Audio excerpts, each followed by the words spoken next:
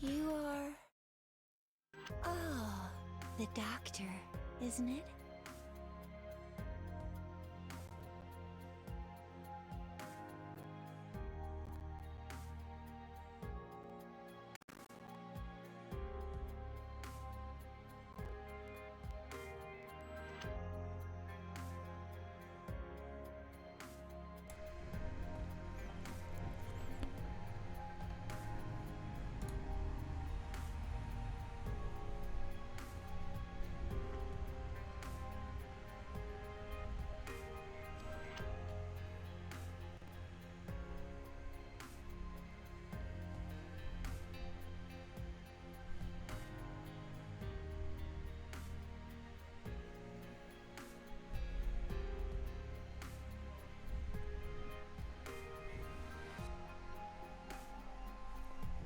Hello, hello, and welcome to the stream.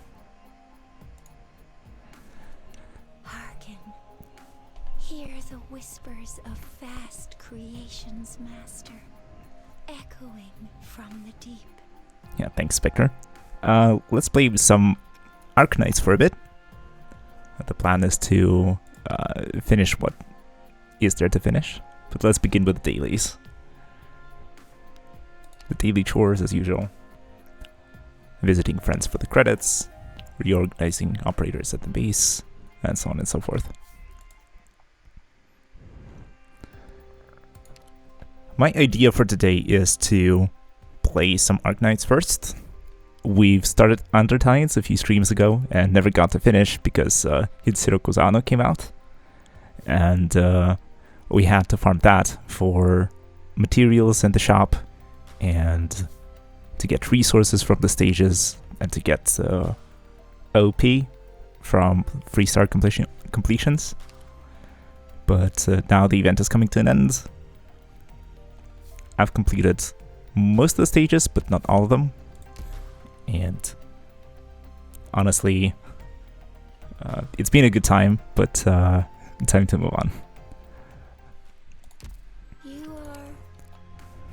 Oh, the doctor. Don't get me wrong, the event was very generous with the rewards, and the stages were kind of interesting. But now that we've completed everything that we could complete, we can spend our time doing other things. Okay, let's see here. I have another clue, but what I usually do is I don't unlock the exchange, but instead I give the clue to someone else. In the overall economy of the clues, this means that I get 20 credits for giving the clue away, the other person gets another 20 credits for receiving the clue, and if we essentially exchange the same clue, then all of us profit and get an extra 40 credits, and we can still unlock the exchange to both of us. So it's a net positive for everyone.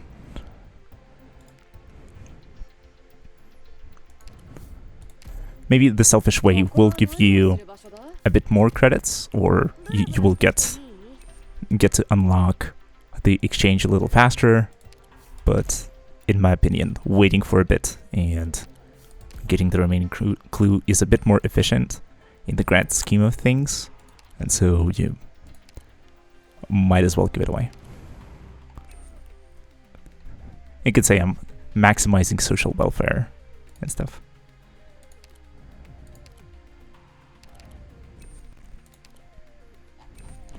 Not just generating credits for myself, but for everyone. And another curious thing happened. Call it streamer luck or anything, but I randomly got Greythroat from recruitment, and that was a blank 7 hour 40 minutes recruitment. And Greythroat is a 5-star. So apparently that can randomly happen. And I was super surprised when I got her, but I'll take it, I guess. A very nice room. Yeah, hello everyone, welcome to the stream. I'm just quickly doing the daily chores, just reorganizing the base a bit. Please bear with me. May I ask you to assign me to a room where I can see the starry sky? What am I doing today? Is this room protected against electrical discharge? Let's assign people to the dormitory so that they can restore sanity, or whatever it's called. Stuff like this. Maximize the benefits from operators that can restore energy to others. And yeah, unfortunately I don't have enough operators to cover everything, so let's just assign some random people to the spots where we don't have everyone, or that are free.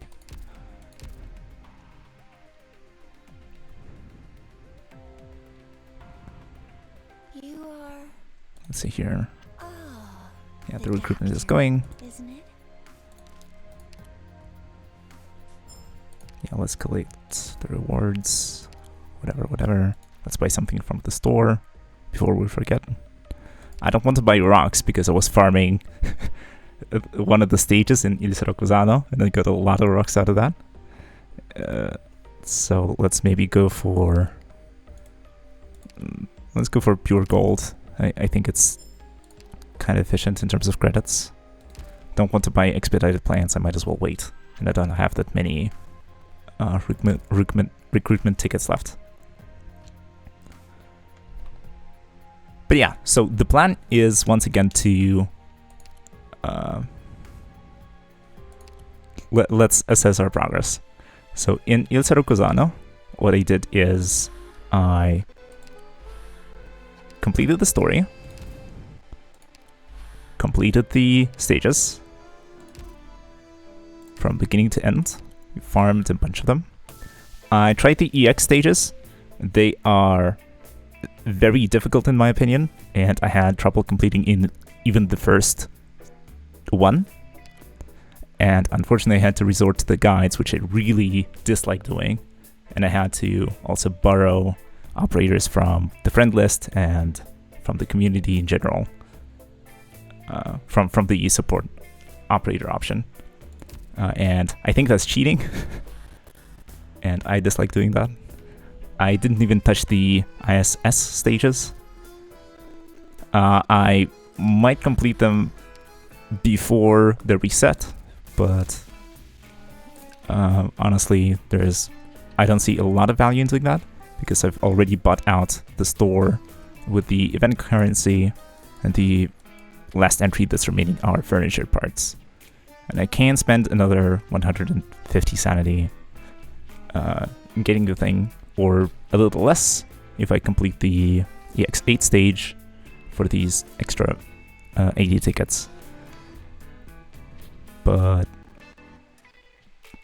yeah, that's the state for Il Sirocosano, and I think we've played it a bunch on the stream, and let's do something else for a change. In particular, on one of the previous streams a few weeks ago, I was playing through Arknights and I got fairly far, but I haven't completed the whole adventure or the whole side story yet.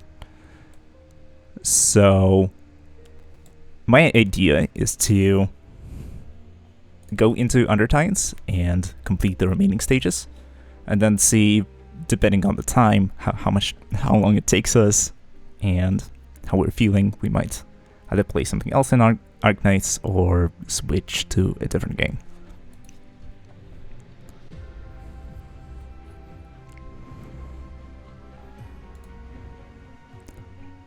So let's do that.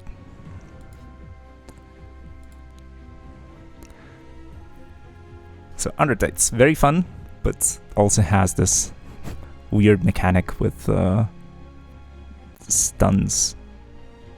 some sort of elemental damage that builds up over time and then stuns your operators. Not very pleasant, but it wasn't horrible. Let's say that.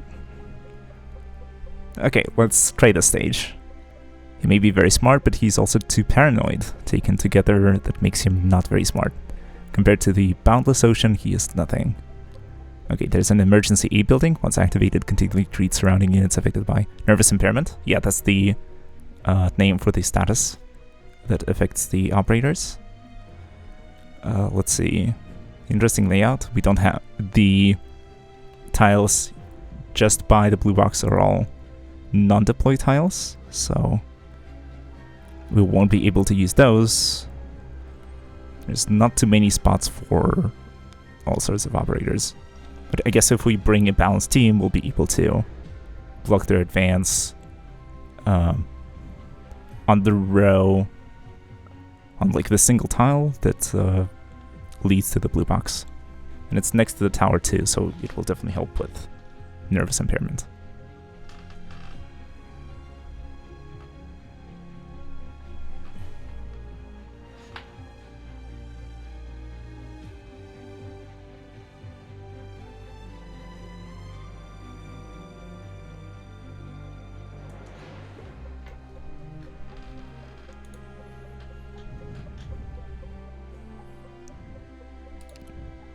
Okay, let's see.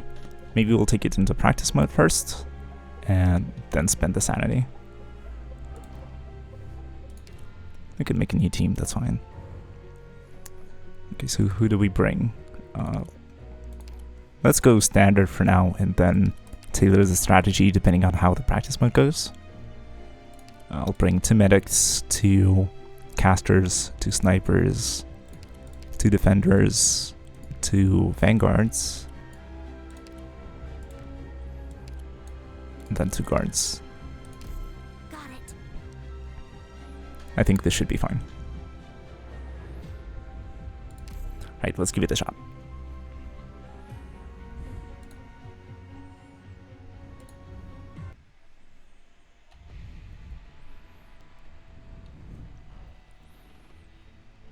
Okay, the story we were skipping before. For how much I enjoy the story, the writing is a bit too slow. If you'd like me to, ask me in the chat and I'll come back and read it aloud. We did some reading before and people were enjoying my voice and enjoying the reading in general, so I'm not opposed to it. I just think that it's not very interactive. Might get a little boring. Team, check your gear before departing. Wait a second. Salvienta Bishop Quintus, a member of the Church of the Deep who snuck into disaster-ravaged Iberia, he changed the law of the land through his sincere beliefs in pursuit of the perfect form, and he was unable to fathom the will of the ocean. Then again, who could? There was a bishop in the story, so I guess he transformed into this monstrosity.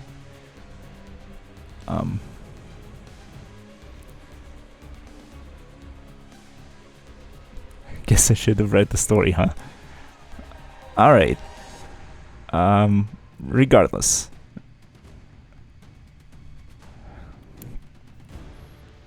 I think we'll be able to deal with this. Let's see. Okay, I'm noticing that there's a tower underneath the boss and to the left, and to the right too. So we'll be able to deploy a bunch of ranged operators targeting the boss. And then we'll just need a few melee operators at the bottom to block the advances of everyone else. So maybe we brought a few too many melee operators. But then hopefully we'll be able to deploy them right next to the boss and demonstrate that way.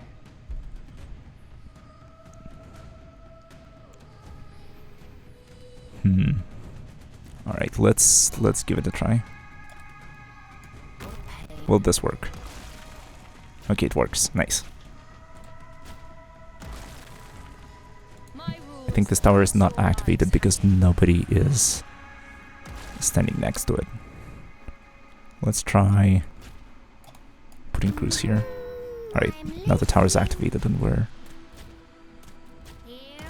getting the nervous impairment back.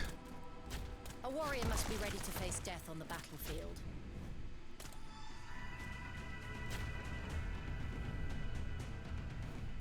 It's safe here. Take Yeah, Cruz doesn't have a lot of HP. It's getting damaged quite badly. Get lost. Here goes the Arknights music. Alright. Okay, so the idea that I have right now is to deploy a melee operator here to block the advance of the creatures from the top side. My rule is to balance your lives hanging. Oof, special effects. And then we can deploy a medic here to keep Spectre going. Get lost. And then we can deploy Don't worry. My poison is not blue poison just behind the tower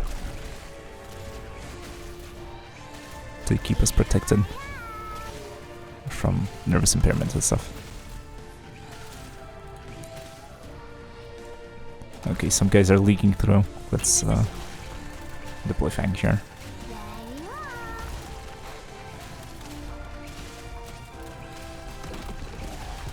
Yes. Excuse me, Siege. Wake up, please.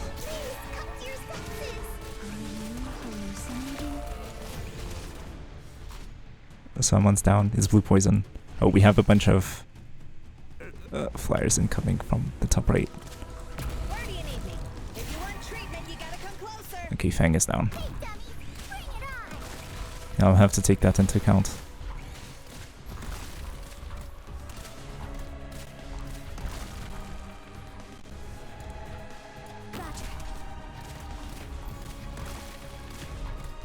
Yeah, nervous impairment is no joke here.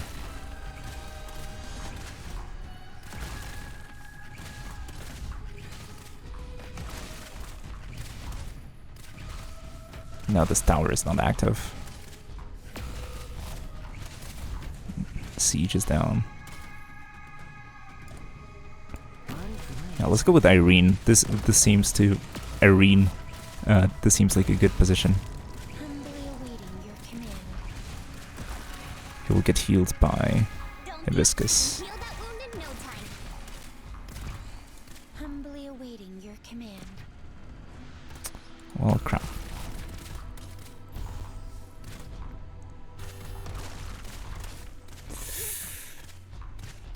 Yeah, unpleasant. Extremely unpleasant.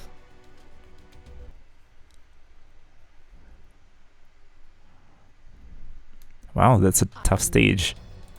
More tired than I thought. I apologize.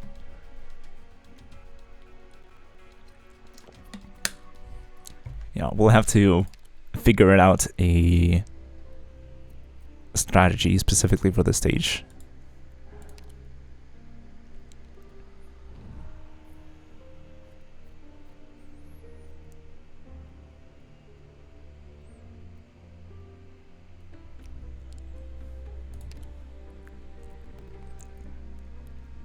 Let me think.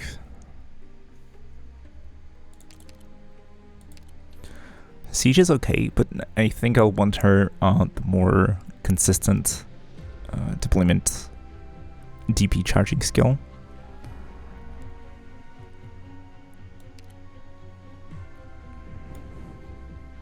Lava didn't come into play at all. Amiya can be helpful against armored opponents. I'll probably keep Cora. I'll probably keep Irene. Leave the rear to me. Go show 'em what you're made of. I probably want to take more ranged operators.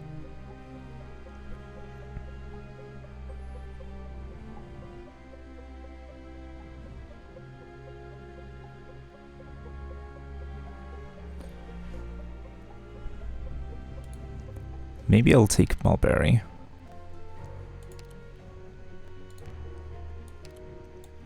Even though I don't have her built properly. She still does heal elemental damage quite well. And this was a problem for us because our operators kept getting knocked out. Great. I'm good at supporting the Okay, Spectre is on skill 2. I'll have to use that. Not forget it and use it. Okay, who else do we have for ranged operators? Knack heal is okay. Maybe Sessa? Sessa costs a lot and he's an AoE damage dealer. I prefer someone like Arquette maybe, but then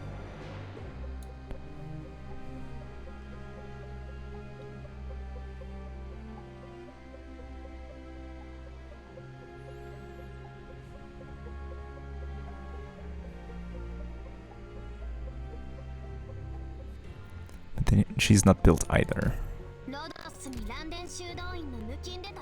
And the level, the recommended level is Elite 2 level 20, so I don't think I can get away with Arquette in this case. Maybe someone like Plume or Melantha could do. Of course they have a lot less HP, but they'll be high damage dealers. Maybe Spot or Cardigan are a better choice.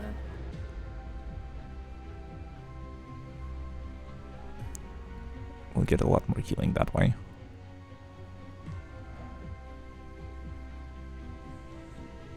Yeah, tough.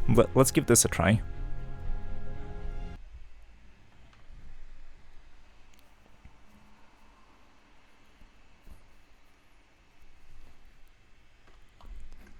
And the previous stages were a bit more straightforward in terms of the strategy that you want to employ. All right, ladies. Let's keep it This cool. requires something a bit more specific.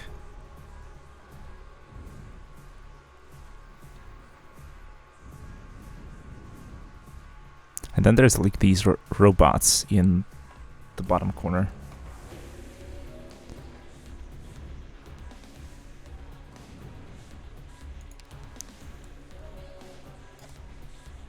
Pain.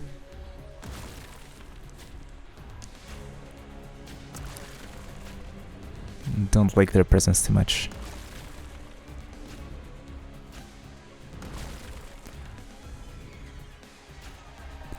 What I want to do probably is put Mulberry here. Though she's lower level, she should be able to keep the team top. I hope. Like, if she goes down from just these attacks, it's gonna be super unfortunate.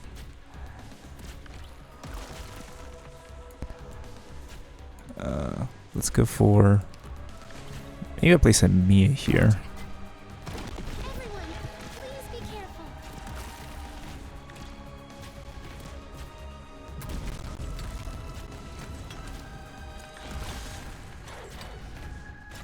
Okay, to complete our defensive setup, let's put...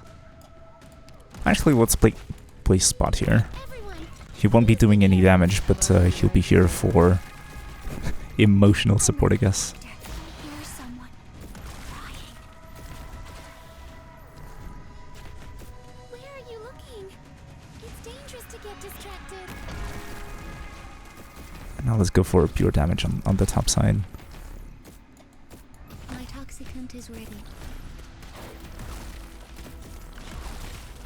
Here I am. Yeah, having Spot there is nice because if need be, we can activate his healing skill and then reduce the load on Mulberry. My toxins will slowly Yeah, burn she... your life away. Being under leveled is not ideal. Though I do have some sanity saved up, and I can go from the chip stages to ascend Mulberry and then get her to higher level. But maybe just a regular heal will do. Or maybe not. Yeah, Siege is out again.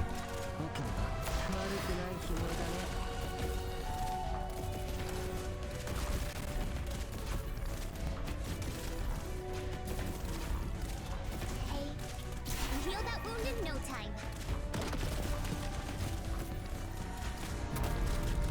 Where do you need me?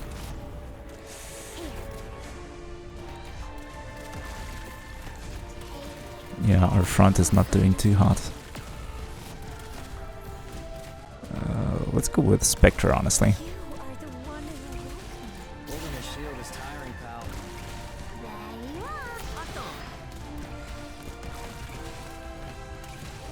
are. Yeah, Spot is coming in clutch. Even though he is not skill rank 7, he keeps us healed up.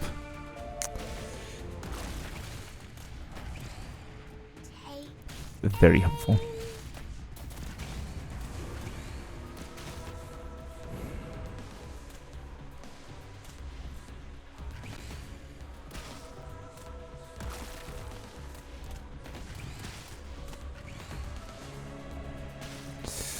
I don't know. strawberries in position. My toxic. Explosion just in time. Spot is out.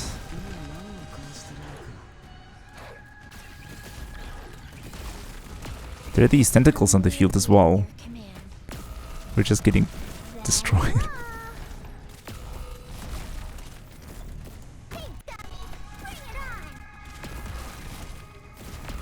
Yeah, and all that just from...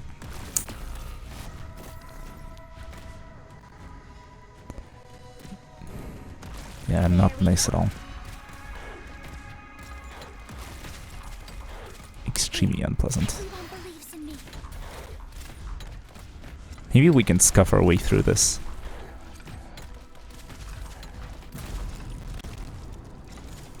We'll take them out all at once. We're only halfway, and all of our operators are on cooldown. Our healers are down.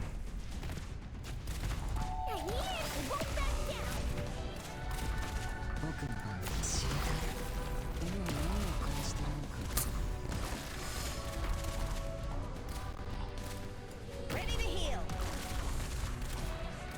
Yeah, everything is gonna leak.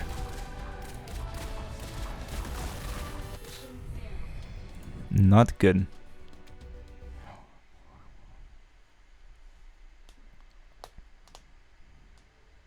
I'm fine.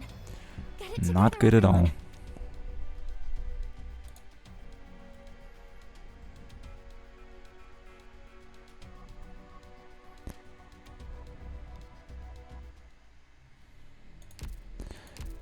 Yeah, this is looking to be an extremely tough stage. Oh, the doctor, isn't it? Let's see, maybe promoting Mulberry could help.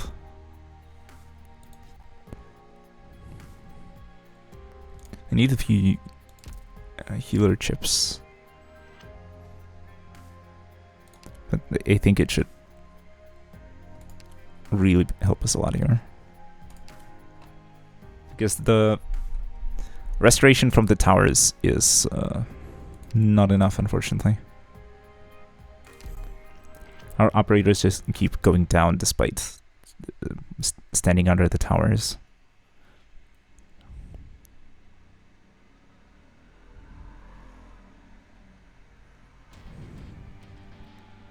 Everyone.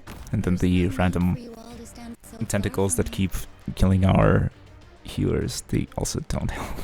Understood. Everyone, So yeah, I guess I'm gonna run the stage a few times until I can promote Mulberry.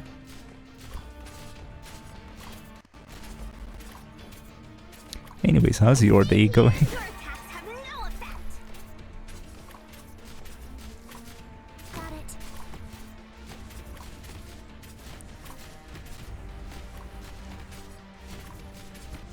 thrust.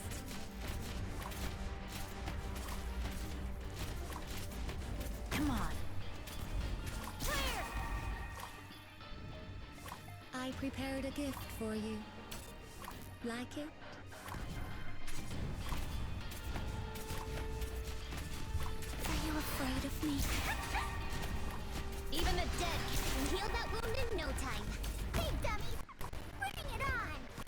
Hey, Chow Chat, what's up? Yeah, playing Undertides. I started playing it a few weeks ago on one of the streams, but I never got to finish it because of Il Sorocosano. Injections ready. Prepare for battle. Now I'm coming back, and it's the boss stage, and he kicked my ass twice.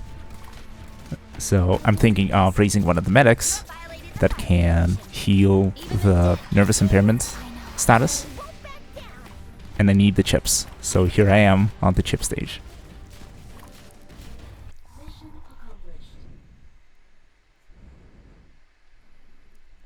I'm sure you can do it. I really hope so.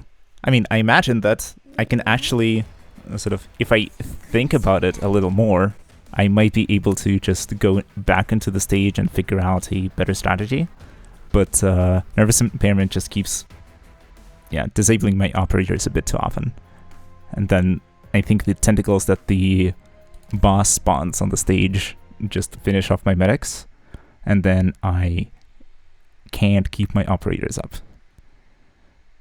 Then they go down, and it's unpleasant. Formation ready. Advance to the objective.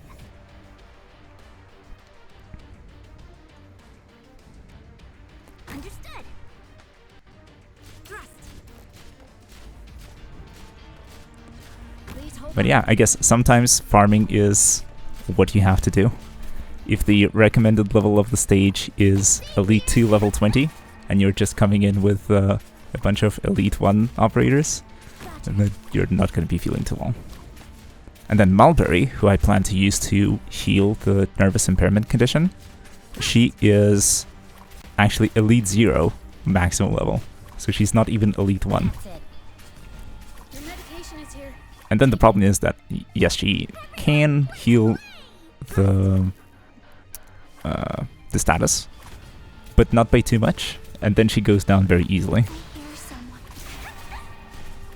It's game over for you. Please come to your senses. Hey, dummies, bring it on. So yeah, it's like I wish, I imagine that there are some extremely skilled players on the internet that can complete the stage even with unraised operators, but yeah, Guard up.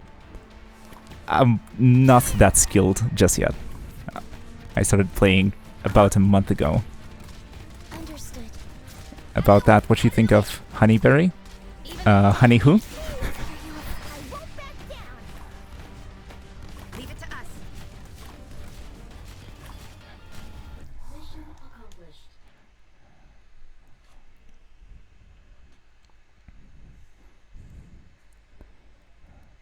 Like a wave crashing against an immovable stone, isn't it? Yeah, it's like, since I'm sort of a fairly... I started playing the game fairly recently, I don't have a ton of different operators, so I don't have a ton of options. Isn't it? And in particular for... In terms of healing elemental damage, I think only Mulberry hits the bill because of her skill. But let's see, maybe someone else can help. Oh, Chestnut can also heal elemental damage, turns out. Oh, so Honeyberry is another elemental medic from the Red Search shop. Okay. So do you recommend to buy her, or does the Red Search shop refresh? Well, what's the deal there? Yeah, okay, so Pure Stream and Mirror seem to be regular healers. Yeah, Whisper Rain heals several targets. Perfumer is an AoE healer, so yeah, I guess we have two options here.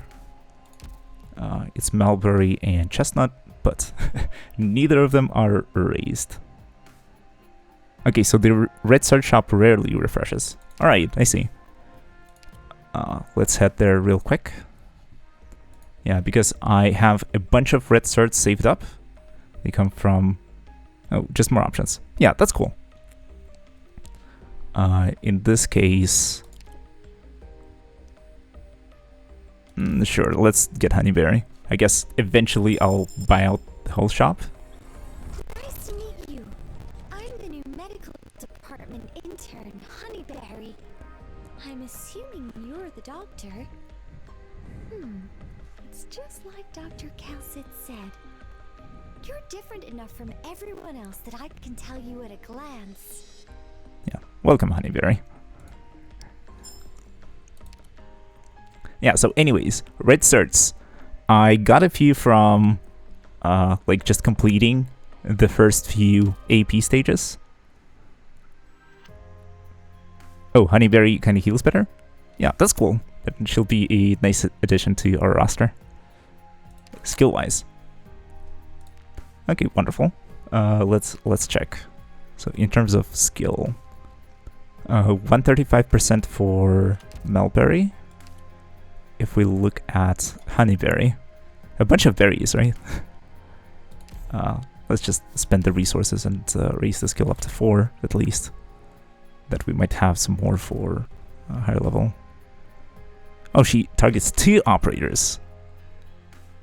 An elemental damage by 40% of the attack every second for 2 seconds. That's going to be extremely useful for Arknights. Because everyone, especially in the boss stage, everybody gets nervous impairment. Or like the elemental status goes up for all the operators because the attack of the boss is just AoE.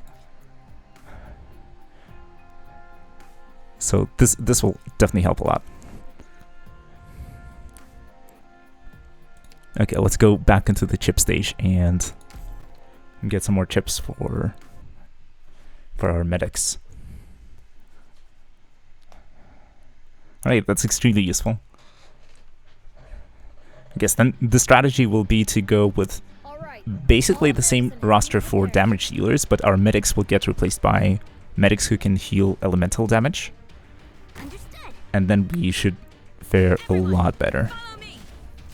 Just that we'll have to spend a ton of resources leveling these up, but I imagine that these operators will be useful later as well.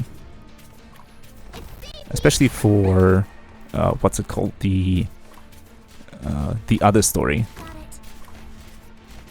The other adventure that comes after Arknights. Stultifera and Abyss is called.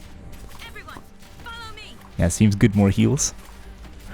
Yeah, it's like, in the story that I've played, chapters 0 to 4, I don't think there were any instances of like elemental damage. And then you don't get any like elemental status healers for free. The 3 stars don't do anything about elemental resistance. Cavial, that's available from this cert store. She also is a regular medic, so.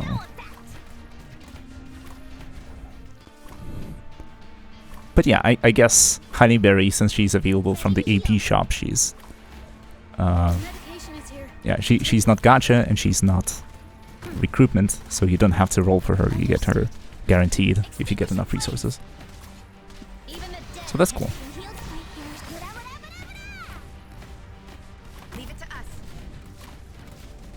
Yeah, so thanks a lot, Chow Chat, for the suggestion.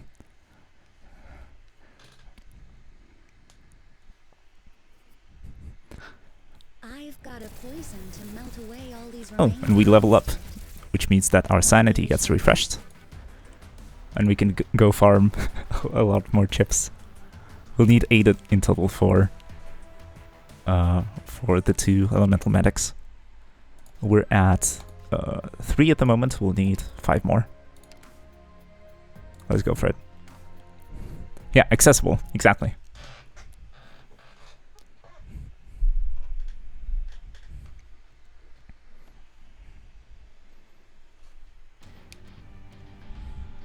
Operation commencing. Accessible is a very good word. And as a free-to-player, I like to take guaranteed operators with predictable performance. It's just that from the store, I don't remember. Are there any like descriptions for the operators that you can buy from the store? Because like if you just open the store page and you see the 6 operators that are available for red certs, you just see their names and that's it. So it's like just looking at that screen, I don't know what role each operator plays or like how useful they're gonna be in the team or how generally applicable their skill set is. So maybe I'll need to pay a bit more attention and read what you get from clicking on them.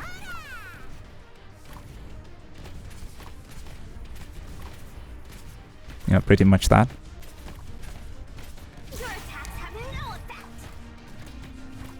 But yeah, like the feature that I would really appreciate is like a page where you can view all the operators that exist in the game, both that you own and that you don't own, most importantly, so that you can sort of look up what abilities they have, what stats they have,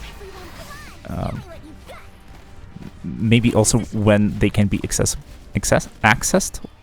Like, can you get them from recruitment, or is it a headhunting only thing? That sort of information inside the game would be super useful. You can, of course, find it online in like from third-party sources, but having something like that inside the game would also be kind of nice. All right, let me check. I'm curious. Let's head back to the store and see if there are descriptions for the operators. Oh, the doctor, isn't it? Let's see Honeyberry. Okay, Apprentice Dr. Honeyberry, using bitter herbals to defend the body and sweet snacks to cure the soul. Be sure to catch her when she jumps down from up high. Okay, so this tells you that she's a medic. Okay, Breeze. Breeze is also a medic, but like, yeah, game. Please tell me that Honeyberry is an elemental medic and Breeze is like some other kind of medic. And Canipalat. Hey, Tanisio, what's up?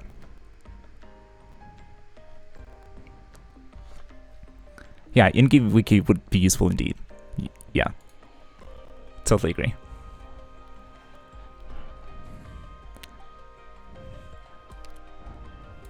But yeah, it's a nice have. I have played Warframe before, so I will only maybe a couple matter. What do you mean by that? It's like a couple, knowing about a couple of operators in advance would be nice, or what do you mean?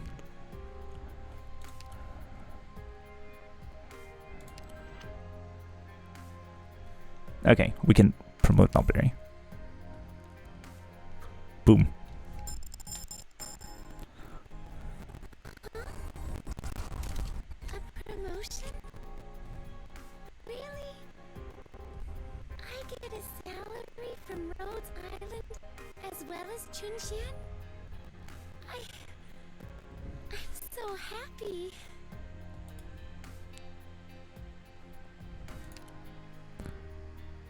Yeah, that said, Breeze is an AoE medic with only a handful of AoE healers existing. Cool. So she's like Perfumer, I guess. Duh, happy. Yeah. I like the reactions from the operators about their promotions.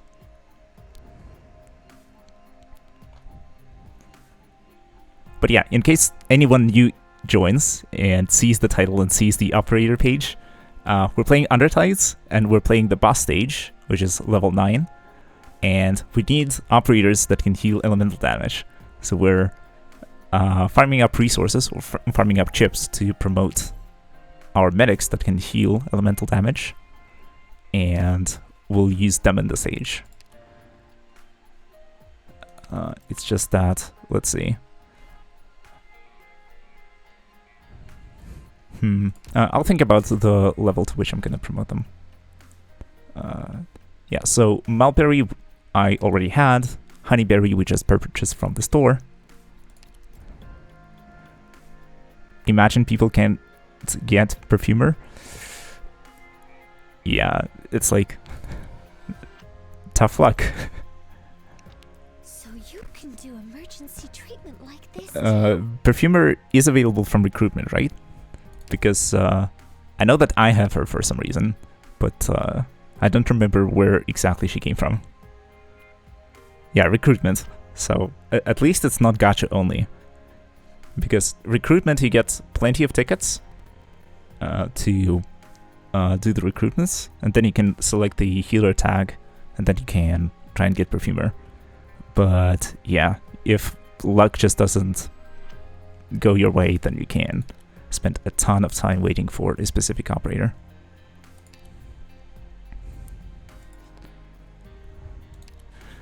Okay, I guess back to the chip stage we go. We need 4 more tokens for Honeyberry.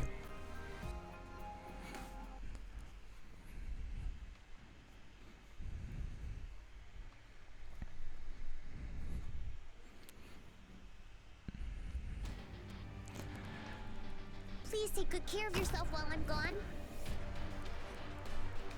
Yeah, unfortunately not very interactive Understood. as far as gameplay goes, but at least I get to interact with the chat. Ready to heal. And you get to interact with me. It's safe here. But yeah, farming is something that you have to do sometimes. Got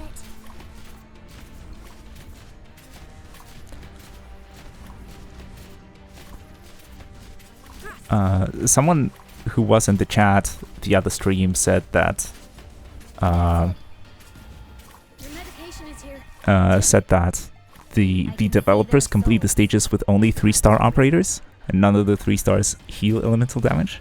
So I really wonder how they managed to beat the stage Your attacks have no without healing elemental impairment, or I don't remember what the status is called.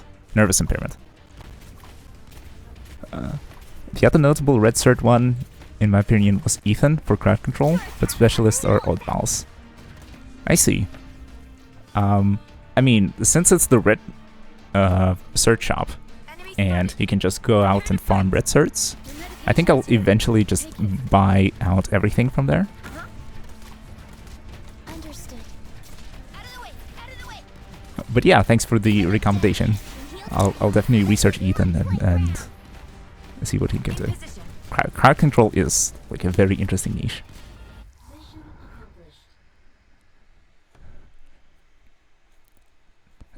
Damage beats everything for sure. Like some of the stages are definitely just DPS checks, but once you have enough DPS, getting crowd control can really make certain stages a lot easier. In general, generally speaking. Yep, it's an eventuality, not very urgent. Yeah, I think so too. It's like the red cert shop is just available anytime, and you can stock up on certs, and it's always going to be there. So you can always spend the sanity on the relevant stages and get the operators. And in the meantime, we can play like time-limited events, and get other operators up and stuff like that, and then eventually come back when we have the sanity to spare. Because it's still quite expensive, right? It's like, what, 600 certs per 5-star, and 150 per 4-star, and then you have to buy them 6 times to get all the potentials. So, okay, it's technically possible. So I guess it's the beating the boss stage from Undertides with only 3 stars. Yeah, could be, but it's very hard to imagine. But I really like how specialists can overcome the DPS check with hijinks, like push stalling. Yeah, it can be very fun, I imagine. But it like, it depends. It's like strategies like that. It's like a double-edged sword, right? It's like on the one hand, if you just tune the strategy just right, you might be able to just circumvent the difficulty. But then sort of you might have to run the stage a lot and do a lot of testing before you get your strategy to succeed. So, like, yeah, it can be fun. And then stalling is, like, not my favorite thing. I don't really want to spend, like, half an hour on a single stage just so I can beat it. But yeah, the Arknights boss is really something.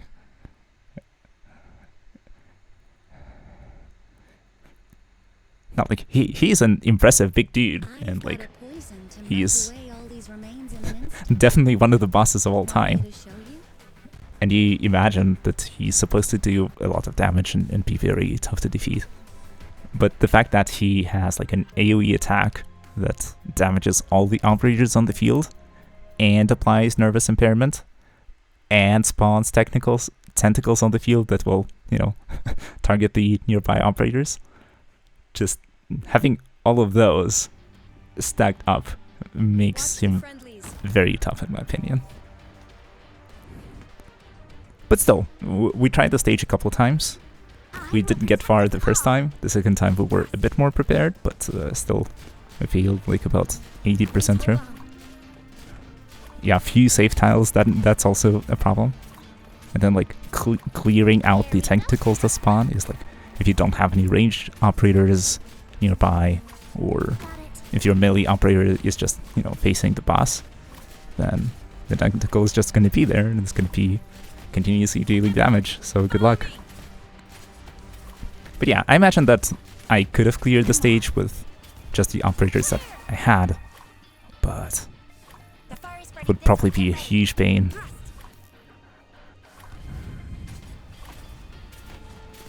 The roster that I have is sort of, I guess, tuned for beating the story stages. It's like a very nice generalist bunch. But that also means that they're not specialized in any particular thing. In particular, in not healing up elemental damage. Or dealing with that in any capacity.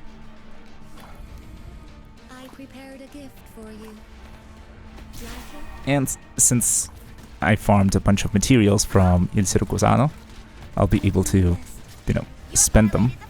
It's probably time that I invest into something. And I think elemental damage healers will definitely be beneficial. Especially for the content that I'm planning to do soon. I've got a poison to melt away all these remains in an instant. Okay, that's another defender chip.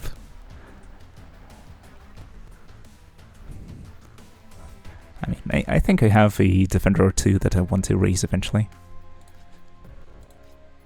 Yeah, for now we are at only one medic chip, we'll need 3 more.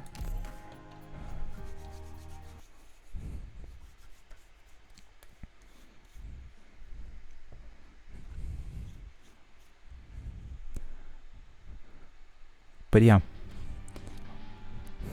Watch the friendlies.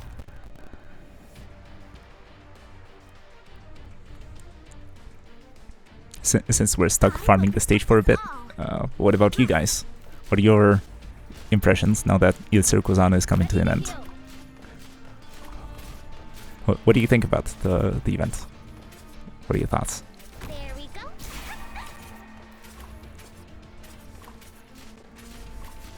Roger.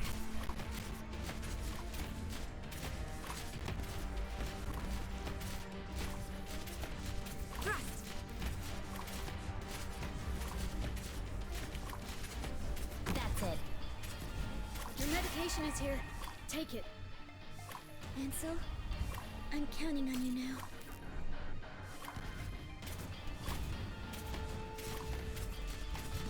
I hear someone.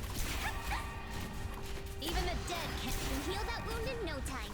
Everyone, follow me.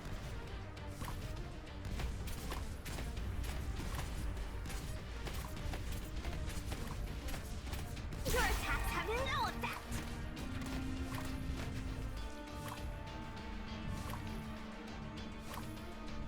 Enemy spotted. Prepare to fight. Your medication is here. Take it. Understood. At game over for you. Leave it to us.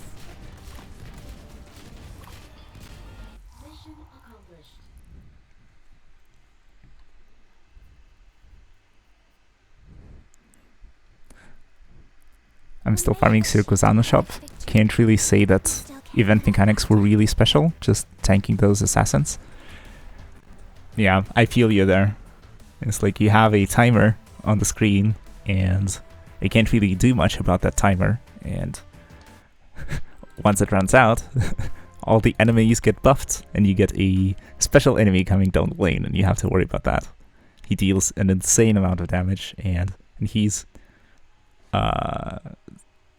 untargetable unless you block him. I guess the Wolf and the Blood system is very overwhelming for people who don't get it. True, though, like, is it such a difficult system, though? Because, like, what am I missing here? It's like, here's the blood gauge, or I don't remember what it's called in the game. Let's call it the blood gauge. It fills up over time. It increases when you, by a certain amount when you defeat one of the enemies. It increases by a certain amount when the enemies kill civilians. It decreases by a bit when a civilian escapes. And once the gauge fills up, a special enemy spawns, and all the enemies get buffed for a certain duration. Is there something that I'm missing here? Because, like, the problem here is that, sort of, it's like, I don't know, the gauge doesn't drain significantly over time, so, like, even if you just stand back and don't damage anyone, the meter is still gonna be there, and it might even go up over time. You can time it somewhat with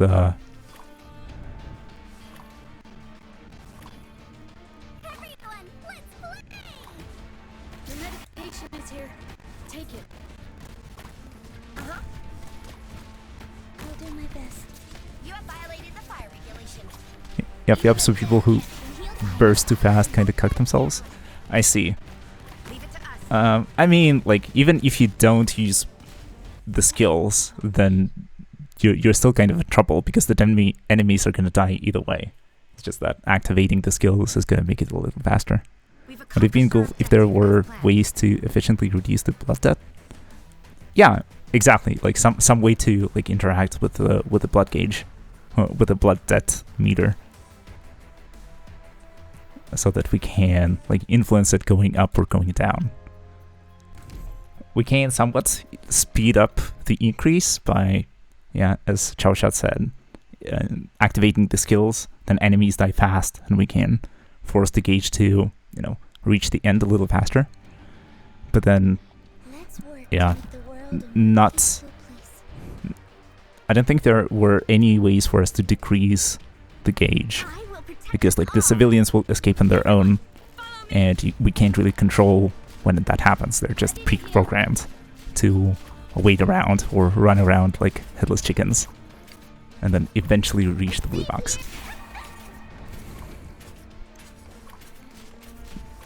There were some places where you can, like, tactically sacrifice civilians to and use them as meat shields and sort of reduce the damage that your operators take. But those were very few and far between. And then I don't think that's sort of... It is a tactical use of, like, the civilians in on the stage, but, like, I'm not a big fan of sacrificing civilians, if you know what I mean.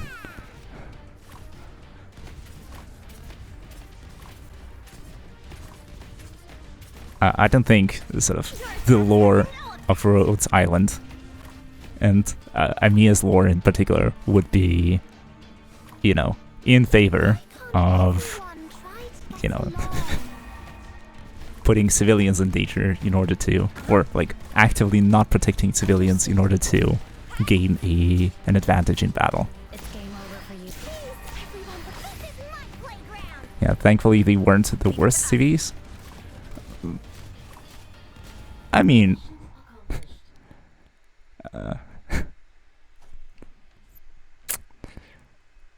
It's like I'm trying to come up with a good way to explain it. It's like maybe they weren't the worst, but compared to what exactly?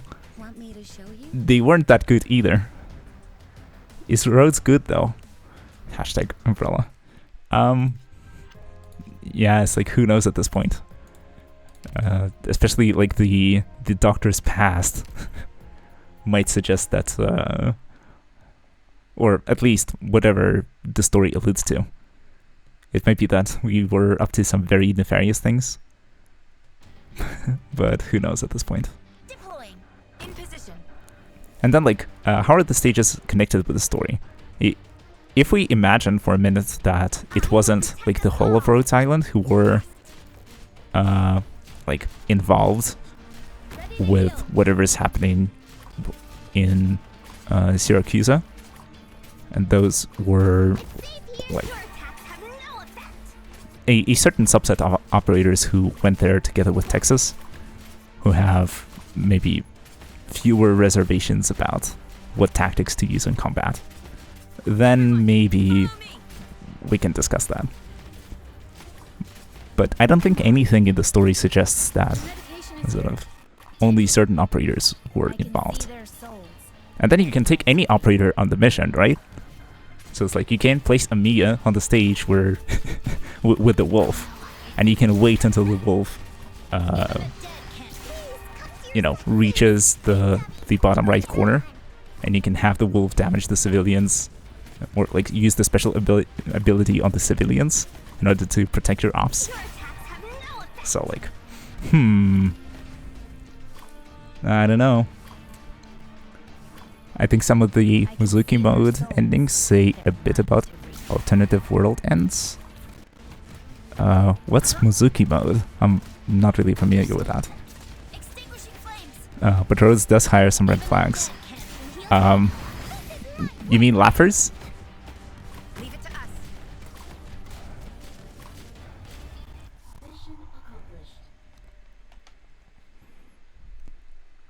But there are certainly like some characters who are acting kind of sus. Flawless victory. Okay, another medic ship, right? The roguelike mode event. Okay, yeah, I just don't remember that it's called Mizuki. I think it's probably on the page somewhere. You are It's just that there's so many titles for it. Oh, Mizuki and K-Rule Arbor.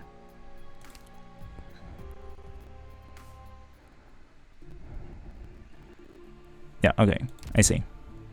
I haven't beaten Mizuki yet, so I wouldn't know. But I don't mind spoilers, so if you want to discuss the endings to integrated strategies, then go ahead.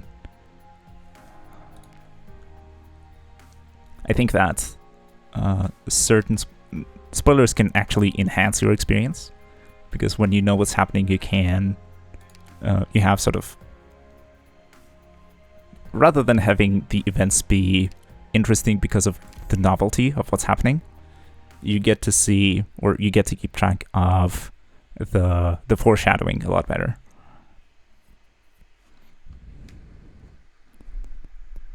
But along those lines, yes, the underage fighters, some war criminals, say W and Passenger. Yeah. Welcome, W. I will protect us all. Doesn't W say that the Doctor is like the second person on the list of people that she wants to kill? And then the only reason why we aren't enemies at this moment is that person number 1 is still alive? Or something like that? Got it. I wouldn't be comfortable with working with someone like that. But yeah, she's a very fun character. Come on. It's mostly Eldritch things with the Seaborn Caerulean Arbor. I see. What was I supposed to do next? Are you afraid of me? Yeah, is she crazy? It's game over for you. Please come to your senses. Hey, Debbie. W's having fun. Rhodes Island. Evil Corp controlling knowledge of arypathy treatments and forcing operators to work for them for some pain relievers. Sounds about right.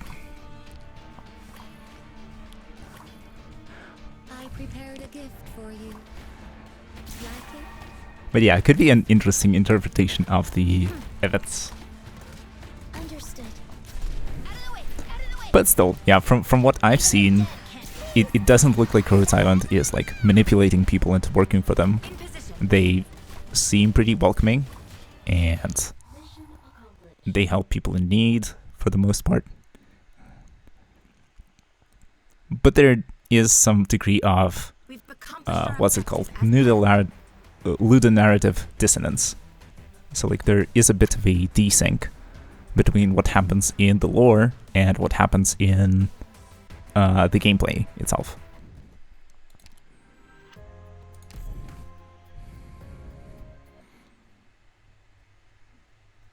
Yeah, mostly good guys. Yeah, exactly.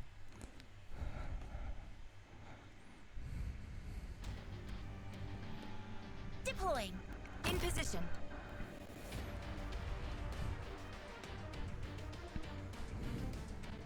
Understood. But yeah, it's like understandable. The game is supposed to happen. We are supposed to like play Ready to heal. the strategy thing and deploy a bunch of operators.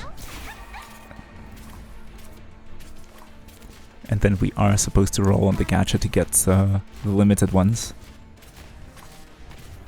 I imagine W sold quite a few rolls. Imagine good guys making hard choices.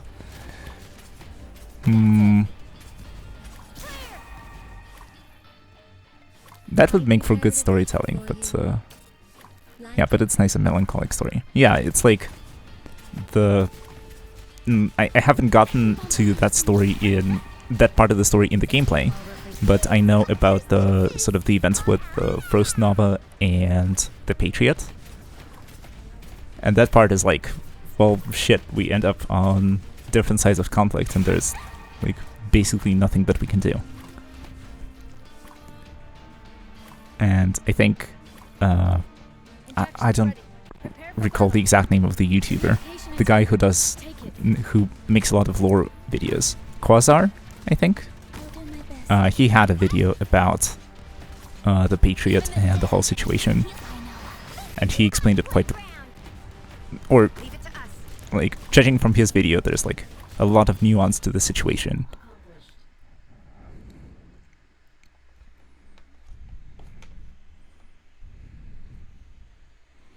Like a wave crashing against an immovable stone, isn't it?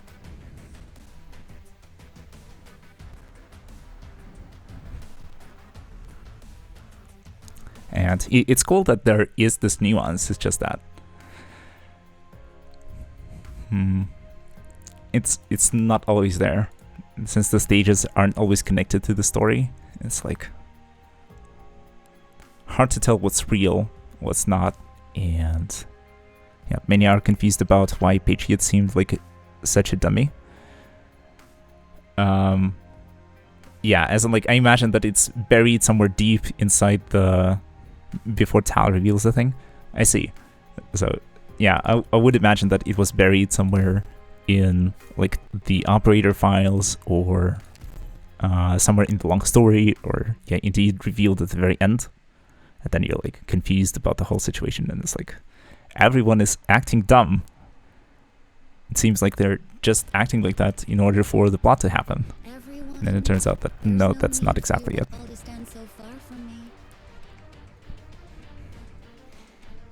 I will protect us all. Yeah, kinda. Everyone, follow me. Yeah, it's like, Ready to heal. storytelling is hard. A good storytelling is even harder. There we go. Your turn. And Arknights definitely suffers from having very long setups, and then delaying the payoff by a very long time, Everyone. and then sort of not giving enough information about the situations, and then That's it. sort of having us engage in them, and then only at the end Why can't revealing the truth behind it. everyone get along? A very in hindsight thing. Yeah, exactly. It like doesn't feel right. If there's no, if the foreshadowing is not sufficient, so it's like, if the story doesn't indicate to you beforehand that a certain thing is going on, then it's very hard to sort of take on these random information reveals that, oh, in fact, something else was going on and the story is not what you thought it was. If the story doesn't indicate this beforehand, then it's very hard to believe. Understood. It's very hard to sell or it's very hard to buy into. Everyone, but this is my playground. Leave it to us. It seems like, yeah, random bullshit that just, you know, was introduced last minute.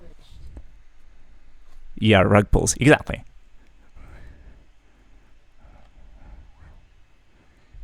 It's kind of the worst part, the worst type of a, what's it called? Of a plot twist. It's like, haha, plot twist. But if there's no indication whatsoever that it's coming, The doctor. yeah, the Tal thing is certainly BS. It can come off this way for sure, but I imagine that the authors didn't intend it this way. It just came off this way because sort of if it's, you know, very hard to foreshadow, then A promotion? So that means I've cleared my internship without any problems? That's brilliant. yep, Honeyberry, your internship lasted what, half an hour? Welcome to the promotion fold. Yeah, let's raise the skill. Yeah, can't do it to level 7 because we lack the RMAs. But yeah, it's like writing a story is a very difficult thing. But you know, right, about the Black Snake? I'm not exactly sure what you're referring to, but isn't that sort of a certain political figure who was manipulating the events from behind the scenes and had a long-standing grudge?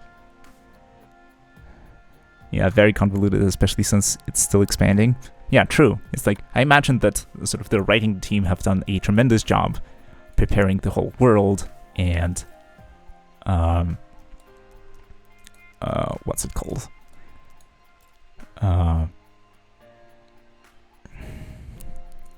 That's the one. I see. Yeah, it's like, how do you foreshadow that sort of thing?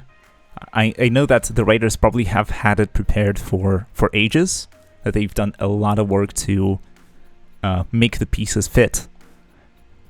But sort of the way it's presented to us is maybe not always the best. So you can do emergency treatment like this too? But sort of, for me, it's sort of understandable. It's very unfortunate that that's how it is, but like, it's understandable. It's not easy at all. The mountain collapsed and the ground crumbled. It's nice having ITAVA Charas. From an action movie already? Italian voice actors. Voice acted characters. Yeah, it is. I really like the flavor. Yeah, sprawling writing.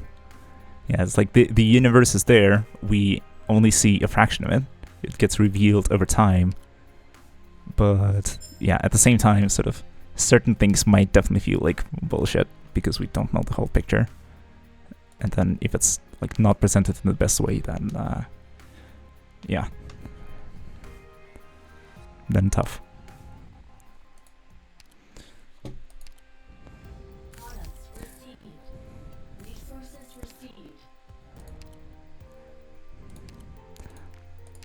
But yeah, so like for me, it's I see sort of the upsides and the downsides, and it's very hard to judge because like people are definitely like doing their job and doing the best they can. It doesn't always succeed. It's super hard, but at the end of the day, we sort of want to see good storytelling, and we need to see good storytelling to be invested. 252, yeah, as in like I do my research sometimes not, but with regards to certain things, I try to prepare. And from my research, 252 is one of the most efficient setups, if not the most efficient setup. Yeah. Doing some work in advance definitely helps.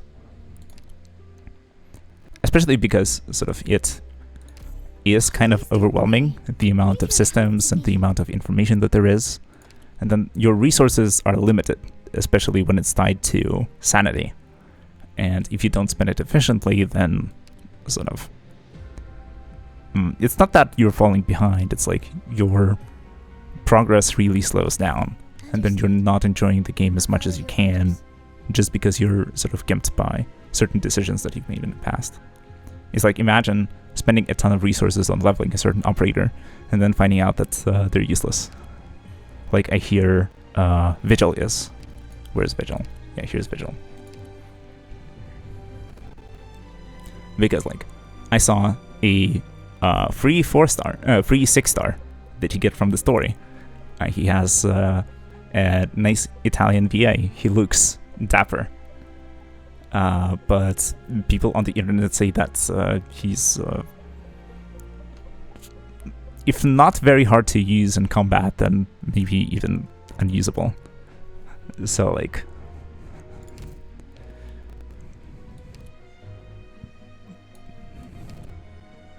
So, like, yeah, if you make investments like that, then you'll have to wait a very long time to get the resources back.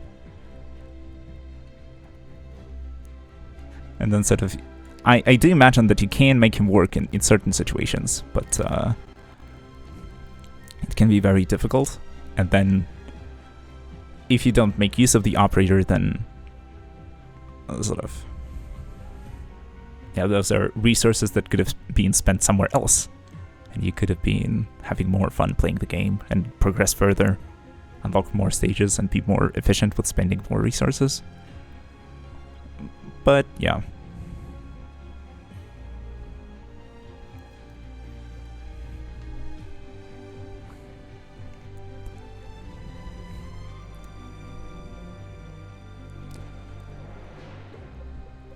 Okay, let's check the map again and maybe try to tweak our party composition for the boss stage. Because now we have the 2 elemental healers in our party. Siege is doing well because she's a 6-star, E1 max level. She's quite tanky. She survives for a long time.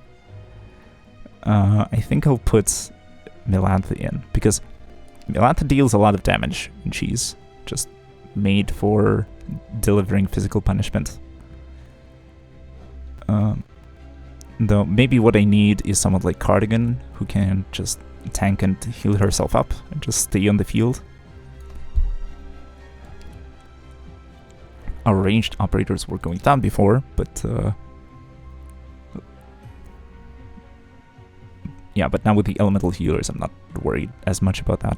So maybe let's try this composition and go from here. The biggest improvement is definitely the elemental healers.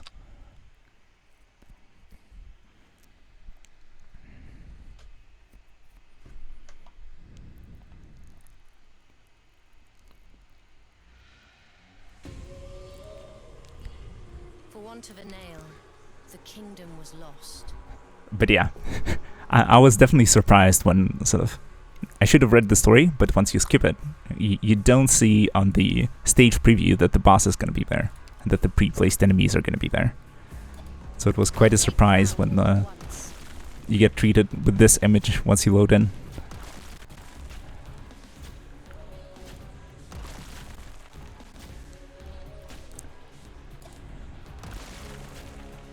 Let's see here. Yeah, I'll probably go with Mulberry here. Honeyberry has the same range for her healing, and she'll go on the right side. I won't sleep on the job. My weapon chooses its worthy wielder. Let's put Irene here. There you are.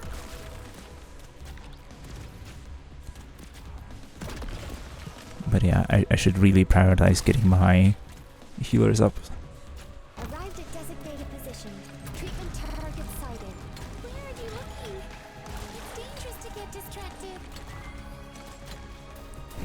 It's weird that Cruz is focusing the boss over the single enemy that's standing next to the red My box. poison is not contagious. Honey to me, poison to you. Get lost. Do we activate the skill? I think we can wait. Yeah, but now the tentacles arrive, and it's like, My toxin I might need to just deploy Melantha to away. take care of the tentacles. Though the one on the left is not threatening for now. Mulberry's down. Yeah. Wonderful. Honey to me, poison to you. Here, I know what you're thinking. Yeah, things are already falling apart. No matter what trouble, I'll face it together with all of you.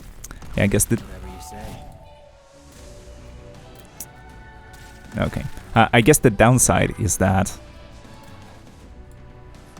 the what's it called? The elemental damage healers are not as great as medics, so they don't provide as much healing.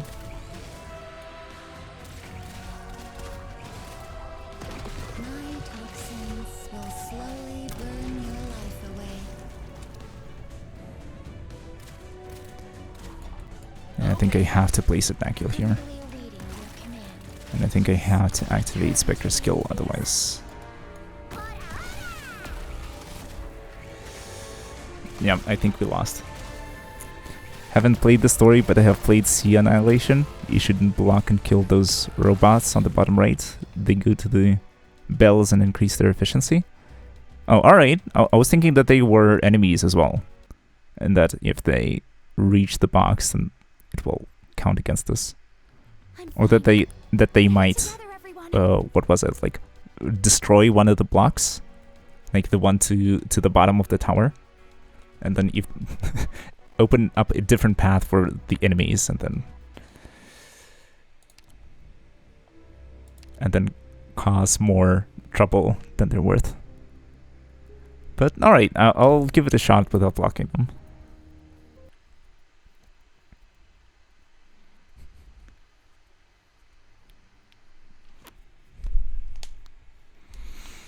But yeah, seems like a tough stage.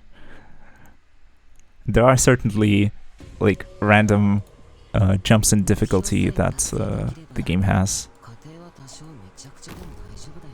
Because the stages before this in Undertides that we've played through, oh, okay. So if the robots leak, they don't count against you. That's good to know. Yeah, thanks for the info.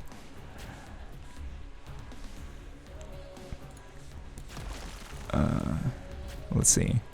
Yeah, let's swap the healers around because it seems like this is the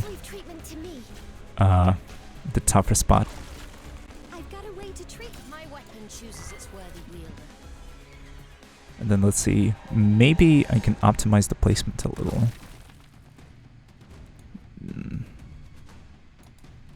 Yeah, this should be better. in position. Now the coverage is a lot more friendly to our placements. Before, when Malberry was placed next to the blue box, she was only sort of... some of her range was extended beyond the map, but now it's all in. Maybe I'll be able to do something similar with this position.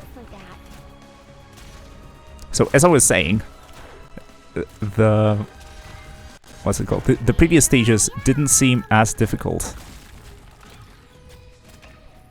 We were able to beat the previous stages first try with 2 stars and with like 1 or 2 leaks only, and just get the 3-star rating on our second try. But when it comes to this stage, this is what, our 4th attempt or 5th attempt. Everyone, please be careful.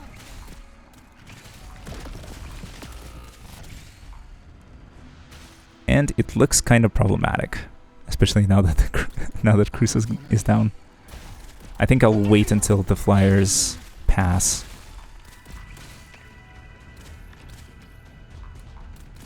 Before I deploy anyone else.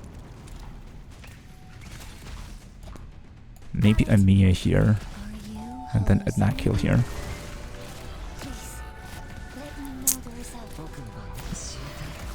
Not Poggers. Yeah, I was about to activate Spectre's skill, but she just went sleeping, or fell asleep.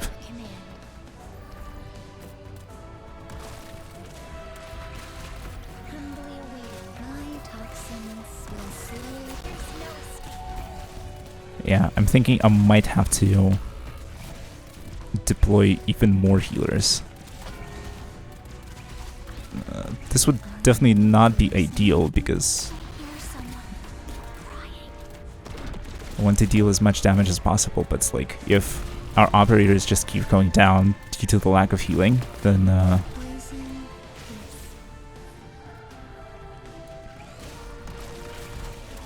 maybe we'll have to sacrifice the DPS spots for healer spots.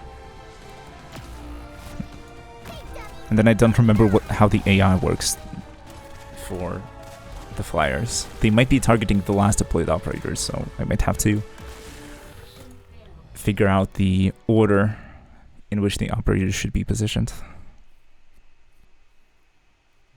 I'm fine. Get it together, everyone. It's not just the placements that matter, it's also the placement order.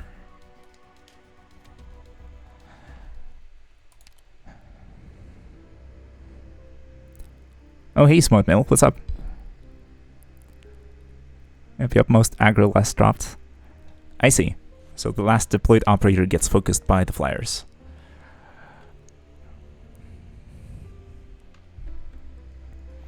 Okay, let's see here. What can we do? I didn't get to deploy Melantha at all, so I guess I'll replace her by a healer. I won't fail you. I will protect everyone. Yeah, for anyone who's new and joining, we are playing through Arknights. I played through the previous stages before, now we're at the boss stage. We spent a little bit of time farming for chips to get elemental medics to Elite 1 max level. And now we're just trying to find the solution to the boss stage. Our operators keep dying, so we need to tweak the party composition a bit. Yeah, within the range, of course, was quite a lot of flyers remaining. Yeah, exactly. So the flyers folded crews in the top right corner once they spawned. That was a bummer. I might want to get another healer going.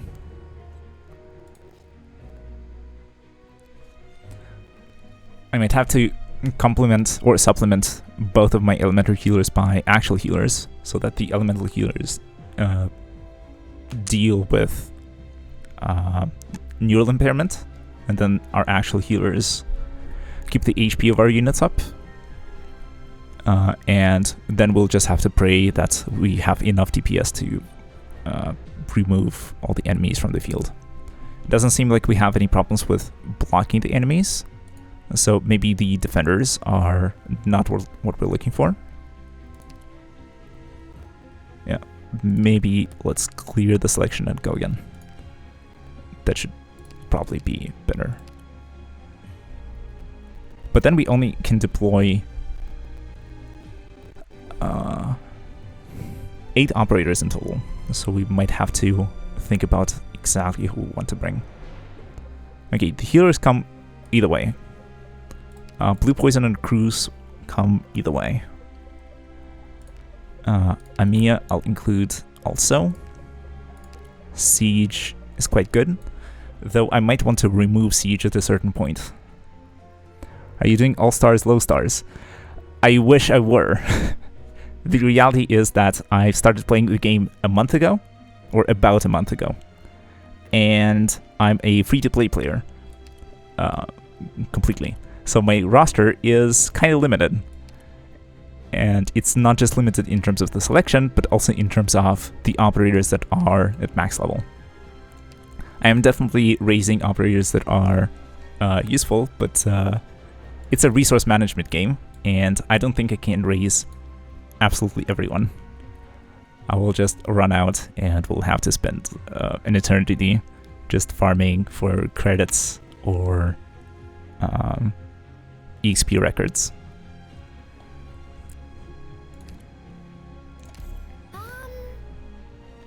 Where's the rally point?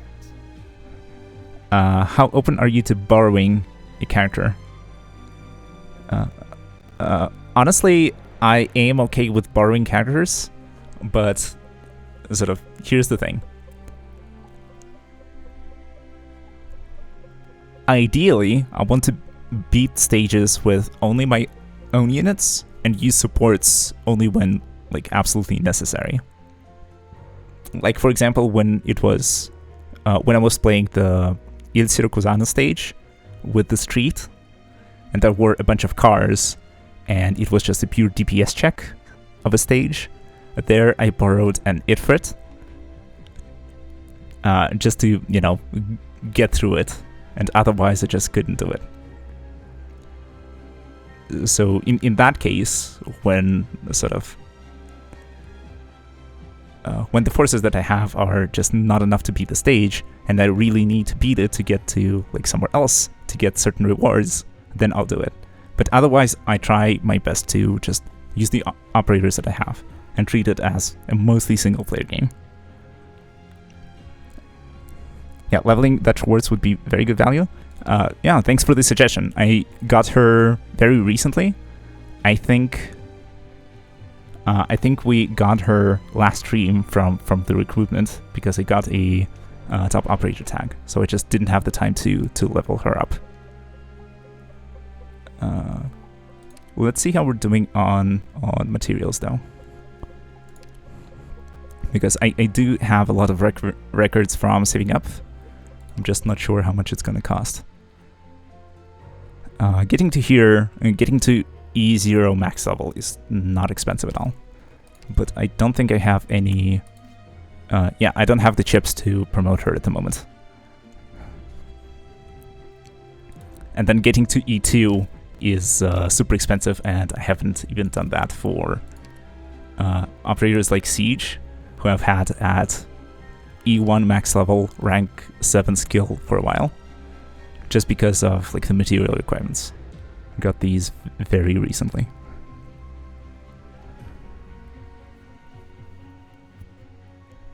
Let me tell you an open secret: the boss auto wins in 200 seconds, about 3 1/3 minutes. That's rough. That means stall strategies are out of the question. And I was about to, like, take 4 medics and then like a few defenders and then just stall it out for the most part, but I guess it's not an option. About leveling, do you have Gummy though? I really recommend to level her up. She's the best. She can tank, she can heal, she can stun, she can even cook. Best 4-star character. Are you Supa by any chance? I know a certain YouTuber, or I've seen videos from a certain YouTuber who really promotes Gummy and says that she's just the best.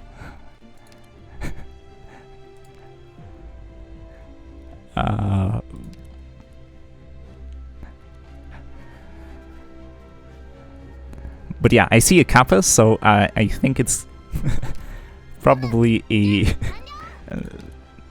troll. But to be honest, I did see Gummy used in certain strategies for... Yeah, but jokes aside, she's really good. Yeah, yes, that's why I've seen her used in certain strategies for, like, some Il Sirocosano EX stages with low rarity operators. And then she's from Ursus, and it's one of the teams that I actually wanted to assemble. It's like, aside from meta, I'm in for the memes, absolutely, and yeah, Yeah, agreed, very convenient. Yeah, it's not like she's a healing defender as far as I understand. She, like, will be like Spot, but then she has an automatic skill that will heal nearby operators. So in terms of memes, I would really like to get the team of 3 stars going, and then level up Doberman to have just a team of newbies decimating the stages. But it's gonna take a while, I think. Especially since like I don't have everyone leveled, and then I don't have Doberman leveled. It's gonna take a while to get going, but I would like to do that eventually. Then I would like to get the Abyssal Hunters. They're not just memes, they're also quite powerful, I've heard. But yeah, my reasons are mostly for the lore. I really like their design and what sort of they have going for them in terms of story. I really dig that thing. Yeah, Abyssal Hunters are quite good. Yeah, so I heard. But story-wise and personality-wise, from from Arknights, I think I'm really into them. Their modules are the best modules in the game. That's just a plus. I'll take it. And then a team of 3 stars, Abyssal Hunters, and then a group of Ursa students, like Ursa's operators. I don't think you can filter by Ursa's, but just from memory, I think Zima is from Ursus. Is Podenko from Ursus? No. Who else? Game, Istina. Who else is there? Helliger, I would like to get. I don't have him yet, but he would definitely be part of the Ursus team. Rasa, yeah, that would also be great. Absinthe. So, you know, those guys. And gals.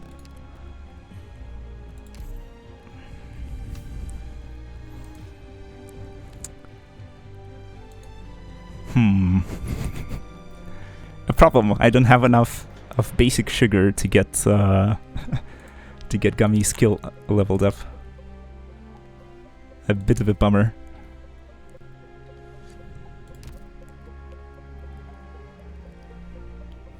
Yeah, Children of Ursa story. I haven't gotten to it yet, but and I haven't researched it online, but from the general impressions that I gathered, people are saying that it's quite good and touching and emotional and all that.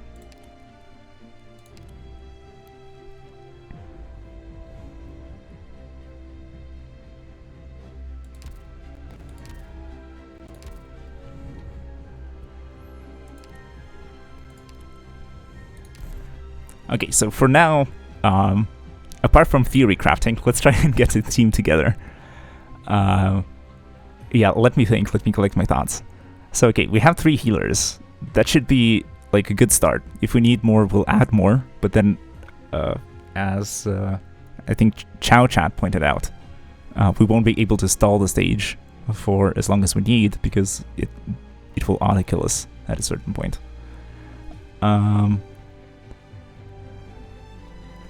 It's okay, I'd rather not oversell. Yeah, as in, like, it's an opinion, right? An opinion is just that, it's an opinion. And then the story can be sort of, different people can like the same story or dislike the same story, and that's completely fine. Leave the rear to me. Go show them what you're made of. And then if I heard good things about it, then I'm more likely to check it out. But at the end of the day, I'm still gonna make my own mind about it. Hey Delcano, what's up?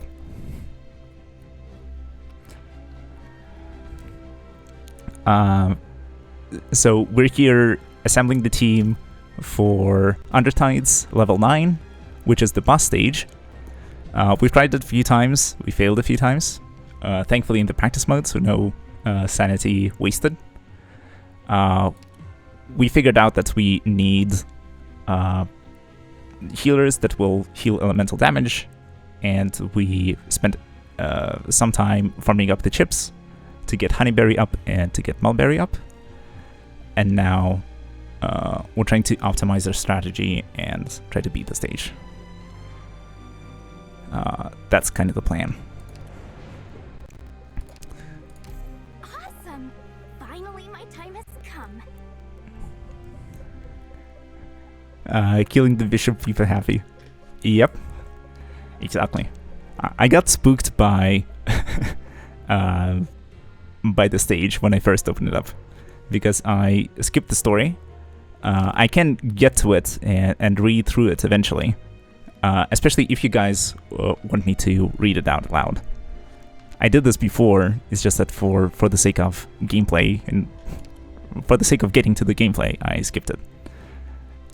And then sort of the the map of the stage doesn't show you that there's going to be certain units pre-placed there. Make us whole. I guess it's the what's it called, the Seaborn religion sort of thing, and the Church of the Deep kind of talk. And you're trying to beat it using as little units as possible. No, I'm trying to beat it, period. It's just that sort of the roster of units that I have available is quite limited, and so I have to like pick and choose who I'm gonna take.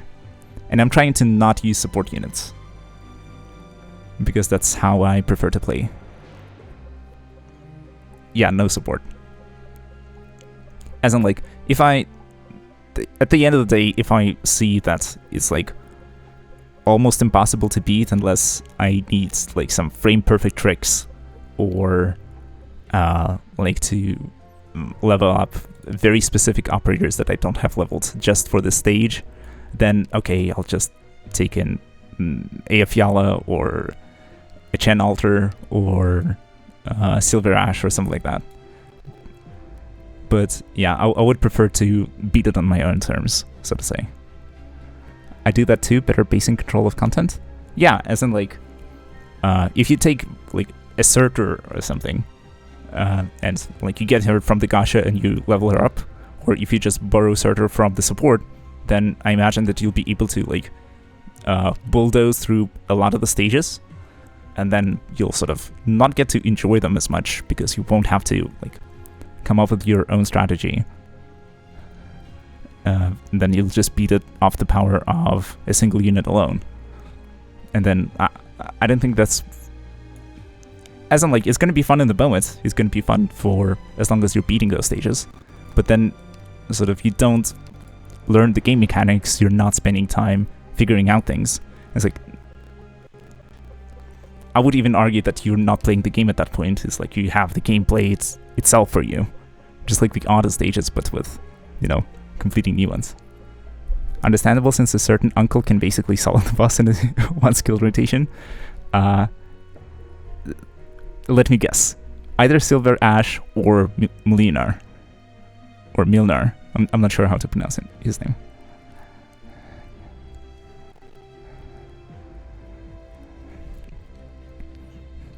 So yeah, sorry for stalling, but I'm sort of trying to sort of share my thoughts and simultaneously figure out what, yeah, bingo, alright. So I'm not sure which one of the two it was, but I think their skill sets are quite similar. So, probably both of them can. Maybe Thorns too. If somebody says Uncle, it's 99% Milt Mlinar. Alright. Yeah, thanks for letting me know. I'm, yeah, still quite new to the lingo. Okay, let's see here. Who are we missing? I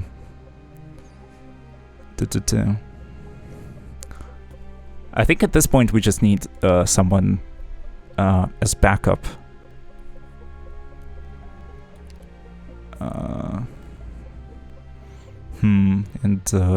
Yeah, I don't know. Let's maybe take Hibiscus in case some of our healers die. Then we'll be able to at least hold on until the healers get back up again. Yeah, Mlinar power crept Silver Ash, unfortunately. Sad. It's like... I don't know. I'm sort of... I like to think about game design a lot, and I really dislike when things just get straight up power crept. It feels like a lack of like planning, or it feels like the company's really trying to sell you certain things and get you to spend to get more powerful units, and that doesn't feel right with me. Yeah, Thorns does a lot here. I was thinking it borrowed E1 Blaze. Yeah, Blaze is gonna be like similar to Spectre, I guess.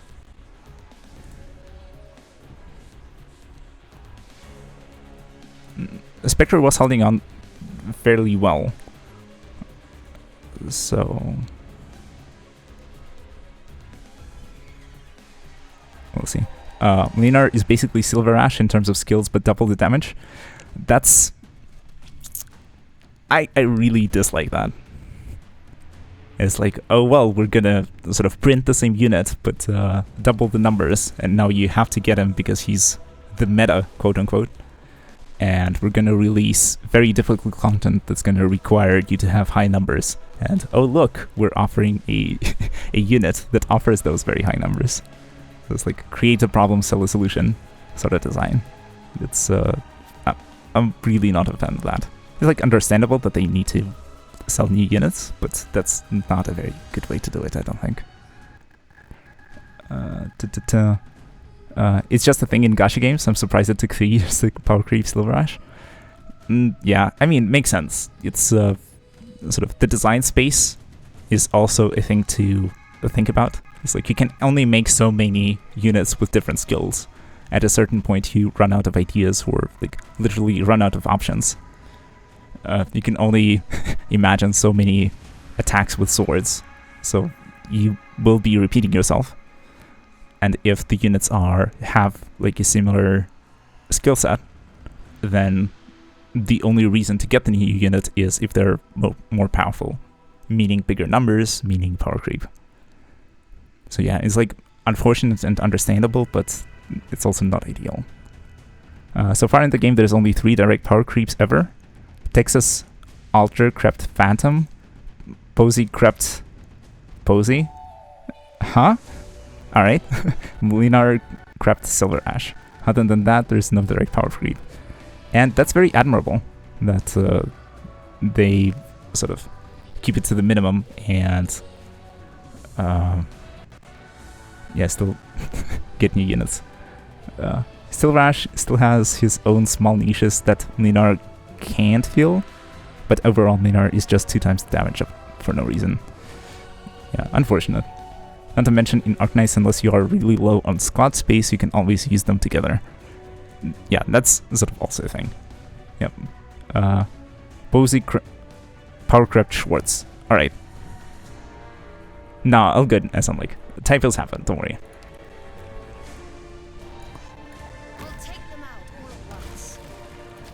But yeah, I guess power creep sometimes is unavoidable.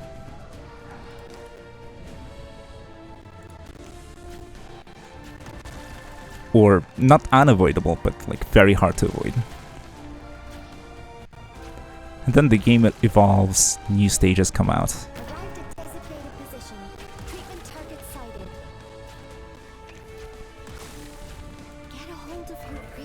You need new tools for new problems. My poison is not contagious. Rescue Team Mulberry in position. Considering it's a gacha game in its 3rd year, the amount of direct power creep is really small. Poison. Yeah, and that's sort of big props to the developers, because it's not easy to do, especially over such a long period of time. My toxins will slowly burn your life away. Yeah, maybe not the ideal time to deploy operators because of the burst of damage. Please be careful. Okay, Cruz is still in the area. Good. A warrior must be ready to face Is that year 4 on CN? We're talking about global though. I wouldn't know the exact timings, so sorry about that.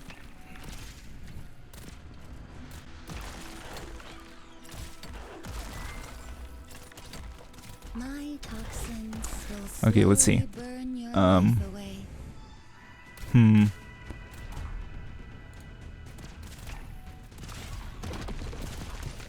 Yes? How do we do this? Honey to me, poison to you. But yes, Yen just entered 4th year like a month ago.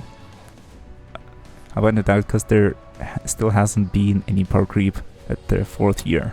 Even then, after Texas Ultra, there has still been no new direct power creep units. And it's not like we are getting anything different, so... I see. Yeah, so I imagine the...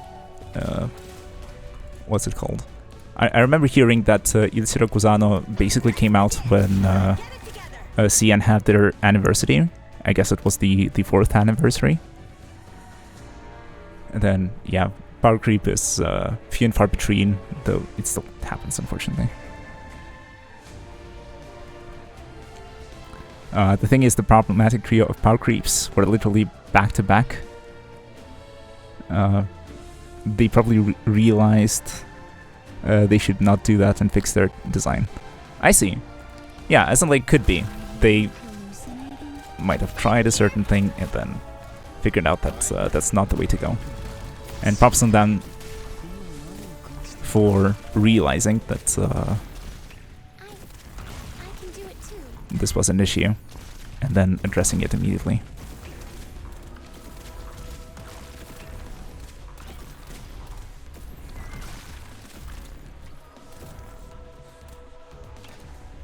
Honey to me, poison to you.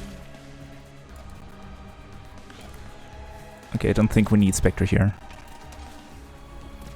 I think our snipers will be able to Get a hold of your breathing? deal with the right side on their own.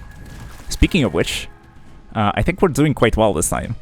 Adding the 2 healers really helped stabilize the right flank with Gavial and her skill activation when the flank mobs come out. And then on the left with, or on the bottom with Hibiscus, she can keep our elemental healer alive, Honeyberry in this case. And the whole setup becomes a lot more stable. Will slowly burn your life away. Should we count Yada Alter as power creep though? I don't think Yada counts as proper power creep to Phantom since Yada doesn't have any utility. Isn't Yada a new unit that's gonna come out like in a banner or 2? Doesn't matter to me. I don't think she's available like right now. Whatever you say. All she has is damage, which is higher than the Phantom for sure. But still, Phantom as 3 could be a valuable asset to someone who has Yada but no Texas. That is around 4 months away. I see. Yeah, so I guess she was new on CN recently or something like that.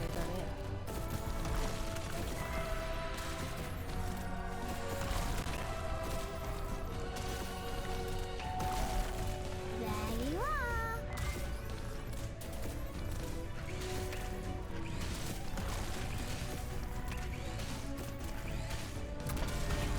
CN is around 7 to 8 months ahead of us now. Honey to me.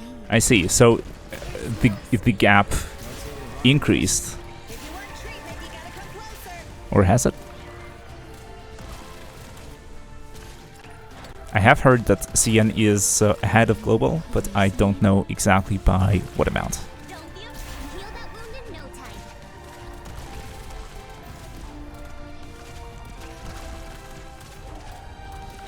Poison kiss. The gap widened because Il Siracusano was delayed for no reason. Unfortunate. And it's unfortunate that I'm leaking units for no reason whatsoever. And my frontliners are just out permanently also for no reason. So maybe I should have replaced them with someone else. Bummer. Poison to you.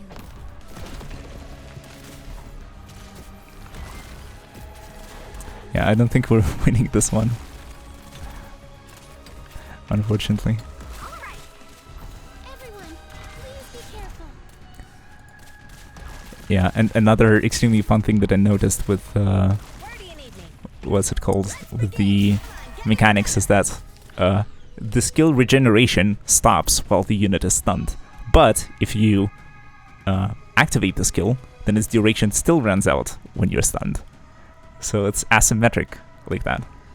It would have been symmetric if the skill timer stopped both ways when it was, you know, started or when it was charging. But this way, it you lose both times, basically.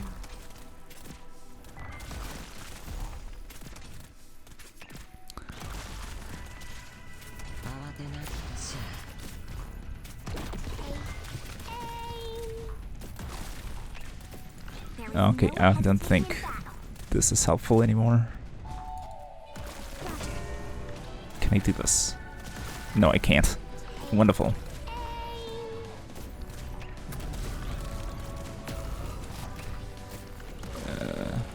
I don't know, let's try Spectre or something.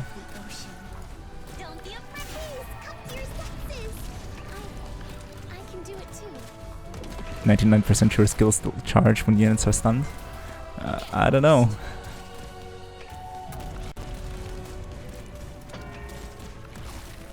No matter what trouble we're in, I'll Yeah, face we'll it. have to look at someone who's stunned Please, let me know the results. to be able to tell. Please, Yeah, I haven't activated the skill here. Results. Honey to me. Poison to you.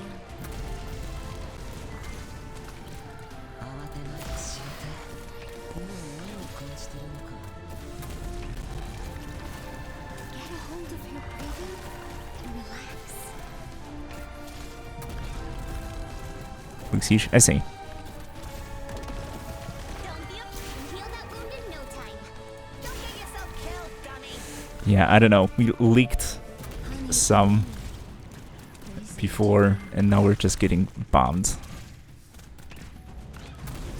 So maybe I need to deploy like an arts dealer on the right side, and maybe that will help against the boss. Everyone, please. I'll need to look up the table or the stats of the enemies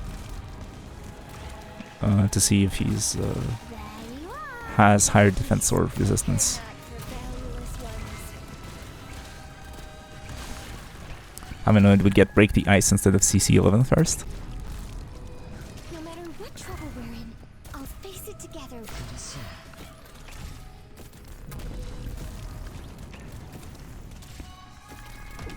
Don't be afraid. Heal that wound in no time. I want to farm some red certs, yet going from one event farming to another. Everyone, hang in there. Oh, we actually won! I was surprised. I was thinking that we're for sure gonna die there. Yeah, I see. So, None of you shall leave this place. okay, let me see if I get this right. There are two alternatives in the pipeline for the content. Either CC11, Contingency Contract 11, or an event called Break the Ice. Grats, thanks. But it was a practice mode, so we'll have to beat the stage again, but for real this time. Now just don't leak Kappa. Yeah, I'll give it my best. Anyways, events. There's two events. They're in the pipeline, and I guess the order is up to the developers, and they decided to switch it around or something. And now we get to another event where we're also gonna have to farm stages. Okay, in CN the schedule was Il Circusano, CC11, Break the Ice. Okay, and I guess we are getting the reverse. Yeah, the CC11, Break the Ice are swapped for us. I see. Yeah, cool. Well, let's got it. All right, and yeah, I think it's also gonna be a bit weird because like Il Circusano is, well, at least for me, it was a lot of farming of the same stages just to get the what's it called, like the event currency to spend on the shop.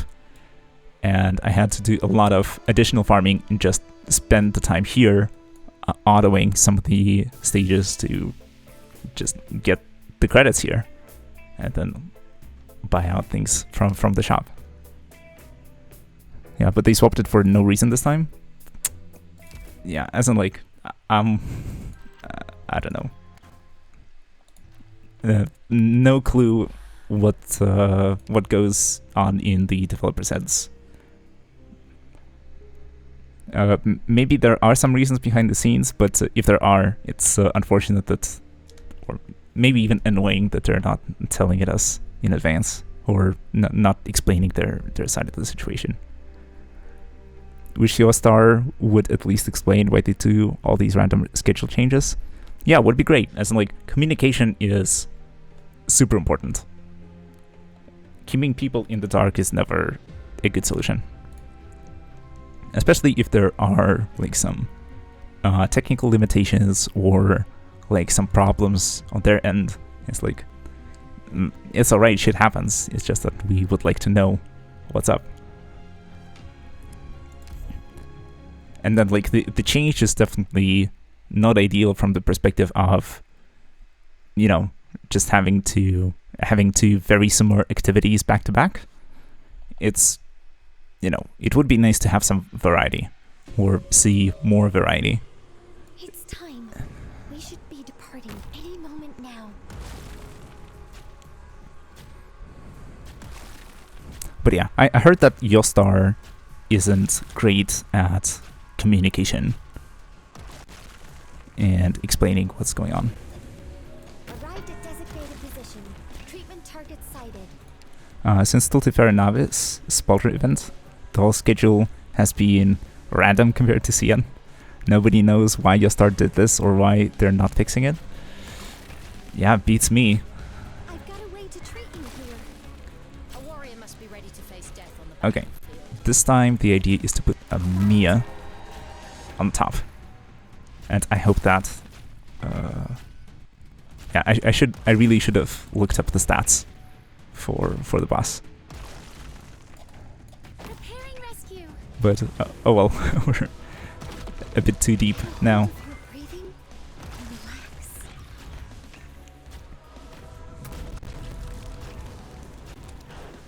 relax. Okay, what do we want to do?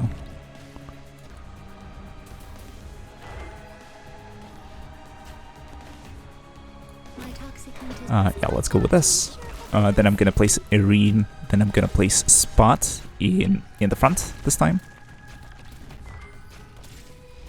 Or, maybe then I'm not gonna have enough. funny to me. Reason to view.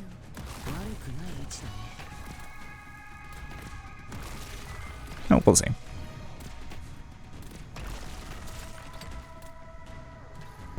Yeah, because like then the siege might be going down, Irene might be going down. But at least I'll be able to keep my healer alive for a bit longer. But yeah, that's definitely not the best value location for Spot. Oh wait. My toxins will slowly hear someone crying.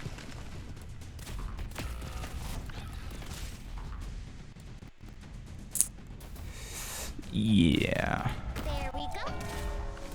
My toxins will slowly burn your life away.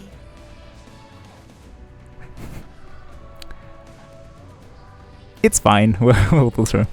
Jokingly, Skulls RRL Giovanni Falconi died on the day Il Siracusa launched. I see. I mean, like, I'm not sure what's the logic behind scheduling is, To me, reason to view.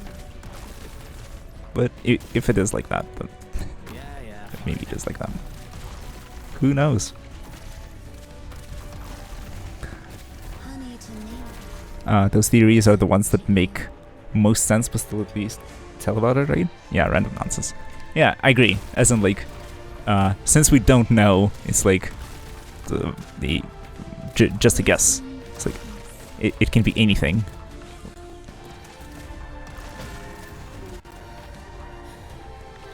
Oh wait, Mulberry is reaching a Reen spot. So we're not completely screwed. I can do it too.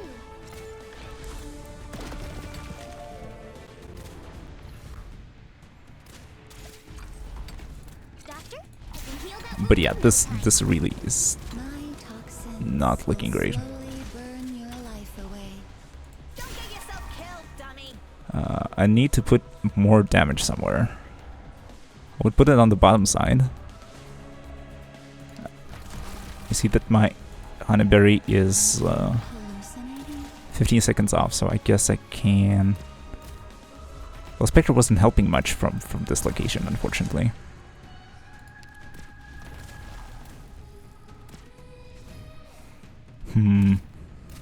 Tough. I come from the depths of the ocean. I'm right here, Doctor. Are you afraid of me? What the hell is going on? I'm listening. Yeah, now we lose to the Flyers because we replaced one of our snipers with a Mia. And we didn't clean them up in time.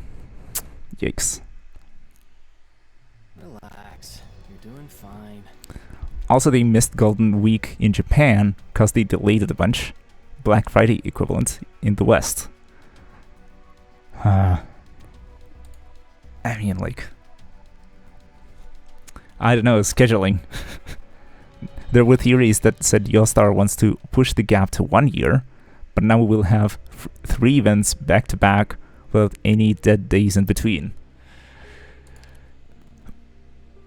Well, if this is the case, then yeah, it's gonna be a period of having of just farming the same stages over and over to get the currency. And then, like, don't get me wrong, the events themselves will probably be will probably be what they are. So you can still have fun with the events. It's just that Everyone, there's no need for you all to it can be a bit of a problem if the event overstays its welcome and Pain. you have to do the same thing over and over and over again for a long time.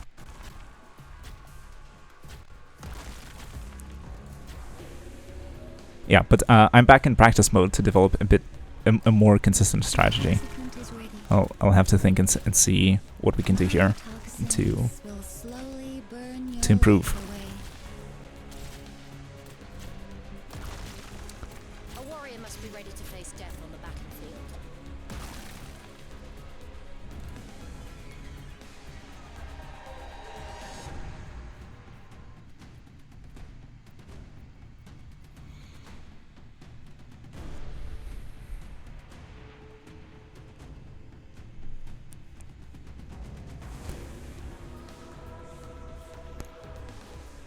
That over and over and over will literally just happen to veterans once Break the Ice reruns. Since it's a rerun, it will basically be 10 more days of farming one stage.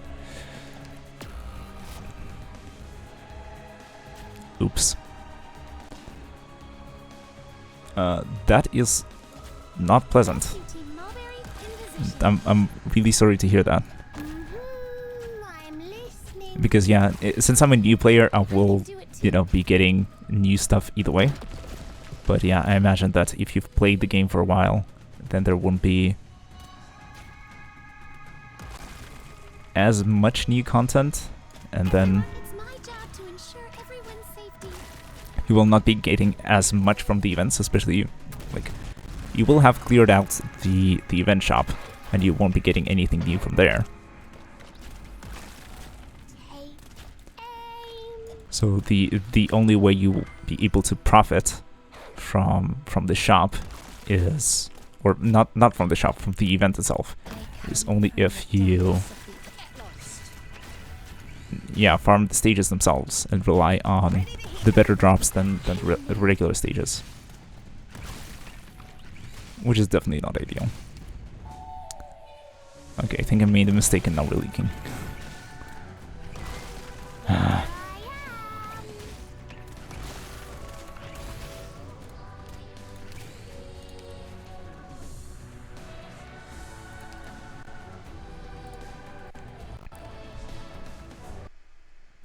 I'm poor after Il Siracusa. I'm fine with that, to be honest. I mean, yeah, upsides and downsides. Please evacuate. Doctor, follow It could be me. related to that, like say Lone Trail TL time. What's Lone Trail TL? I appreciate the PD, but it doesn't work like that. Event reruns and the OG event itself are different. While the stages are exactly the same, the event shop itself is completely different, with rerun shop being considerably smaller. Example being, OG shop had 600 KLMD and rerun will have 100 KLMD. Oh, that sucks. I guess everyone gets hit, and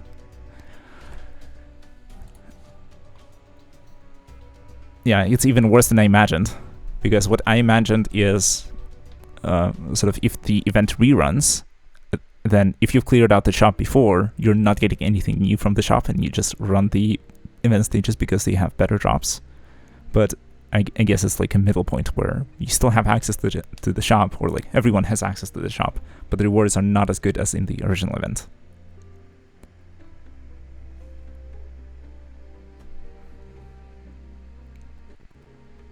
Okay, let me see here.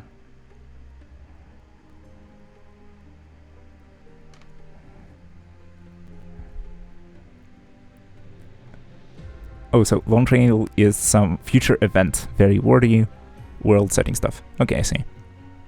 I really wish for your star to invent random maps generator for roguelike mod, so you can play endlessly. Honestly, it would be cool. Imagine random generation of levels, like Warframe does. In Warframe, in case you didn't know, it's an FPS, so a shooter, but there the stages are generated randomly from a certain set of tiles, and then even if you run the same level, like here, if I run SV9, it's always going to be the same map. But in Warframe, if you run a stage, then the map is always going to be different. It's going to be randomly generated, and that really helps with replayability. So yeah, if you play roguelike, then yeah, having randomly generated stages really helps spice it up, rather than having fixed stages. But I imagine this could be very difficult to implement in a strategy game.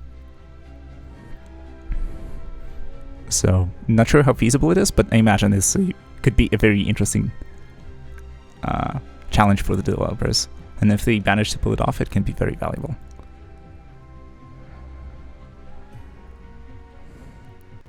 Open world? I mean, Warframe does have some open world with fixed maps, but then, yeah, those stages weren't my favorite content when I was playing that. Two things. First, Yostar is the publisher. They are the people that mess stuff up. Hypergriff is the developer who cares for the game very much. Yeah. So I've heard. Two, in about 3 months, there is a dope event that lasts for almost a whole month, which is quite similar to Endless Replayability. That's cool. Though it's 3 months away though, so we might have to wait a bit for that.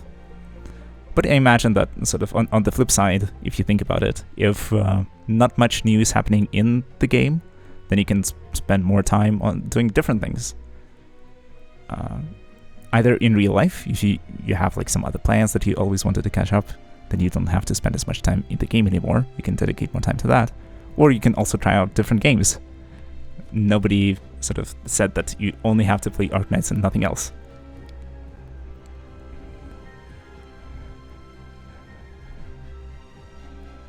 I'm talking much more replayability compared to IS. I see. But yeah, IS is once you see all the stages, then it's more or less a remix. Especially once you figure out a team composition that you're comfortable with, and once you figure out a strategy for every stage, then it just becomes a sort of pattern recognition sort of thing. Depending on RNG, you might get different units, but if you have a certain strategy, you already know what to go for, and then you can sort of adapt and overcome the stage with the units that you actually have. But I don't know, game balance seems balanced around map construction. It absolutely is. As in, like, and there's no other way around it. It's like the units and the maps go hand in hand, so to say, and the enemy design too, because sort of the rules of the game are fixed, and the effectiveness of every operator really depends on the map layout. It's like on certain stages you really need certain units, and on others you need others, and it's really hard to, like,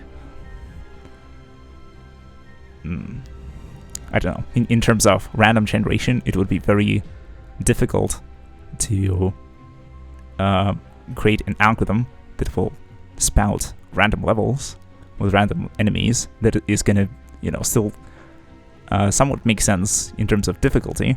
And it's not going to be too easy, too hard, and such that it's going to be fun to play through. So, like, yeah, so Sandbox has its limits. I mean, yeah, it's like, yeah, as in, like, with strategy games, it's a lot more difficult to, I don't know, like, vary the stages and not have them handcrafted and extensively tested so that they are, you know, so that they're fun to play through. How do I say this? It's like the game rules are a lot more rigid. In a shooter, for instance, there's a lot of variability that comes from the skill of the player. But here, in a strategy, it's like the DP timer is the same for everyone. If I'm, you know, a veteran or a newbie, or if I'm skilled or playing the game for the first time, the DP timer is the same, and I will not be able to deploy the units faster than the DP timer allows me to. So it's like there's only so much that you can do, so much that you can stretch the game systems to allow for different things to happen. So it can be tough. Yeah, in a game like this, randomly generated maps would probably suck. I imagine so. Or they would need to spend multiple years to polish it to the level we expect from normal events. Yeah, if it's even possible. Because I would bet that it's like probably a cursed design problem where sort of you'll have to sacrifice something. Because there is a trade-off between sort of having control over how the stage is made and like, I don't know, and what actually happens in the stage. So it's like, if you really design if you handcraft a level, then you can have the player experience a very certain thing, a very specific thing, have very certain experience with the level. But if you leave it just completely up to chance, without any control over the generation of the level, then, like, it's gonna come out a mess.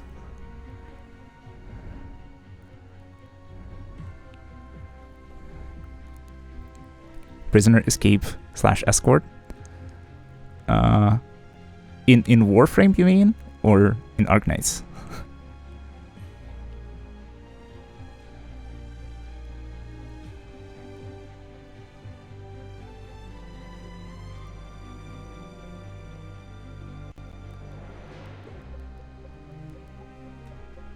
Warframe. I see, yeah. So it's like you have the cells, and then you have to run to it. You have to run away from it. And then the sort of the place where the prisoner is kept is always the same.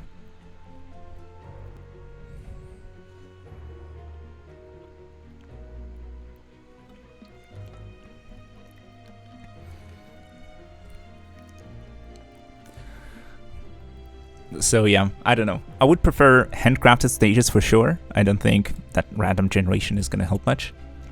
But in terms of variability, yeah, it's like, I don't know. You can definitely try and remix the stages by, for example, like here, there are 4 boxes on the stage in total, 3 red, 1 blue. If you just move the location of the blue box, will the stage still make sense? Is it still beatable?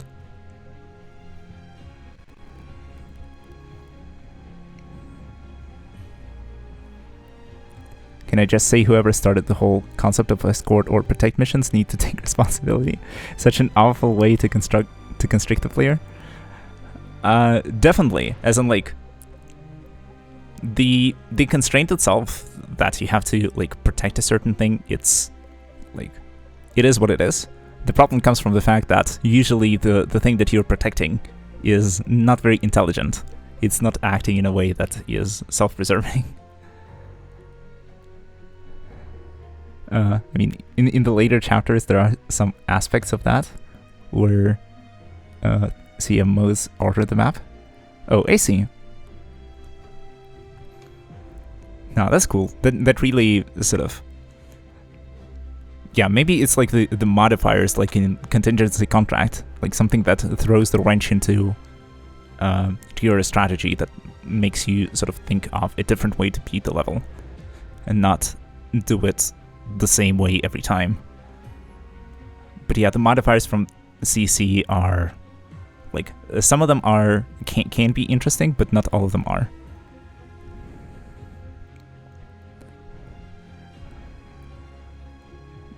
Because like in certain cases you can just use the same strategy and beat the level the same way, or sometimes it can be very annoying. I loved Illustrator Kozana because of that. I yeeted the enemies into the sieves since I don't have to protect them. I took out all my frustration after H84. I see. Yeah, it's like...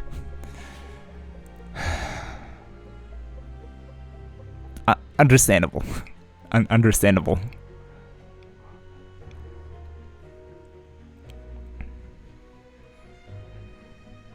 Yeah, totally understandable.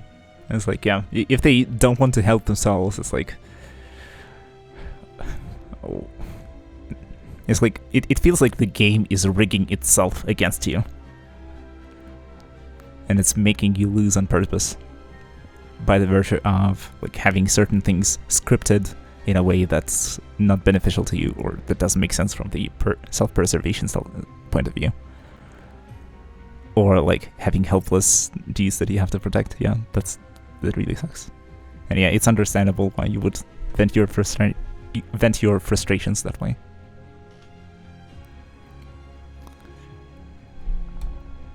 But yeah, let's see. I've been playing for a while, and I'm not making a lot of progress on the stage. Maybe let me take a break for a couple of minutes and then come back fresh and find a way to finally beat the stage properly, and then execute that strategy with the actual sanity on the line. And yeah, I actually have a special screen for that. The production value is going up. Do you want numbers for the boss? Thank you for reminding me. Enemy info. Here's the boss. Resistance A, defense B. I see. So I guess the fact that I was using the snipers on the right flank instead of Amiya was actually the right solution.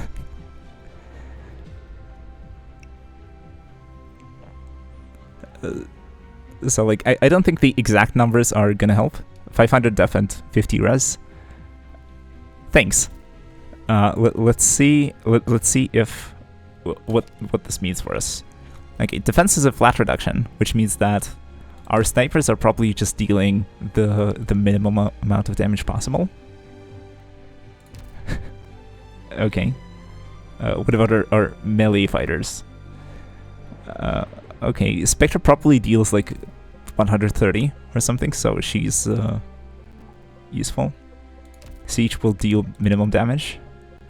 Irene will deal, I guess, also minimal damage.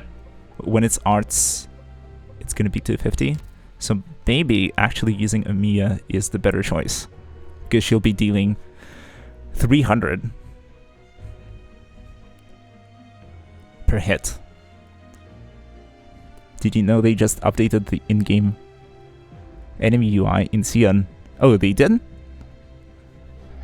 Did they finally show the actual numbers rather than the grading scheme or the grades? It now tells you the enemy skills and weight and such. That helps. Still no proper numbers though. Ah, unfortunate. Yeah, weight. As in, like, weight helps a little bit, but not too much. Because, like, unfortunately, like, the push and pull strategies are very fringe and very map dependent. Snipers still do damage with their skills, so not that bad. I see.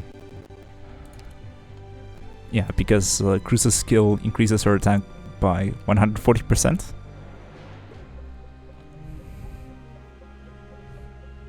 Or no. It's going to be 2 attacks of 140% of 446. So it's like, eh. Blue Poison is 155, so a bit better. So I guess replacing Cruise with Amiya is going to be a better solution. Yeah, remember minimum damage is 5%? Yeah, thanks. I didn't remember the exact number, but I just remember that it's very small. It's not 0, but it's very small. So I think Amiya plus Blue Poison is going to be the way to go. But yeah, let me take a quick break and come back fresh, and then we're gonna beat the stage sooner or later. All right, I'll use the taking a break screen, and I'm gonna come back in 2 or 3 minutes. Stay tuned. All right, see ya.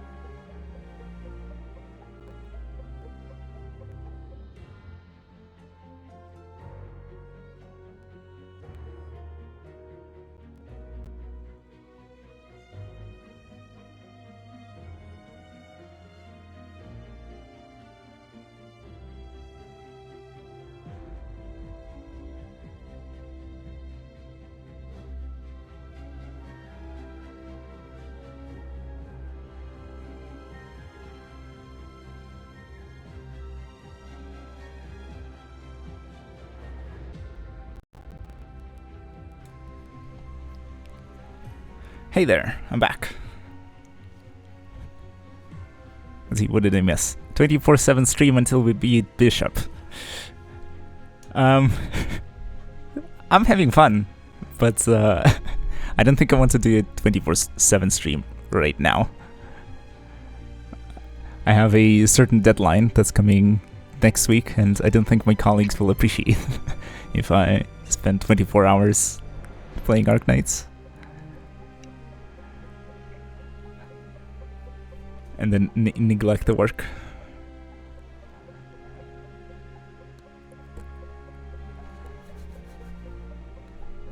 Yeah.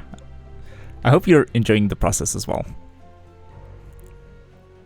But yeah, in case anyone new is joining, hi, welcome. Yeah, everyone knows Arknights is better than IRL though, Kappa. Yeah, sometimes yeah, it's a very fun game. For anyone joining, we're playing through Undertides. We've cleared a bunch of levels before. Right now we are attempting to develop a strategy for the 9th level, which is the boss level. We've tried it a few times. We succeeded once at practice mode, but weren't able to use the same strategy in the real mode. And so right now I'm trying to find a way to beat the stage that's consistent, so that I can just use the same strategy 1 for 1 and beat the stage for real. But yeah, the music is great. Hope you're... I really like the emotes. Heya! Okay, so what are those operators? One of them is Popcar, the red one, and the blue one is... yeah, the classic succeed and practice, fail at real run strategy. Yep. Gets me every time. Especially like with the... yeah, sometimes it's like the inconsistencies, and sometimes it's like tight activations. And sometimes it's yeah, it's the fact that you just can't remember what's in what order you deploy the operators. But yeah, let's see if we can actually like come up with a way that's robust.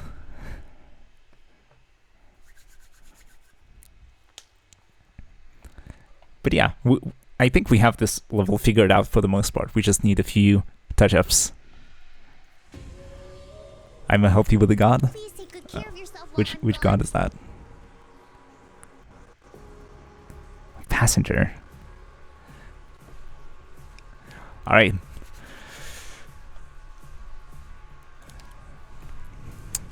Everyone ready? Let's go. Let's beat this boss.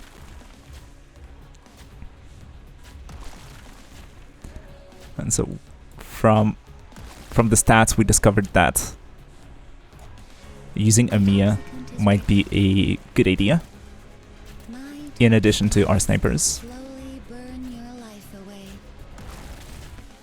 But it looks like our snipers are also doing fairly good in terms of holding the right flank when they don't die.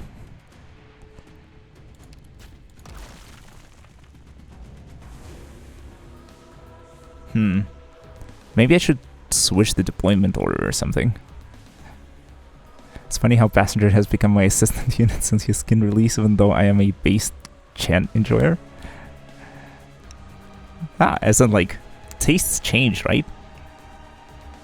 And then his skin looks interesting. He has a child on there who's apparently not his child. I'm not sure what's up with that.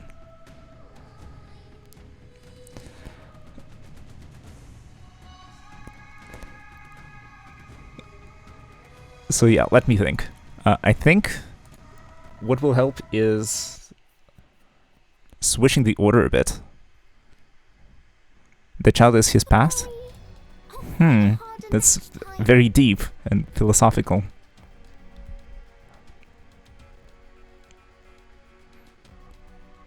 But like, is the child really like a personification of what he was, or like the events that happened to him in sometime before? How does that work exactly? That's all I know as average EN player who skips all story. I see. I mean, like, understandable. For want of a nail, the king. Yeah, the story is indeed a bit wordy, and like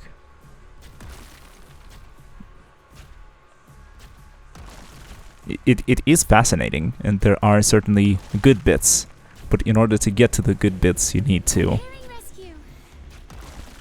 wait for a while. It's my job to ensure everyone's safety.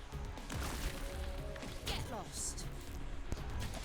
You need to read through a lot of things until you get to the good bit, which is very unfortunate because, like, Honey to me. Poison to you. it is quality.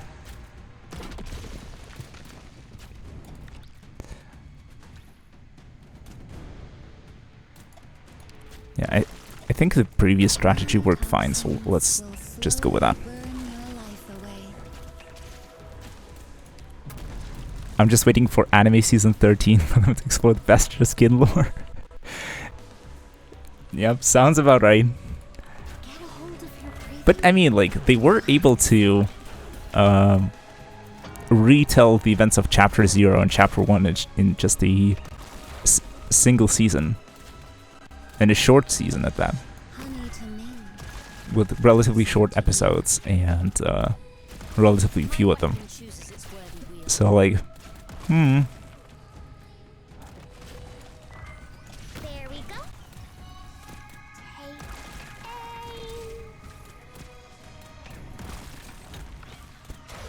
Yeah, okay, now I see that I was wrong. Siege is stunned, but her skill is still charging.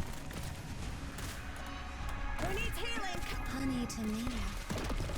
Poison to you. Okay, clutch Gavial deployment just in time for the top lane. Nope, not enough.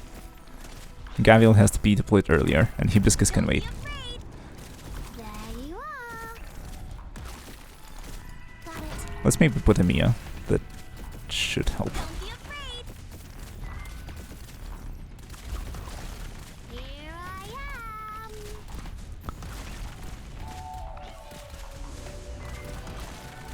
At least the damage to the boss will be better.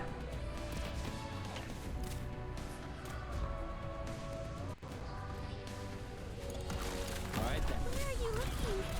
It's dangerous to get distracted. While they were writing Chapter 03, they were basically new writers, but while doing anime Season 1, they had over 50 plus events worth of writing, so... Yeah, as in, like, the experience shows. Though, it's still sort of, in my mind, or in my opinion, Doctor? for... It was definitely an anime for those who are already familiar with the game, and a way to sort of re-experience or see the same events once more. Because for those who are completely new and have never played the game, I imagine it would be quite difficult to get into the action. Okay, Cruise is down. That's a bummer. Thankfully, Blue Poison is coming up, so let's just place her here and pretend that everything's fine. I've got a way to treat you here. Whatever you say. Catch. Okay, I don't think Spot is helping here. I'll probably want to put down the Spectre, I guess. It's dangerous to get distracted.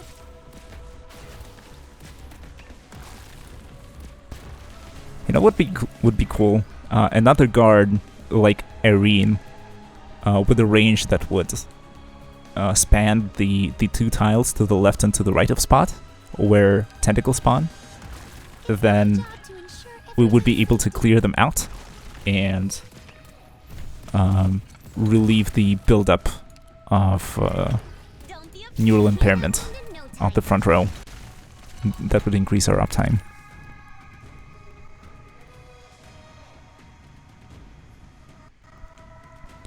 Yeah, it makes sense that anime may manage to deliver the introductory parts to the world much better compared to the game. Yeah, I think it was sort of very nicely summarized. That's a good way to put it. Yeah, fleshed out Misha arc. True. It was a very nice retelling. They kept all the important bits and sort of they presented it very nicely, especially in the anime format. Keep in mind certain events in Arknights, Near Light for example, have over 270,000 word count. Yeah, it's crazy. It's like 2 novels or something. I hope people will also watch Season 2, since it seems from the trailers at least Frost Nova will be in it. Meaning we should be getting to the good parts. Yeah, at this point I knowingly spend more in-game to make sure anime can keep being funded. I see. Isn't the game making millions anyways? Or has already made millions of dollars? So I imagine that the players have already funded several animes worth of content. Or just several animes, period. But yeah, supporting what you love is definitely a good choice. Yeah, but imagine if they made the anime only for CN.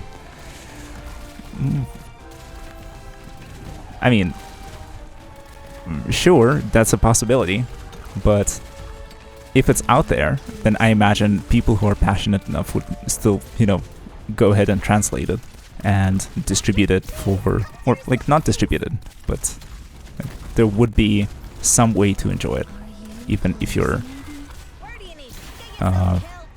not playing on CN or have nothing to do with CN. Since the amount they get from CN compared to global is like 100 times the amount. But we get a leak. Wonderful. Oh, that's because the right side collapsed. Understandable.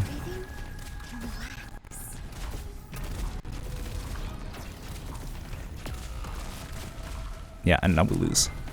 I see. True, but official work is always better. Certainly, yeah. As in, like, it's definitely, or how do I say this? It's good to get original material. Fan translations are always nice, but yeah, when it's done by professional people who like have access to all the resources they need, you sort of guarantee the quality. Fan projects can also be high quality. It's just that it's harder to get there if you don't have like proper funding or proper resources.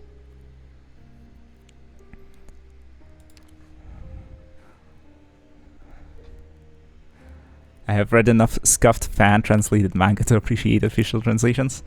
Yeah, kind of true. My experience with fan translation is limited to Tsukihime, which is like a visual novel by Type Moon, which is like a precursor to Fate, you could say, to Fate's Day Night. What's it called? The remake that released recently is getting a fan translation, and it's quite good actually. It's fairly well written, but it takes a while to translate. There's no plans for an official translation. French Toast. French Toast are creators of Melty Blood. So it's not quite the same thing. I'm talking about the visual novel itself. It's not getting an official translation into English, but fans are making their best to translate it. It is taking them a while, and you need some hacks to get it working. But it turns out to be the work that they put out is tremendous, and it's very good. And it's quality too, because it gets I think, reviewed several times at several spots. So it's really quite good. That's why I don't want to sort of diminish the achievements of the fans who like spend their own time working on the things that they like and putting work into that. So I don't mean to bring them down at all. But I imagine that if you have like the proper resources, and if you have the if you get like actually, if you like how do I say this? If you spend the time and you get paid for it, then like you're... I'm having trouble formulating my thoughts. Yeah, a dedicated bunch, exactly. So it's like, imagine taking the same passion and then sort of supporting it also financially. Then people don't just spend their own time and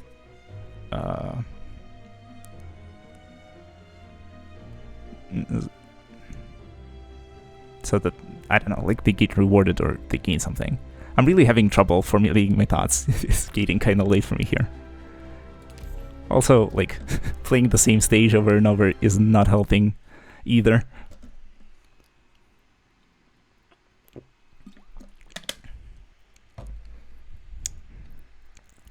Yeah, I hope you're still entertained by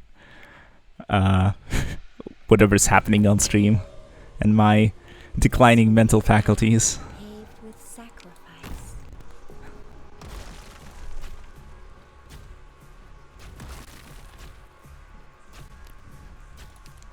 Not gonna lie, I wouldn't be surprised if we got fan translations, considering Global Enjoyers basically translates CN news to English in 10 minutes or so once it releases. Yeah, as in like, a dedicated community is a dedicated community, and they will go to any lengths. Just leave treatment to me. Get a hold of her It breathing. definitely shouldn't be like taken advantage of. Must be ready to face death on the battlefield. It shouldn't be taken for granted. Poison is not contagious. But if the passion is there, then In position. Poison is if the passion is there, then yeah, it just makes things happen sometimes. Hot take, your voice on itself is soothing enough to just enjoy a second monitor content. Then you add chill discussions on top with AFK background gameplay, and it's very nice to chill too. Thanks. I guess it is the vibe that I end up going for. But yeah, I'm glad that you're enjoying the stream. Your lives hang in. Ready to heal. Where are you looking? It's dangerous to get distracted. It warms my heart that I'm bringing something of value, even if it's just background noise or so. Get a hold of your breathing and relax.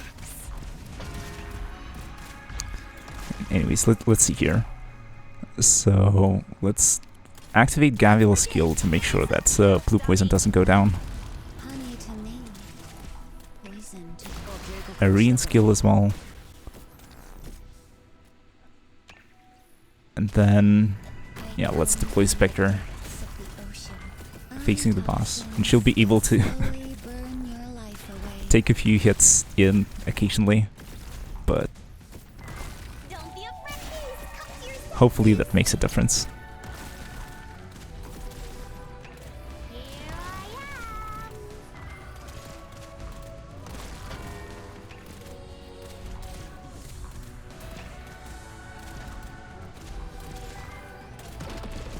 Where are you looking? It's dangerous to get distracted.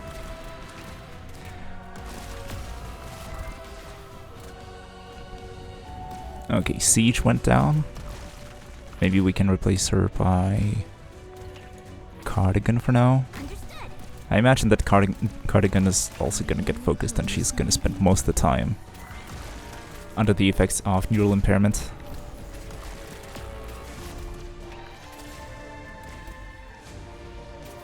Okay, this is not gonna help. I've got a way to treat Cruise you is here. down.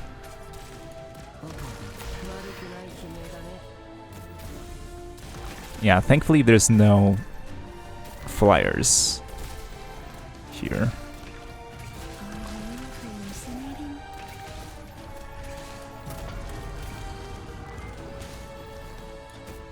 But now Gavial is permanently out of it because of the tentacle.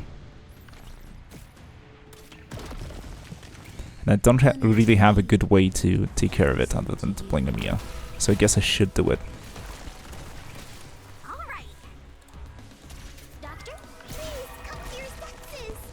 Because like I'm really getting overwhelmed by these here. Honey to me, poison to you.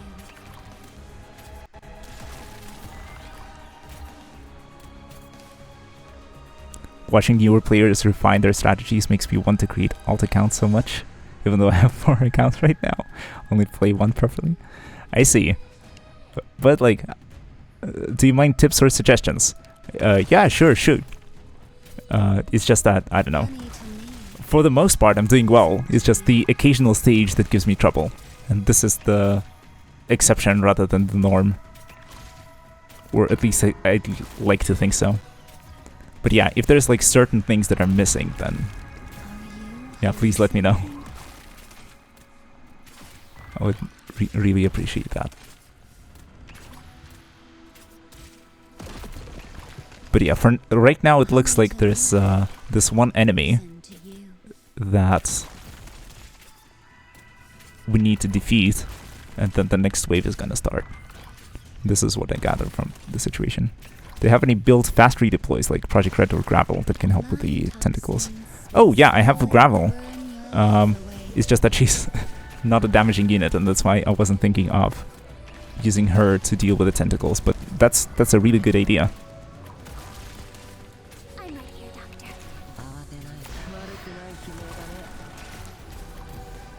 I've got a way to treat you here. Yeah, that would probably do it.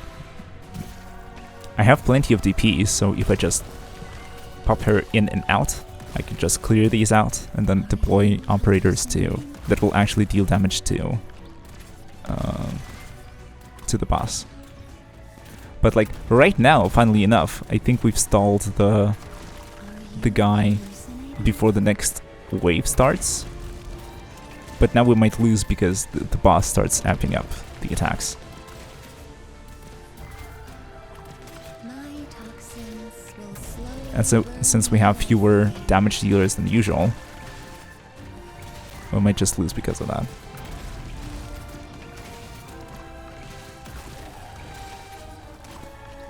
Get a hold Yeah. of your breathing.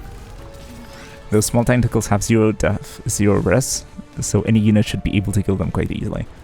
That's good to know, thanks. Then Gravel should be able to do it. I guess I had the right idea with deploying like a lord on the front line that would be able to take care of both tentacles in the front. My toxins But a faster deploy is a much nicer way to go about it. I'm right here, Doctor. I hear someone.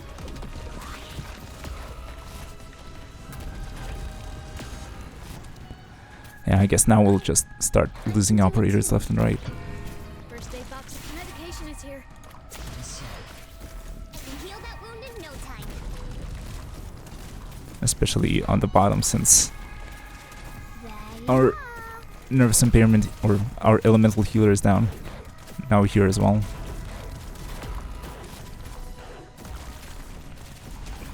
Yeah, let's restart.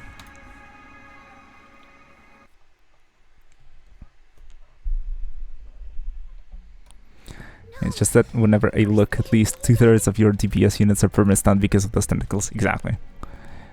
And yeah, I guess deploying Spectre on the left flank is also not helping much. Specifically because of those tentacles. She just gets stunned by those, and then she can't do anything. Okay, let's see here. Who do we replace?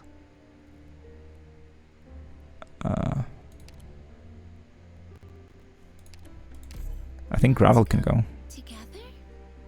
Or, yeah. I think Ansel can go. The rest I'm kind of using.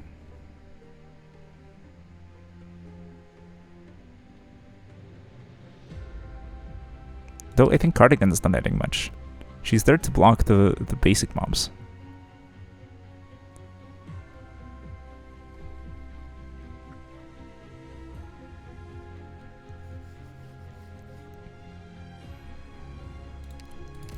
Ready whenever. I think Ansel will be better as backup.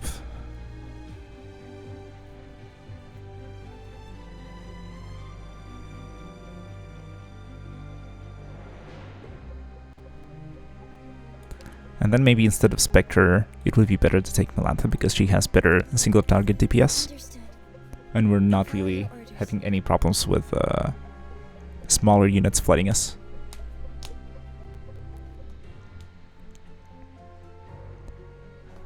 Irene is fine, he's doing his job, Siege is fine. I think this should be the way to go.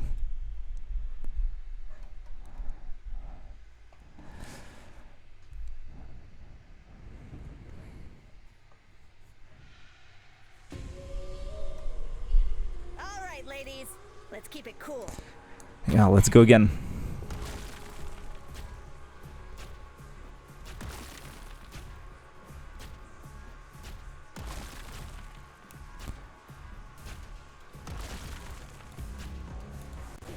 Arrived at designated position. Treatment target sighted. No matter what trouble we're in, I'll face it together with all My weapon chooses its worthy wielder. Did you know Gravel was my first ever max level unit? No, but good choice. She's a Don't worry. My very nice person defensive fast redeploy. hang in there. So I imagine she can come in clutch in a lot of situations. Or at least in the stages where you need to like block a fat, dangerous unit from wrecking your position. I'm listening. Honey to me, poison to you.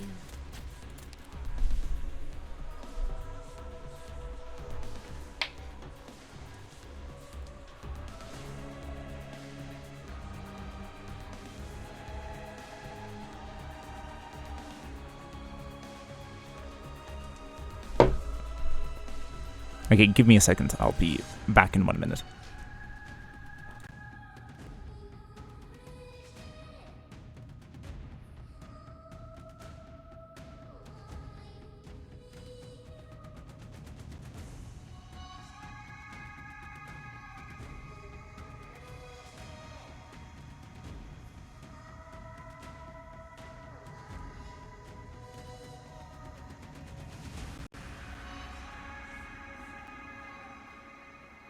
Yep, sorry about that.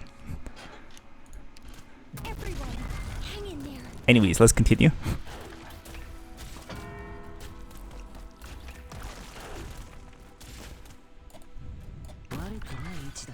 Okay, so Irene's position I like.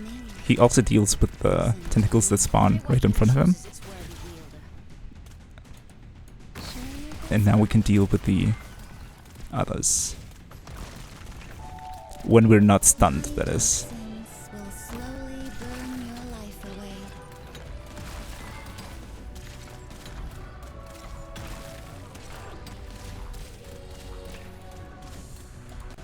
There we go. Here I am. Okay, let's just hope that our right flank does not get folded. Yeah, Gravel is down, wonderful. Yeah, maybe I should have taken the tentacles one by one. Left to right. That would have been a much better approach. Yeah, let's try again.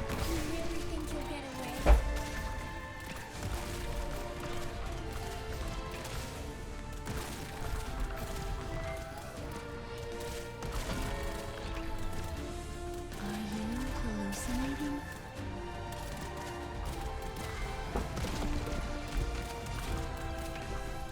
Where do you need me? It's like the problem is that I don't quite understand from where we're getting stunned. There's just a bunch of visual effects going on all at once.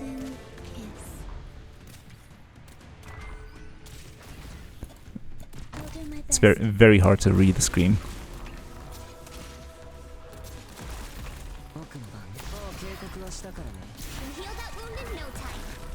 That was also a problem for me in certain Il Circusano stages, where there's like a lot of spam happening. And your units are all deployed on one side of the screen, and then it's very hard to tell who has their skills up, and so on and so forth. Warrior must be ready to face death on the battlefield.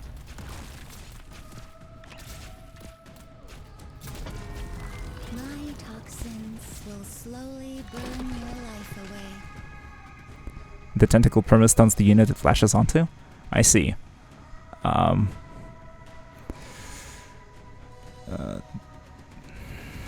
Yeah, this is one of those stages with a ton of VFX. I can tell. Yeah, and it's not ideal. What are your opal And then like, I don't think there's anything in the game that explains how the tentacles function. poison to you? And it's very hard to tell from this.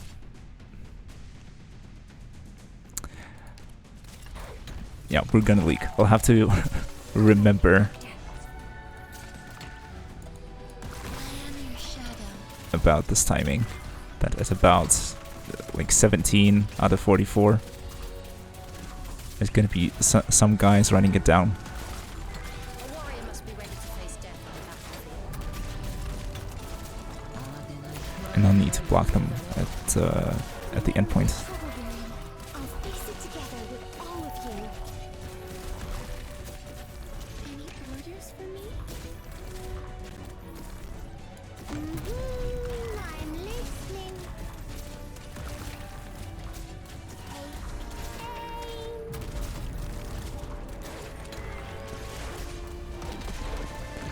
Yeah, they don't, sadly. One of the bigger issues with Arknights is that at times it doesn't explain stuff properly. Yeah, it's like not ideal for sure.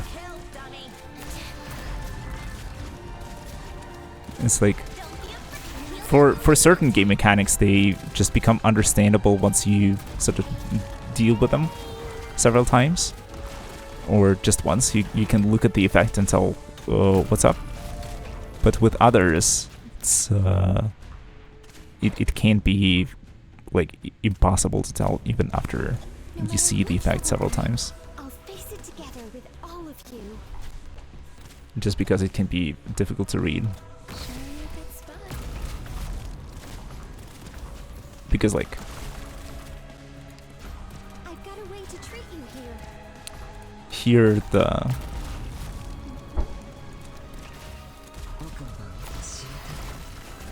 the tentacles that haven't deployed, No matter what trouble we're in, I'll face apparently it you can't together damage with them. all of you. Roger. But why not? Like the object is there on the stage. Yeah, now I guess it's the auto loss time. Ready to heal.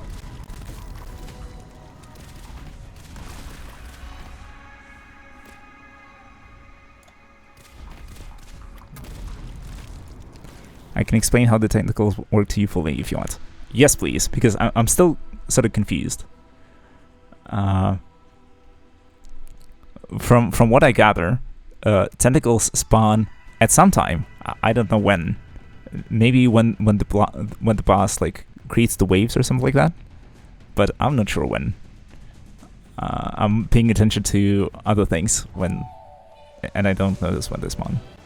Once they spawn, I guess there is a period of when they're inactive. And they're in like this, not seed stage, but how's it called? Okay.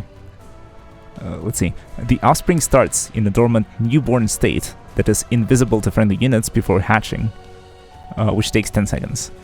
Yeah, exactly. Once the offspring hatches, it will entangle and friendly unit in 4 adjacent tiles to it after a delay of 1 second, which continuously stuns the victim as well as dealing physical damage and inflicting nervous impairment build-up equal to its attack until the offspring is destroyed. Really nice explanation, right? I mean, it explains the mechanic. That's good. It really clarifies the situation. Now the problem is, how do we deal with them?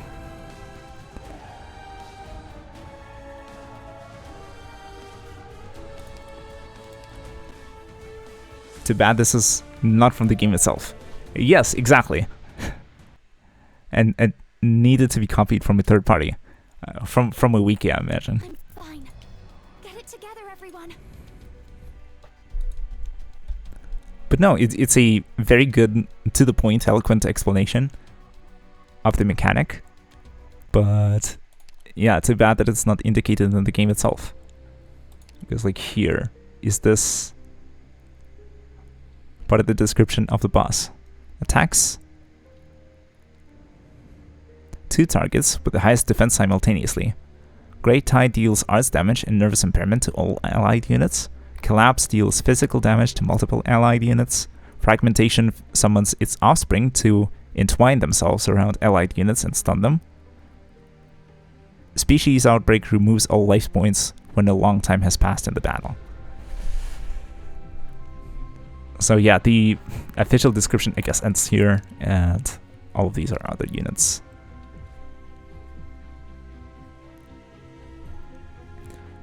So yeah, as in like this description in here for fragmentation, it's also accurate. It also tells us what's going on, but it's kind of vague, I'd say. It's not precise enough to really understand. Official description is literally just 1 sentence. Exactly, it's like 1 sentence describing it in broad terms, but it's not precise enough to really know what's going on. In any case, is there anything that we can do to deal with this stuff? What other operators do I have? Because like I can't deploy someone like Spectre who can only attack in front of them, because they will just get entangled immediately and will not be able to deal with the tentacles whatsoever. Ranged operators would be cool, but I already have all the spots reserved, basically. All the spots are taken by other operators. Unless I deploy like on the left flank next to the other tower. That might be beneficial, but then like I don't know. I don't think I'll be able to cover that many more spots. And then I still need to hold the door close to the blue box somehow. Just my ranged operators aren't enough to deal with the units that run down the lane.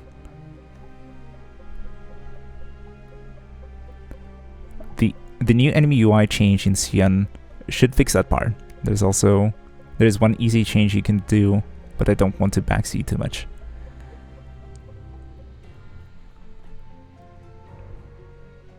Alright, I'll think about what I can do here.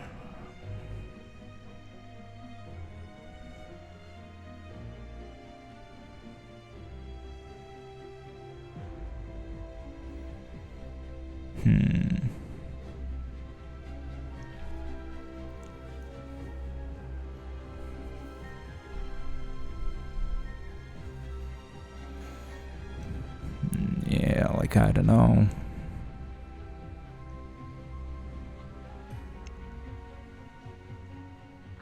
The strat is working for the most part, except it's not. The trouble seemed to be the tentacles that spawn on the tiles that are the 3 tiles that are directly to the south of the monster, where I can't deploy anyone, and they entangle my frontline units.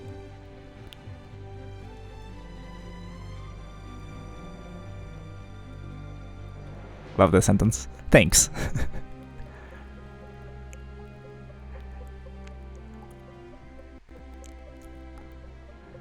strat is working except for the part when it's not working. Precisely. Because, like, really, I get the feeling that it's almost there, but not quite. And I need to change just, like, a small thing or a couple of small things to make it work. It just might be a bit too late for me to, like, easily realize what the issue might be.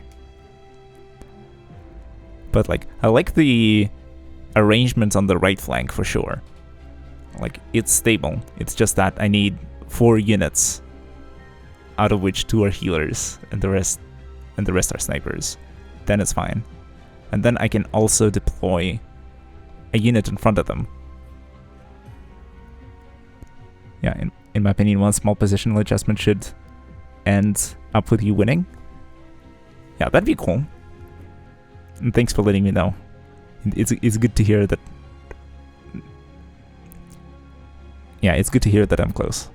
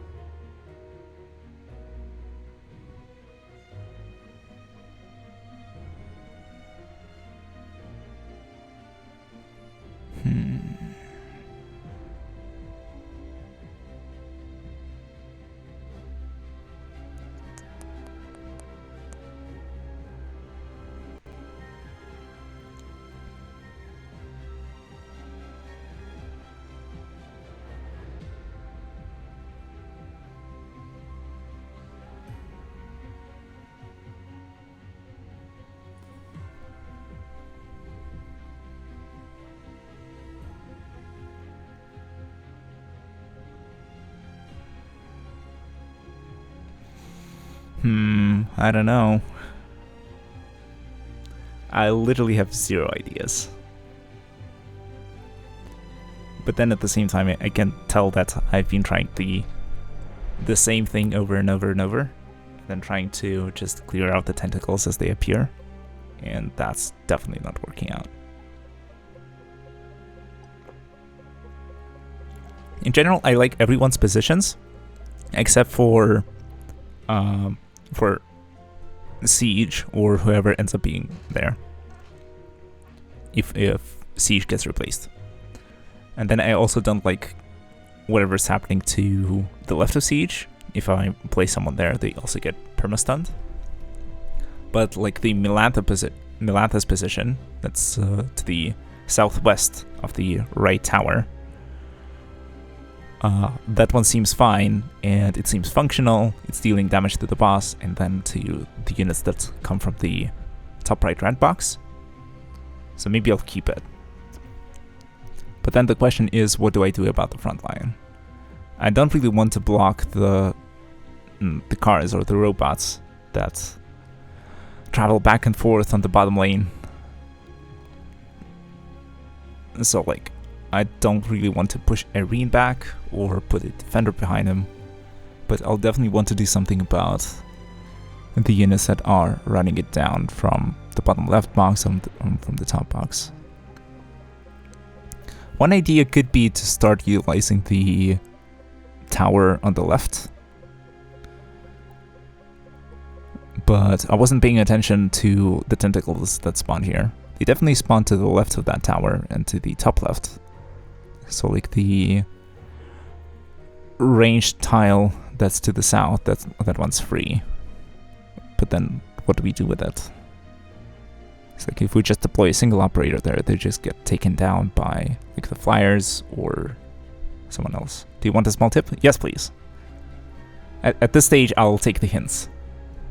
Because like, if the situation was very dire, at this stage I would probably just take a powerful support operator and clear the stage regardless. But since I'm feeling that we're kind of close, it would be cool to like finish the strat or like beat the stage with our own forces, because I feel like we can't do it. I would recommend moving Siege to where Irene is. Okay, sure, that can work. And then we'll be clearing the tentacle that's... No, then we'll be bound to the tentacle that's in front. Then I guess Irene goes to the top right. Irene can be positioned somewhere else, achieving literally the same. Yeah, true. It's just that sort of... Yeah, I'll have to sort of figure out how to clear the bound tentacles. Maybe gravel can help. But yeah, if Irene goes to the top right of Siege, it's like, assuming Siege takes the position of Irene. Now we put Irene to the top right, and we face him left. Then, when he's not stunned, he'll be clearing out the tentacles in front. And so the... sort of the spot that used to be Siege's will become open, and we'll be able to deploy someone there if need be. Like Milan, for example. And then she'll be relieving the pressure from the left. And to keep Irene safe, in principle, there will be... Yeah, it's just the issue with the tentacles that spawn to the right, like below the rightmost tower. Those either get cleaned out by the snipers, or if they get bound by the snipers, then... Or if the tentacles bind to the snipers, then we'll have to find a way to clear them out too. Which can be a bit problematic if Irene is already there and facing the wrong direction. Maybe we can intermittently deploy Gavial and then remove her and then replace her with another healer when the wave of flyer spawns. Then we'll be able to deploy like a Mia or someone else in that tile to clear out the tentacles real quick.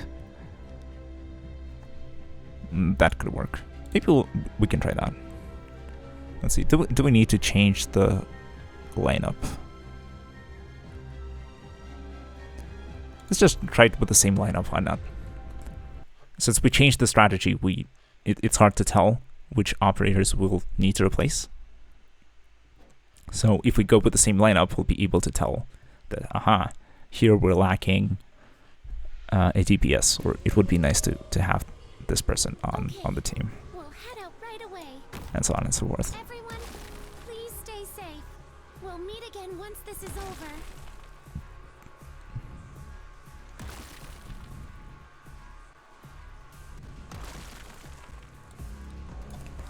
Arrived at designated position.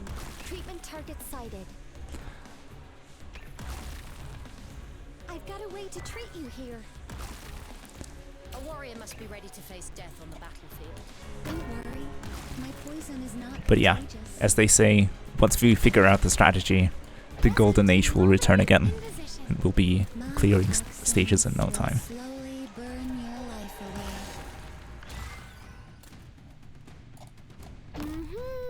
I'm listening.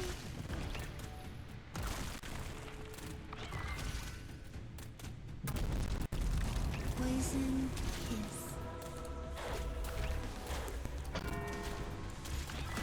Wrong event, but still of anger. Who needs Exactly. healing? Come over. Here I am. Okay, here come the tentacles.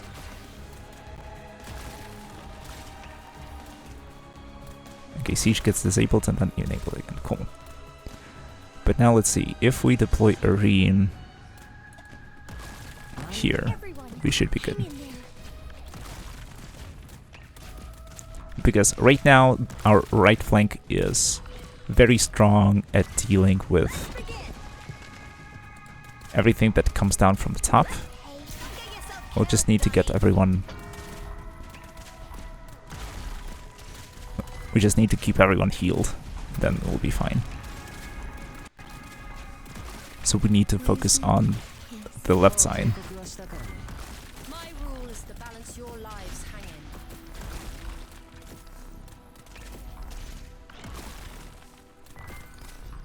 And for now, it's all looking wonderful. And I'm even thinking that we might be able to deploy a Mia or someone here. But that really depends if Honeyberry can take I'm the a real punch-up. Poison. remaining flyers. Or if she is gonna struggle with those. Are you hallucinating?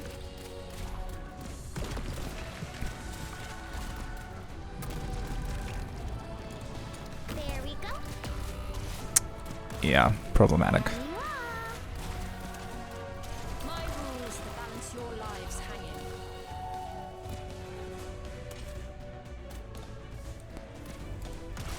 So yeah, I guess this is my ideal setup. Everyone, please be careful. Well, maybe not. Got it. I see. So this... Oh, there is a description for the tentacle if you click on it. Not all enemies are clickable. You can't examine all the enemies, but some you can. I'm right here, Doctor. And when you can't examine them, then apparently it tells you things. Everyone, please be careful. Ah, amazing.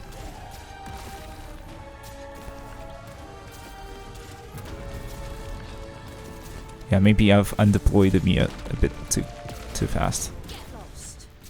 Poison kiss.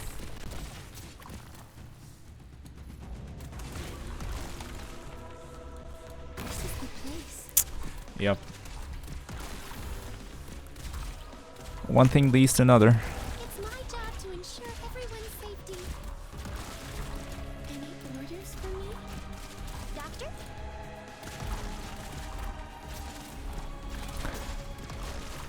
Yeah, now it's a cascading effect where I won't be able to tell Doctor? if things are working or not because Arrived at designated position. Treatment target sighted. because operators start falling, then I start replacing them, How and so on and so ridiculous. forth. Feels like I killed myself with my own poison.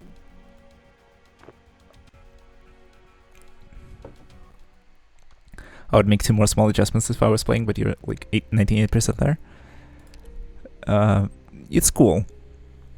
I mean, one adjustment I would make is spend the sanity, but like whatever.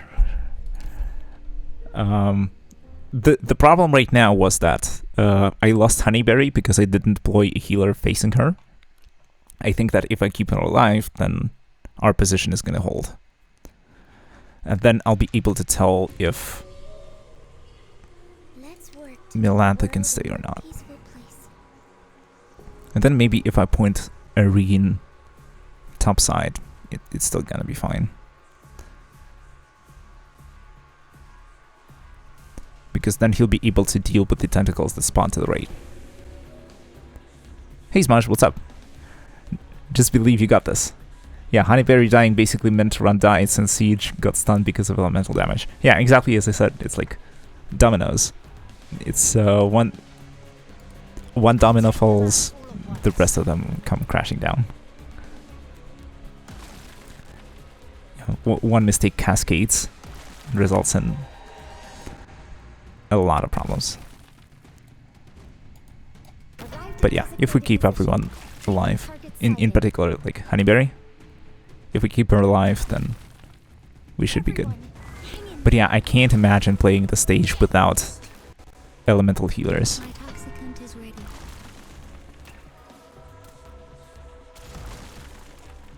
Preparing rescue.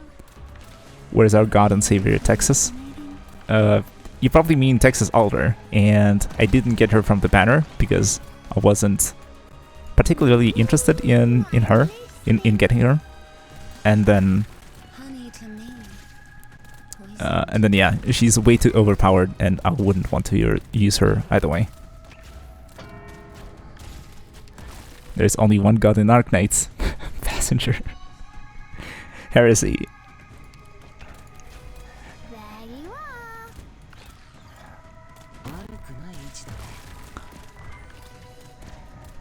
Yeah, My rules. our god and savior, the Emperor, would like to talk to you. I can do it too.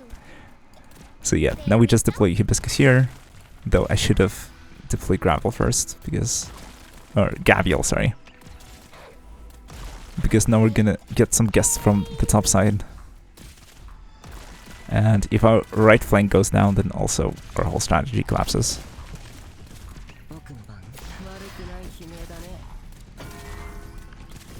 My toxin. You don't pull because she's powerful, you pull because she's hot. Yeah, it's like, don't pull for meta, pull for waifu. A good point.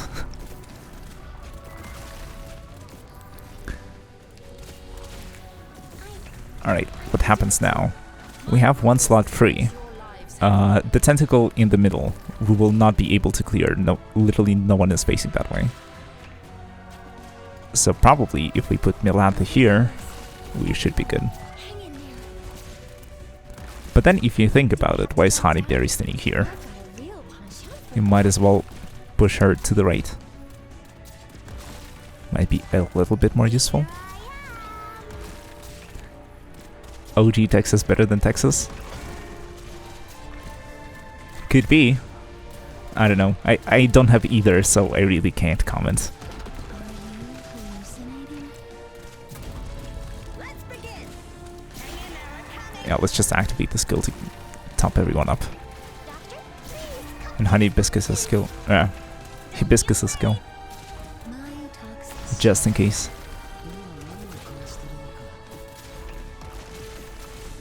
Please purify. Here I am. I just realized you made one of the small adjustments I would have done if I was playing. Alright. All good. I guess it was pointing Irene up. Irene and Ansel. I mean, I have Ansel in reserve, so... that's in case Gavial goes down. Or Hibiscus. Because I really need to keep my elemental healers alive. They can't self-sustain to save their lives. I like there is a big tentacle monster and he only has girl operators there. We all know how this ends. Yeah, I've seen a movie that begins just like that. Hallucinating?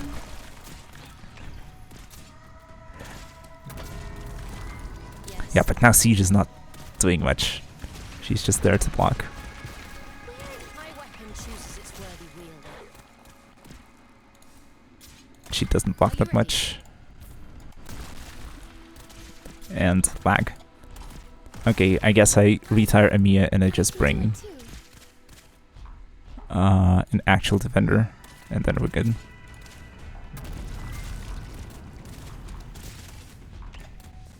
Thanks for the rep, my Rex. Let's begin. If you want treatment, you gotta come closer. Pointing Irene up was the adjustment I was talking about. I doubt he will do the second one though. Here I am. Oh, we'll see. It might not be necessary. Doctor, you healed that wound? Yeah, we just keep... Yeah, we're just dying.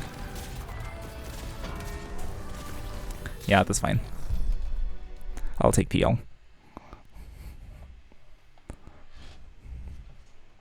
It's not safe here. Everyone, please evacuate.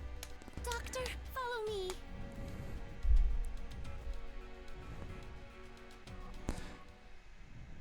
Yeah, we failed Sag. Yeah, it's like... I keep beating my head against the wall.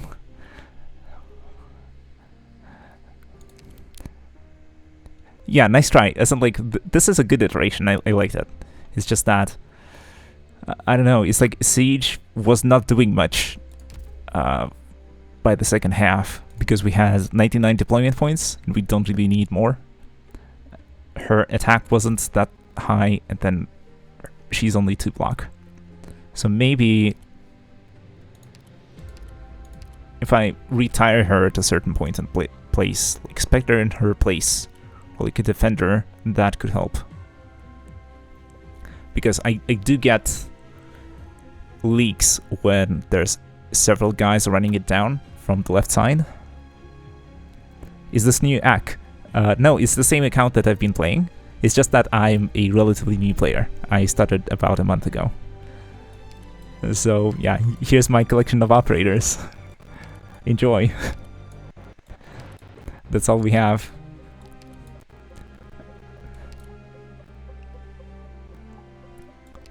and I don't have that many tokens to promote people or promote operators from E0 to E1, and I don't think I have enough to promote anyone to E2. I started 10 days ago, so it looked like my account. I see. Yeah, welcome to Arknights. Hope you enjoy your stay here.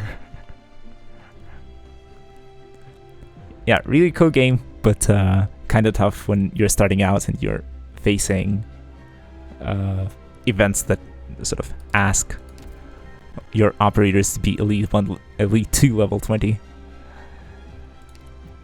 It's very harsh. Schwartz, Mastima, Archetto, Siege sounds like a nice beginning. Yeah, as in like I'm not complaining. And I'm honestly sort of, since I'm not hunting for extreme meta, I'm not rerolling my account. I am not sort of, how do I say this? I'm not looking for some very particular units. So I'm okay with saving up pools and being very selective about what I do. Schwartz is OP. Cool. Then it's great to have her like around so that I can like eventually level her up when I have the resources. I started 526 days ago. This is like more than a year and a half. Can I join the squad?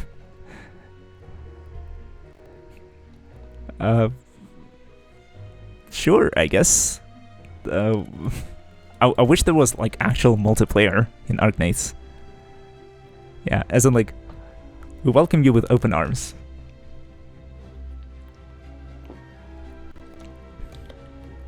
Yeah, welcome to the club. It's like, even if you are like a veteran player, you can still use your 3 stars and 4 stars to clear the stages if you want a challenge.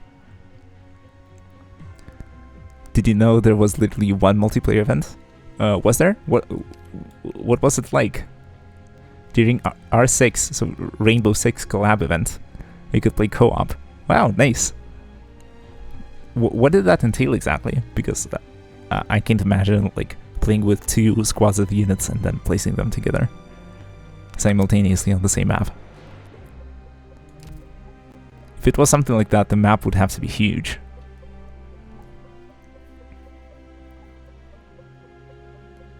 And very particularly designed. Otherwise, it would be tough.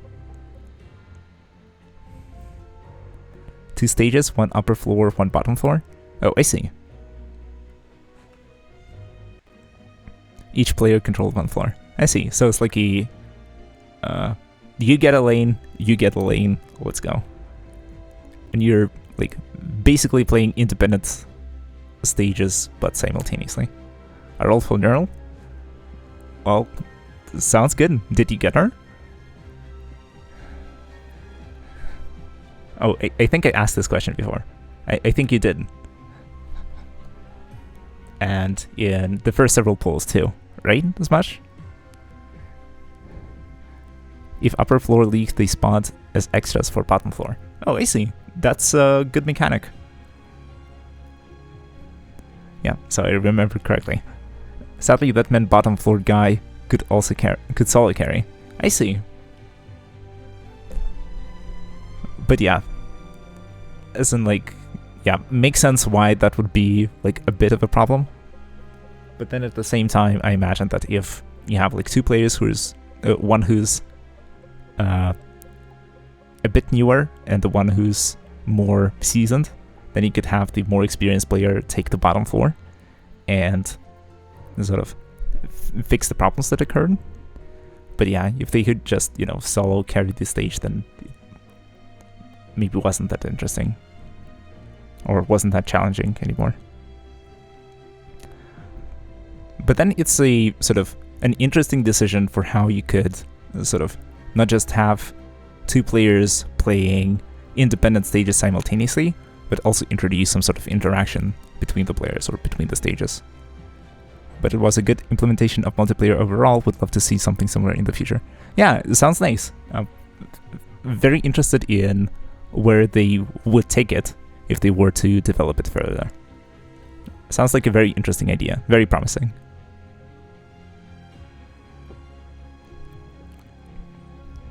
It would be nice to have like a raid boss that you can kill together. Yeah, it could be cool. Like, imagine this bishop guy, but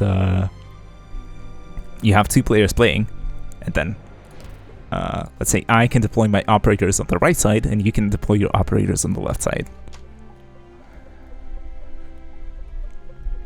With this layout, there's still like a potential for solid carry, where sort of if you're responsible for the right side, you're also responsible for the blue box, and if you can hold the enemies like to the right of the bottom tower, then you're good. But it's very important that the player to the left contributes, otherwise you will get overwhelmed.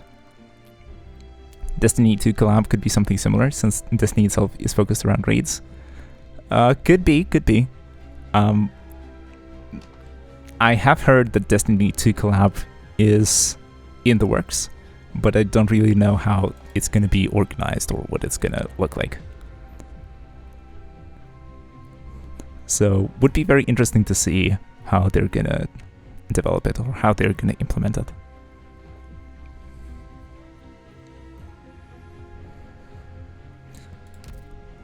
Let's see. Since I'm maxed on stamina, I think I might want to launch a stage and then Isn't it? get some resources or something. Reserve, Op Team A6 catapult reporting in. All we know is that Destiny 2 collab will not have any units. On that stuffy old bit. Wow, you're rich. I mean, I'm saving up. It's like during Il Sirocosano, I didn't spend much on my units at all. That's why I have like reserve of 1.3 million LMD. But I imagine that it goes away very quickly. Want to guess how much a random or slash OP I have as a veteran? Hard to guess. Can be 0, can be 200. Are you spending in the game?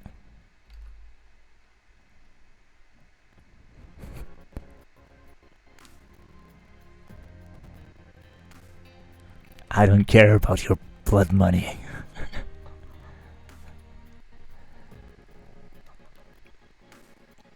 Yeah, I spend fairly. In that case, let's say around 200. Let's say 200 plus or minus 20.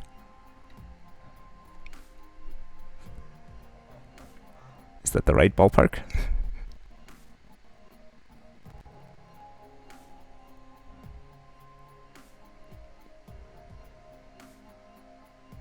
I have a grand total of 2580 a random and 0 OP. Taxes hit me hard. 351 pulls, no taxes. I see. Yeah. Can I get an F in the chat?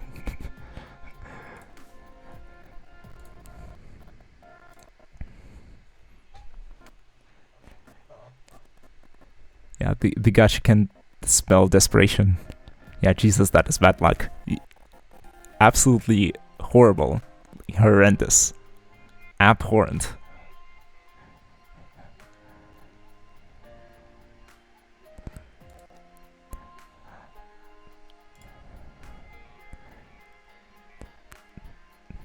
Alright, I opened up a recruitment calculator. Let's do some recruitments and see if we can roll into some nice units. Because, like, might as well vary the gameplay.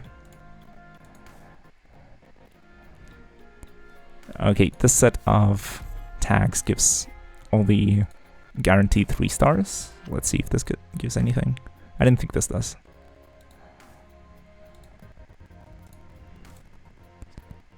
Yeah, this one is also empty. Let's do a blank 740. Let's see here. This is also nothing, I think. Let's double check.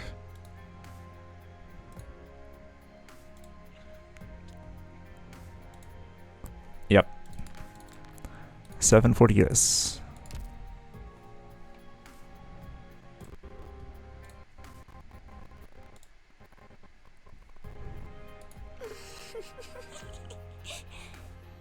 Cutting things.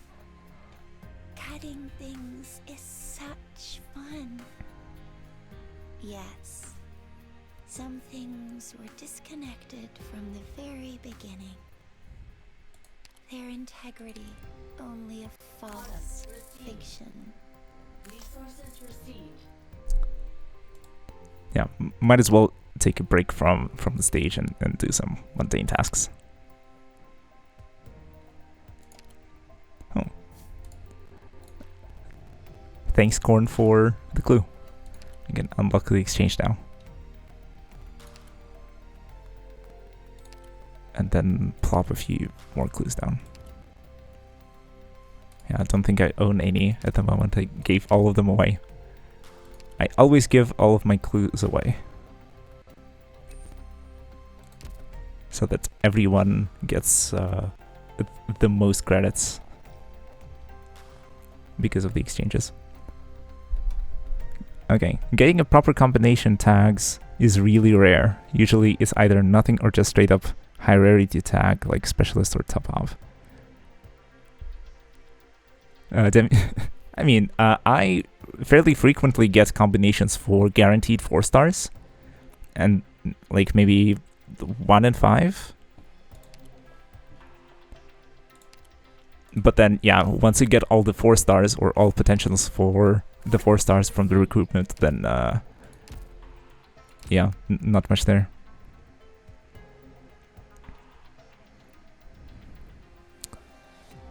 Yeah, it's like during Il Saracosano, I didn't spend any LMD on my units because the operators that I had were sufficient to clear the stages that I wanted to clear.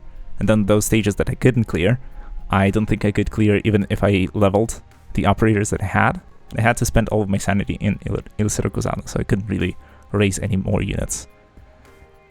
So... Oh, you accidentally deleted me? Alright, I can add you back.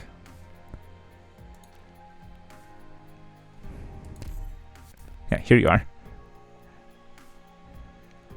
Yeah, by the way, if you want to add me as a friend, feel free. I have a few slots open, so anytime. This is why he deleted you, since you were richer than him. Sure, let's go with that. But I really don't think that's the reason. And I imagine that this amount of money will go, like, will vanish immediately. Because, like, let's say we want to ascend Siege or promote Siege to Elite 2. You need 180k LMD. This is more than 10% of what I have. And then, if you want to level her up to maximum level, you'll probably need another 1 million or so. Something like that. I think I did a quick calculation a little while back, and you need like basically like a month of straight up running your base for LMD and experience books or experience records to get a 6-star from 0 to E2 max. Yeah, never ever level units to max level unless you love them way too much. Yeah. That is absolutely correct. And this is because the... what's it called? Even if I look at the units that I have at the moment.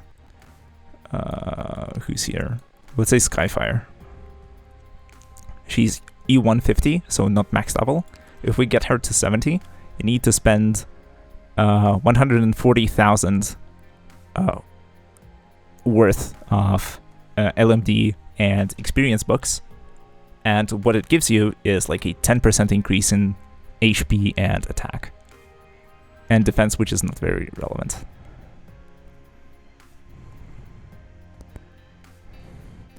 FYI, E0 level 1 to E260 is equal to E260 to E290.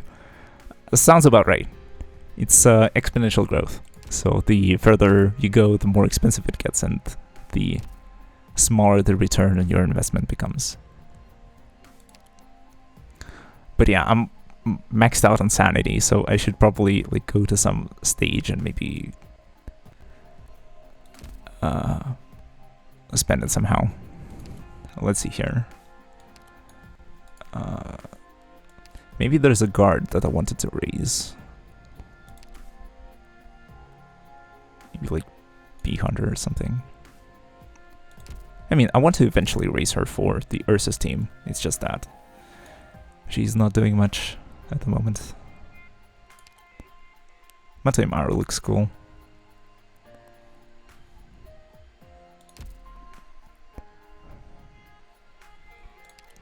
She's like a Milantha number 2.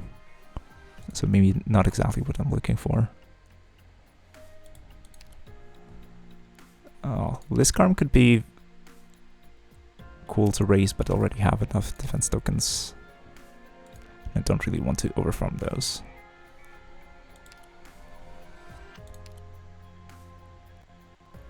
Yeah, I have enough tokens for Vigna too.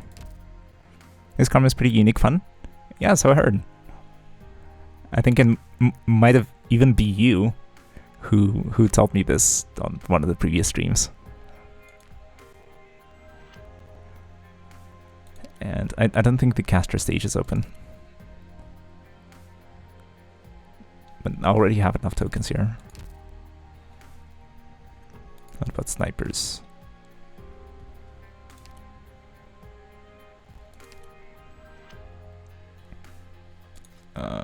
Yeah, it's closed. But yeah, I randomly got Greythroat from recruitment on a just a blank 7-hour 40-minute recruitment, just totally at random. So apparently it does happen. It's just probably a very small percentage, a very small chance. Was super surprised, but like I'll take it, I guess. Mastema skin makes me want to get her. Let's see the skin. Drip check. Grey is nice. Yeah, that's cool. As in, like, judging by the design, she fits into the world quite nicely. I like this aesthetic for the clothing. It's very Arknightsy. But unfortunately, she's just a ranged DPS and a marksman. And I already have a few of those leveled up, so unfortunately she is not the priority. Yeah, but Mastema is literally a JoJo reference. So let's see if there's a skin that's also a JoJo reference. Literally every unit passes drip check in Arknights.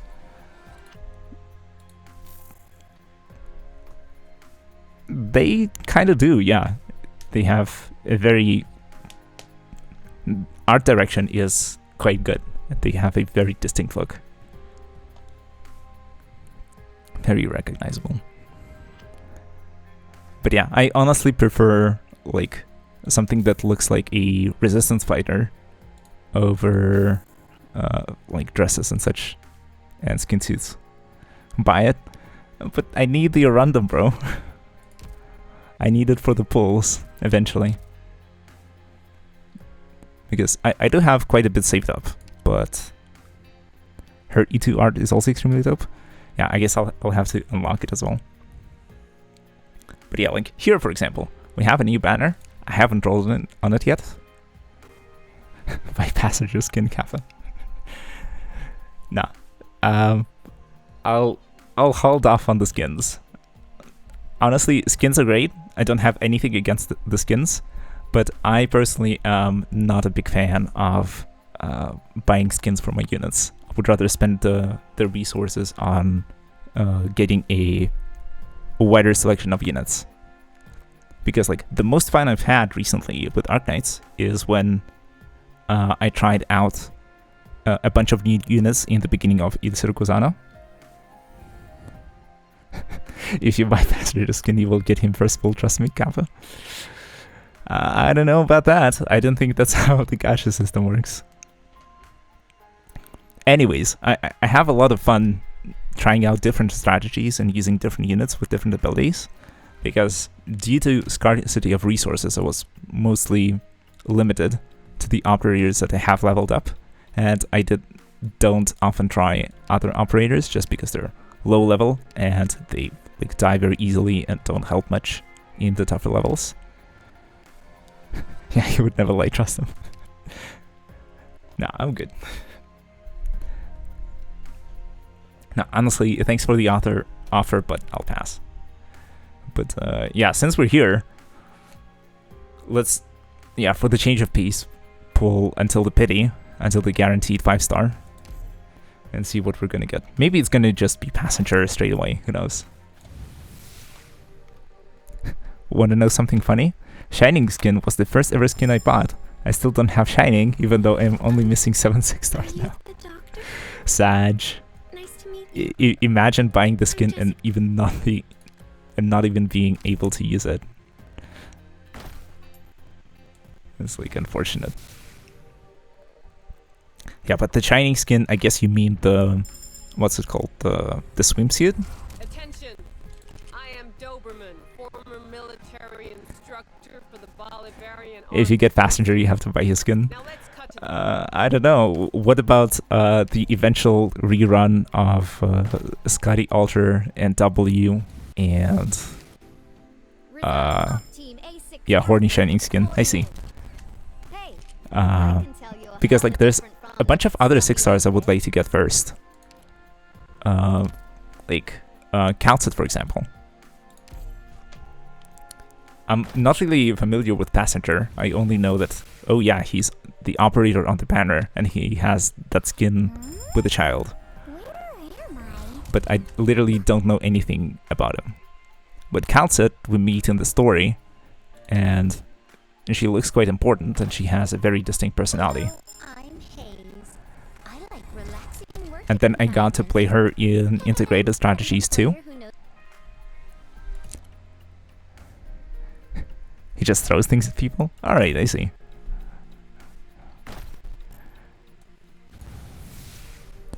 I mean, at the moment we're getting a lot of 4-stars, so I'm not really complaining about the banner.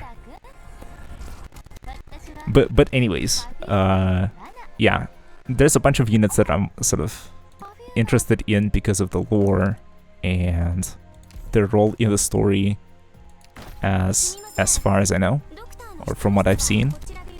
What I've seen is quite limited, but it's like literally what the game presents. It's kind of hard to like go out and see what happens in the events that started before I started playing, or that were around before I started playing. And then reading up about characters that haven't played a big part in the story is also kind of hard. I am Ansel, a medical intern. Passenger throws thunderstorms at people. What more could you want? Yeah, as you keep saying, he's literally a god. So praise be. But yeah, and now the random evaporates, and we just get a bunch of potentials, or even like duplicates beyond potentials. A Walk in the Dust has passenger lore. All right, I guess I'll check it out once we're done with Undertides. Yeah, Rip needed all 10 pulls. It's frequent. There was a what's it called, like a rerun of Archetto, where there was like a standard banner with Archetto rated up, and I happened to pull her on the first pull, and I didn't even know who Archetto was or what she did. I was like, okay, well, apparently this is a thing. And now that I got a chance to try her out in like the arranged stage with chips for snipers and casters, I think she's like a pretty dope unit. And her theme song is also nice.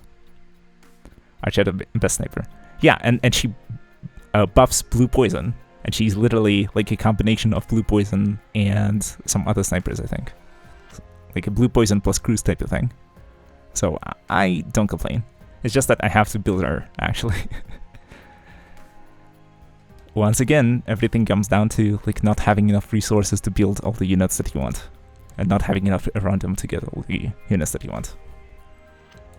In any case, let's see what we get. Yeah, and it's a 5-star.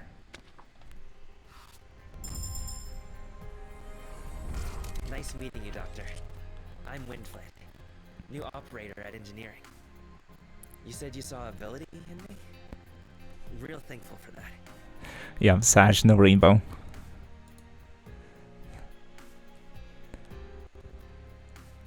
Oh god, why him? Is he bad? I literally don't know.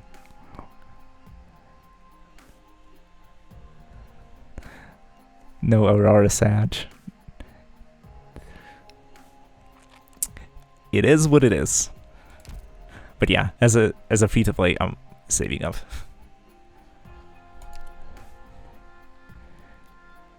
He's the worst unit on banner meta-wise. I see. Okay, what does he offer? He's an artificer or artificer. Blocks 2 enemies, can use support devices in battles. Carries 2 reliable batteries that only take effect on casters and supporters. Max 2 deployed at once. Equipped units gain plus 5% attack, lasts 20 seconds. That's not a lot. He's a melee DPS support. What does his skill do? Next attack deals 165% attack as physical damage to all ground enemies in the 8 surrounding tiles and restores 1 SP to anyone equipped with a reliable battery. Can't store 1 charges. Yeah, it doesn't look too exciting. I literally can't tell what he's supposed to be. Some sort of support, but he's not offering much of it, it seems. But he still has his uses / niche. Him being a ground unit supporter can make him useful at IS. Okay. Also, if you want to buff Mostima, you can do it now. And he spins. Alright, spin to win. Clears with spitting units 1.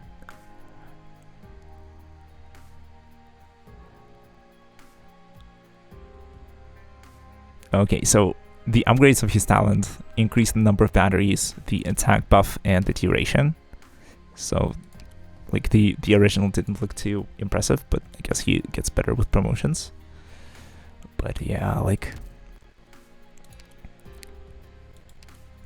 the kind of unit where I guess you have to build your strategy around him rather than using him to supplement a strategy. He's basically a buffer that can be a pseudo guard. I see. But yeah, I guess sort of since he's combining 2 roles in one, I guess he's not doing either one particularly well. Because like his attack stat doesn't seem too high. Especially if I like look at a guard like Estelle, let's say. 278, and at max level she's gonna be 387.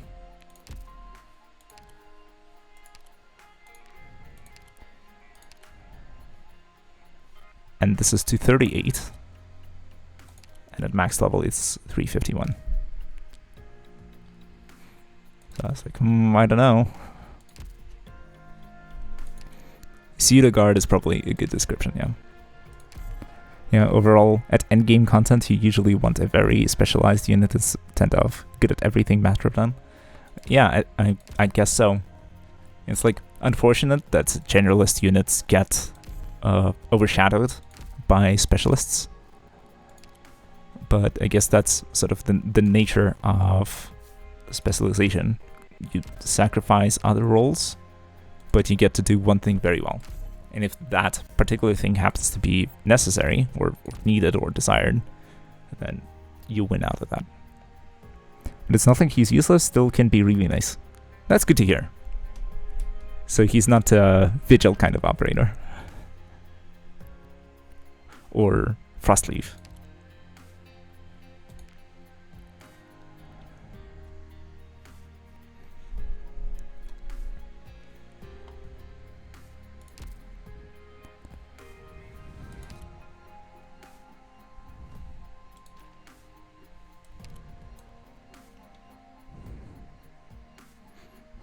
Both both Frostleaf and Vigil can also be good. Well, probably. In the right circumstance. But it seems like more of a... Yeah, that they're much more situational compared to Windflip. I guess.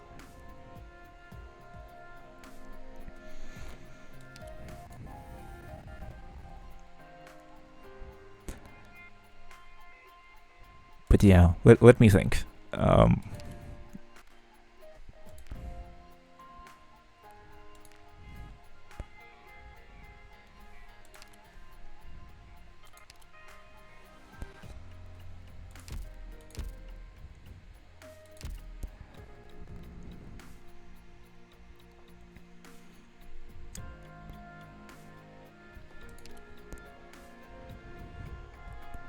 The main problem for Vigil Frostleaf is that their stats are criminally low. I see.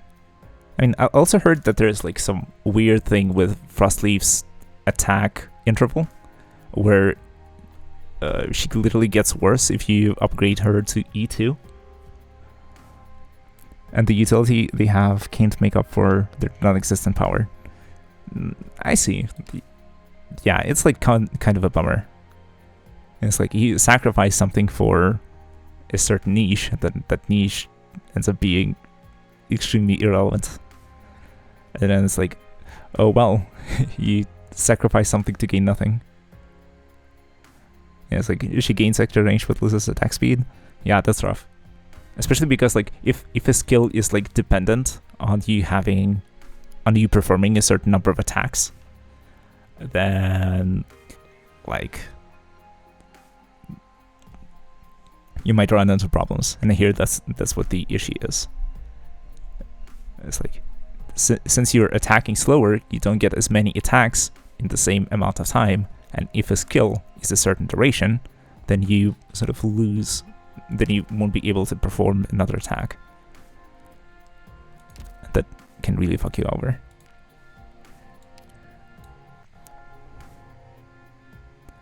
But yeah, let's see. I'm thinking I'm gonna go farm I'm gonna go run a resource stage of some sort, because like I have, yeah, rank 6 skill, and it would be good to get the RMAs to level ourselves up. So let's, yeah, I think I can auto the stage safely. Yeah, let's just auto the stage a few times and upgrade our skills to 7.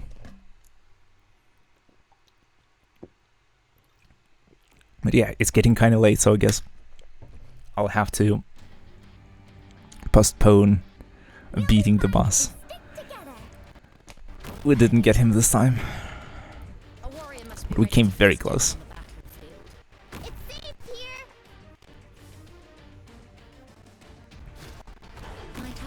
Is ready. My weapon chooses its worthy wielder. No 24/7 stream till we beat Bishop. Yeah, unfortunately. Like, another time, maybe, I would be up for a 24-hour stream. But, yeah, not this time. Oh, the tragedy. Yeah, I know. It's like, unless we can like literally improvise the strategy by like running it once for sanity, then that could work. But if we don't, then it's a no.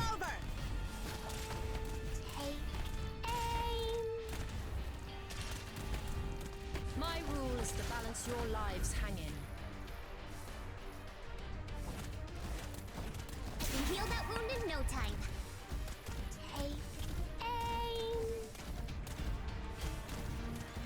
You're on the right track though, to be honest. You should probably beat the stage within the next 5 tries or so. I think so too. It feels like we got most of the strategy down. We just need to like refine a couple things here and there. Our last problem was that what's her name? That Siege was going down or just pull Yada and let her solve your problems. That's also an option. It's like, I hear someone yeah, just crying. use your wallet. Just like in Hearthstone. In Hearthstone, the most powerful card is your credit card. Yeah, just wait for months, pull for Yada, spend and win. Yeah. Sounds like a plan. It's not like we on a clock. I mean, exactly. The event is now archived, I guess, and we can just launch it anytime we want. So, true. But it's also not like we can't beat the stage with the operators that we have, right? It's just that the stage is kind of hard. The operators that I have are maybe not ideal. Then we didn't refine the strategy. We didn't nail the strategy exactly, but I think we're kind of close.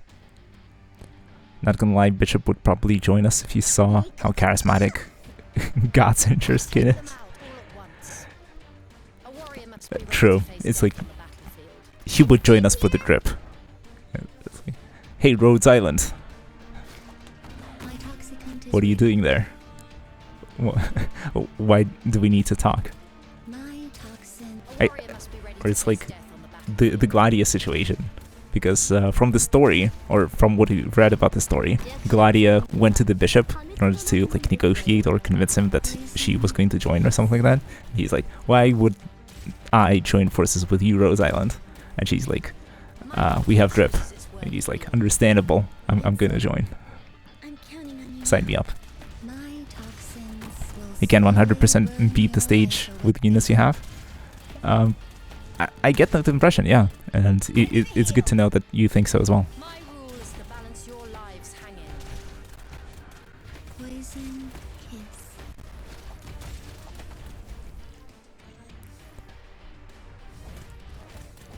It's just like somehow we can just visually tell. You can tell from the pixels that the strategy is almost working. You just need like a couple of small things to get it there. But yeah, our problem was that what's her name? Siege was dying at the end of the stage, and we're like maybe not dying but getting disabled because of the buildup of the elemental status and letting some units through. So if we just undeploy her and deploy a defender in her place, then we'll be able to hold the wave. And then we should be good. That is a lie. He wants you to be trapped on that stage forever until he becomes richer than you again. Is this the lore of this channel now? That we're just capitalists battling for who's richer?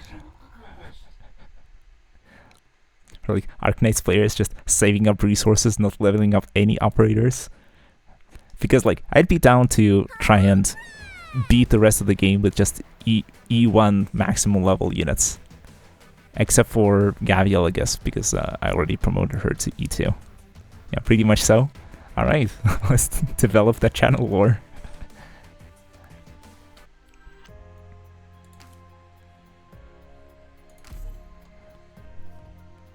Oh, there's a guy that did that? Okay. I mean, I imagine there's nothing new under the sun, and people just, use 3 stars only, or 3 stars and 4 stars only, or E1 max only. I think I even saw somebody beating stages with only E0 level 1 operators at skill 1. But those were like a collection of 6 stars that do very certain things. I'm pretty sure the whole game has already been beaten with E1 max level units only. Okay, the biggest challenge so far is E0 level 50 only.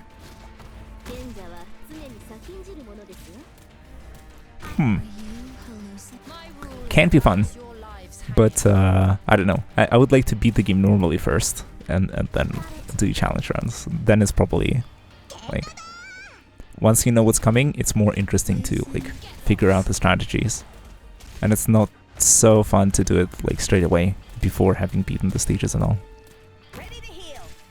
they've done like 80% of the game, if I recall correctly. That's kind of surprising. Like, still, like, the fact that they are using 6-star operators, like, is understandable, because like with the restriction of not having operators leveled, you have to like get power from somewhere. So, but then there's only so much that you can do with like the limitations that you set by restricting yourselves to 3 stars only or 4 stars only and so on. So I don't think that combining all the challenges into one would be feasible. But you don't get the street cred if you do it normally. Well, it's like, Everyone believes in me. I don't think I care about street cred. I'm not playing the game for the street cred. I'm playing the game for enjoyment. My rule is to balance your lives. So I'm okay with not doing the hardest challenges, especially on my first time round. I mean, I would like to link you a few clears of E0 level 50, but there's spoilers too. Wait, what? Spoilers, so just imagine the hardest stage you have come across, doing a stage 10 times harder than beat it with E0 50. As in, like, that sounds like an extremely huge accomplishment, for sure.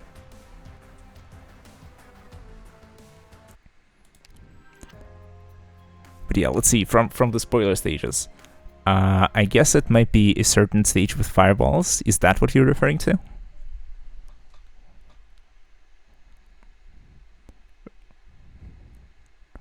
Where like the phases or the stages of the boss. Nope. HA3. That literally tells me nothing. Weapon chooses its worthy wield. I remember certain stages because of like how they visually look from what I've seen from the clips I've seen online, Subsequent is ready. but I don't really identify them by their code names, at least yet. Are you hallucinating?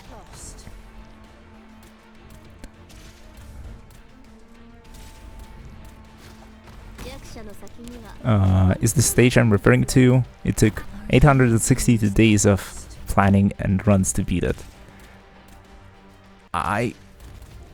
That's dedication. It's literally frame perfect execution. That makes it even more impressive. Huntington. Because like, wow. Balance your lives hanging.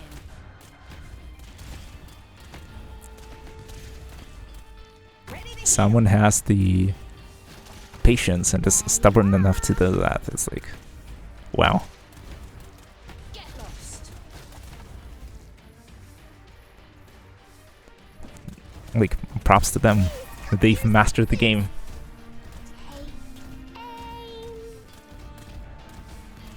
Get lost.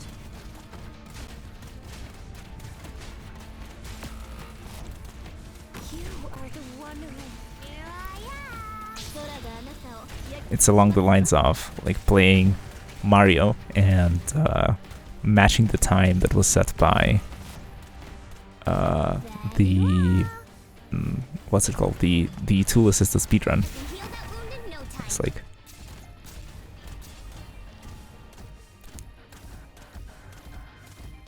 the limit of what is possible within the restrictions of the game, or within the rules of the game. Extremely impressive. Some of the Arknights players are walking a very thin line of mastering the game / masochism. I mean, yeah, it's like at a certain point, like, what is the line between just stubbornness and then enjoying the suffering that you inflict on yourself by following a certain rule set? Want me to show you? And then you start to question whether that time could have been used better somehow else. Then it's kind of a slippery slope, though.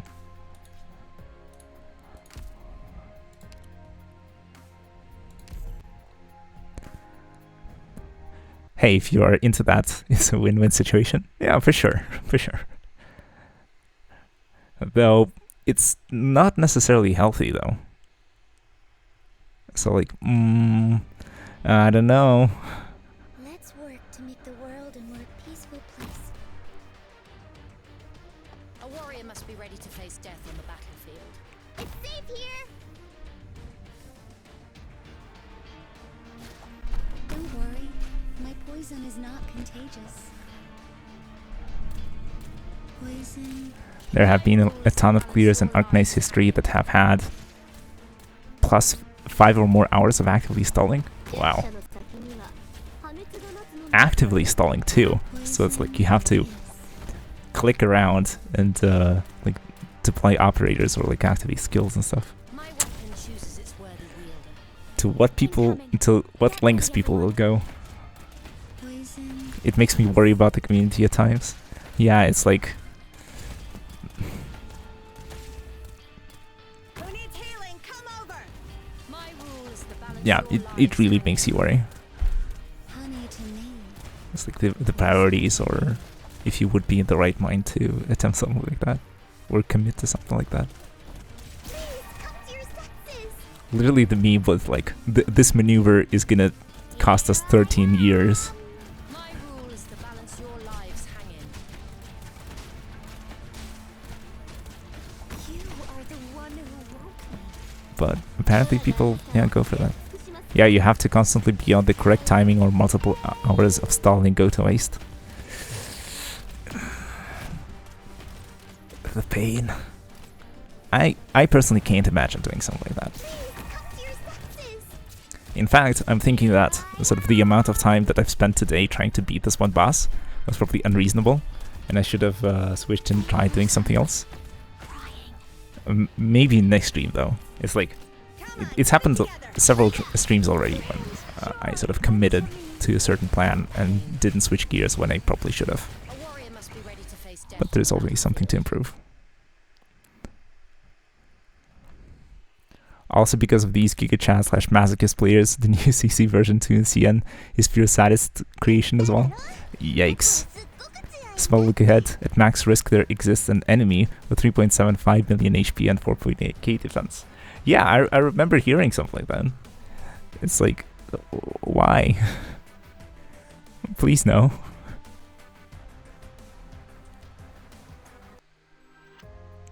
Oh, we can run the stage again. Let's do it.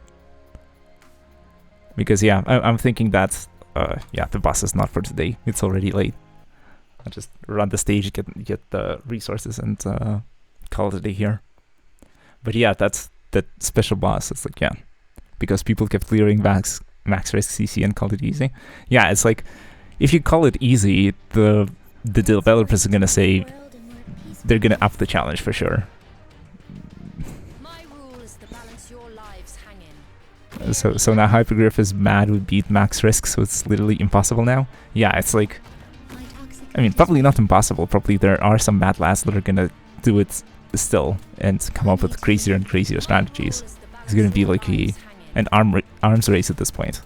And then the problem is that sort of regular people who have like other things to do than coming up with crazy strategies and executing them frame perfectly, those people are gonna be, you know, suffering and not being able to do certain things that they were able to do just fine before. Honey to me. Poison to And then that boss in particular is like, you have to do unreasonable things in order to beat that, as far as I heard. Weapon chooses its worthy wielder. And just like you mentioned, like frame perfect execution or juggling operators and stalling for hours.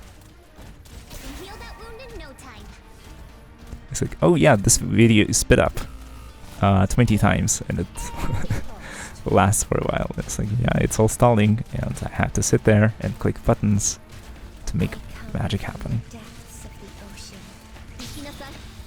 Here I am. I mean, maybe they have reached max risk. I haven't tracked the whole event, but as far as I know, most people were struggling unlike any other sissy. Yeah, as in like, that's usually the... Okay, what the hell happened here? Kill, dummy.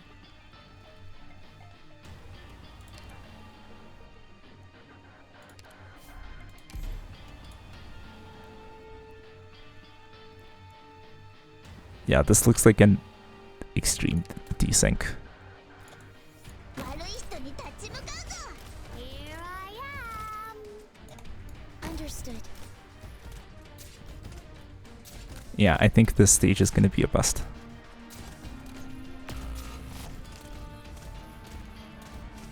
Yeah, because this literally wasn't supposed to happen. Don't worry. My poison is not contagious. Especially, like, how did the healer die? Like, what? If you want treatment, you gotta come closer. Huh? I know about desinks, but desinks of this sort? Like, what? No. First aid needed. Okay, never mind. I'll have to watch the VOD later to really parse what's going on. You are... Oh, the doctor, isn't it? Yeah, at this point, let's just do a cheeky upgrade and call it a day.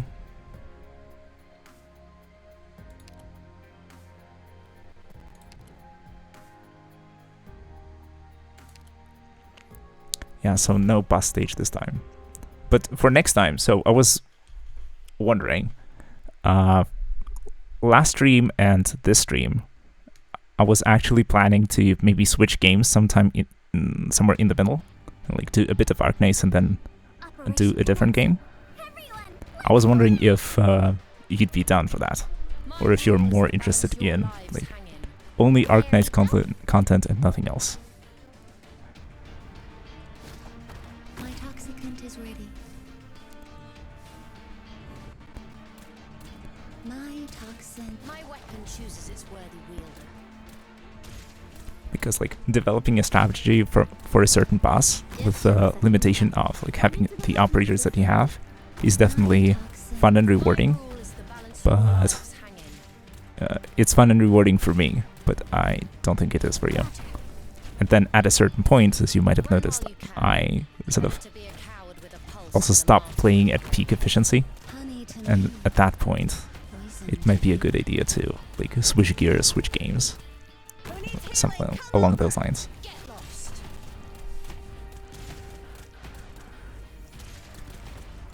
Are you hallucinating?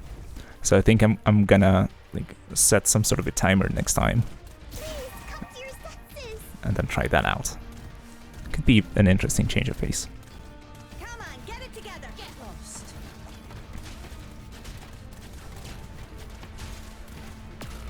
I come from the depths of the ocean.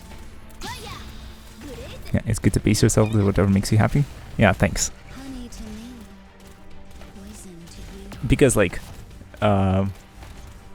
it's very easy to overdo things and burn yourself out. Yeah, you will just burn out otherwise. Yeah, exactly. It's like If you want treatment, you gotta come closer. banging my head against the wall is definitely not enjoyable, and like I have a ton of patience, but at a certain point it just becomes not very fun. Not for valueless ones. We'll take them out all at once. And My weapon when it's not chooses fun, its worthy then literally what's the point?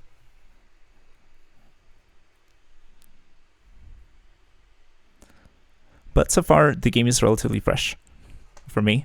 Please I guide like it a lot. souls to peaceful enlightenment. I hope that you also enjoy the the content that I can provide with the clears or attempted clears and You the discussions around the game. are- Oh, the doctor, isn't it? But yeah, I will try and maybe mix things up starting next time. And speaking of next time, I will not be streaming next Sunday because I'll be away. The Sunday after that, I'll have to see. Might depend on how things play out. I might also be out. But then in 2 weeks, I will definitely be around, and I plan to stream at the same time. So yeah, please look forward to that. And maybe by that time, I'll figure out a better way to like structure things, maybe schedule a switch to a different activity, like a different game or something like that. yeah. So, I mean, Arknights streams are wild at times. I once watched a stream where a person read the before story of the stage, did the stage, read the after story of the stage, and ended the stream. The whole 3-hour stream was 2 story segments and 1 tutorial-like stage. Oof, that's rough.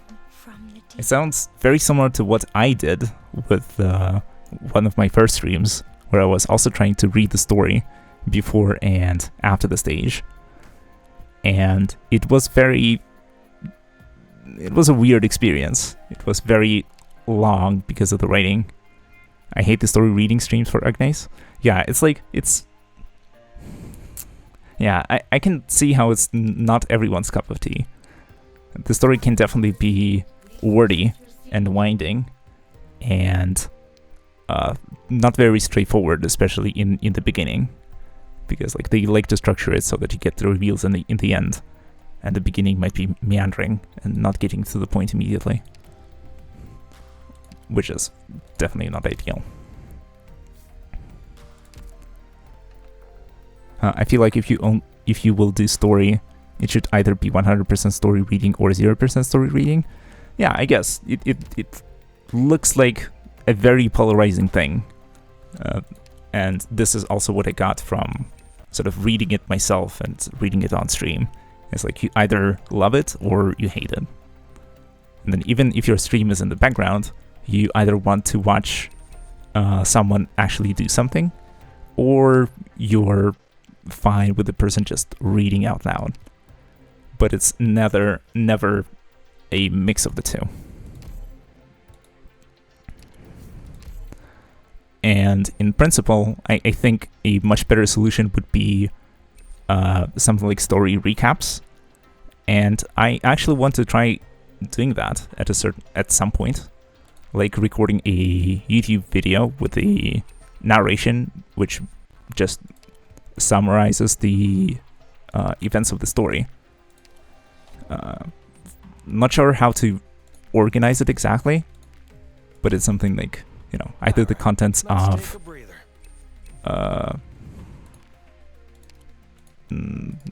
the whole event that just goes stage by stage or like chapter by chapter, or something like I don't know, like a quick summary of everything, or a separate video for every chapter.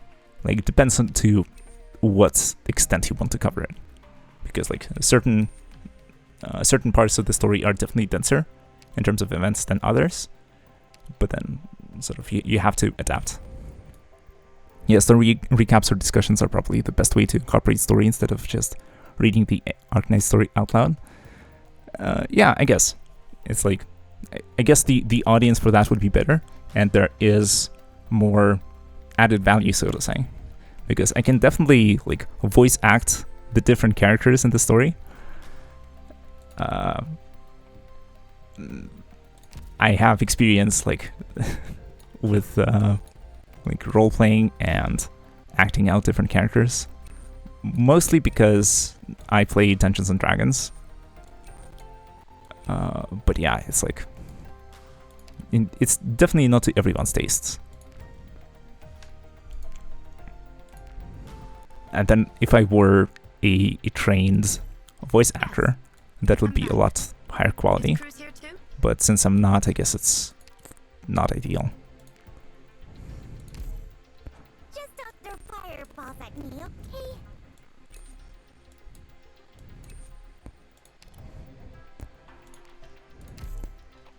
Steward. Especially with your voice, you could probably do it very well. Yeah, thanks. As in, like, I'm confident that with after investing some time into it, I could become fairly good at it. It's just that sort of, I don't know how much I would want to do something like this, because it's really a huge time investment to read out such a lengthy story, and then it will require a lot of efforts to keep the quality high, especially if you want to like make it sound professional and stuff like that. It's and then I don't think there's like a huge audience for it, because sort of why would you listen to the whole story, if you're interested in the story, something that would be more beneficial to you is finding a recap or like a short summary. Then you could get the main beats very quickly. Listening to the whole thing read out is, like as you said, maybe because of the voice or because of the person who's behind the reading. But otherwise, you would probably, at that point, you would probably just read the story on your own. It would be a little faster, and you would probably retain more information than if you listen to somebody else read it. Yeah. In my opinion, there is a market for those kind of story recap vids, since most global EN players skip the story altogether, since it's too long and monotone of a delivery. Yeah, I agree. And like it doesn't fit the stream either, because like if you don't really know how long the story segment is, and if you commit to reading it, then you kind of have to read it until the end, and it's kind of awkward to drop it at a certain point.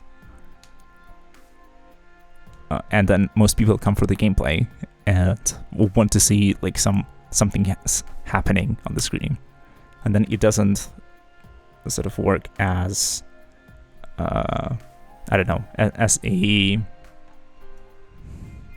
how do I say this, as a change of pace when you sort of switch from the stages to reading something.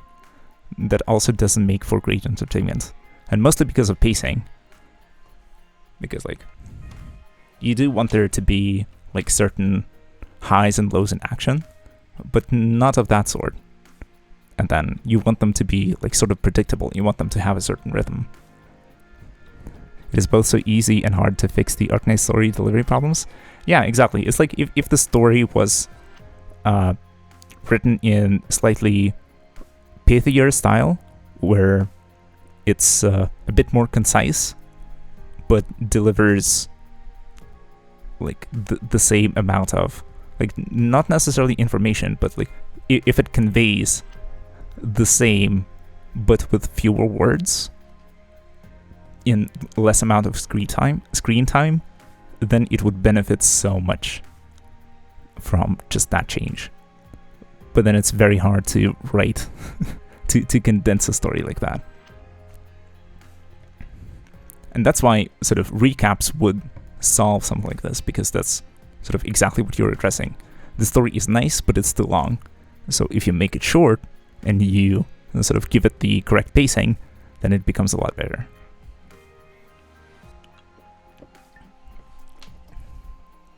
So I imagine doing that.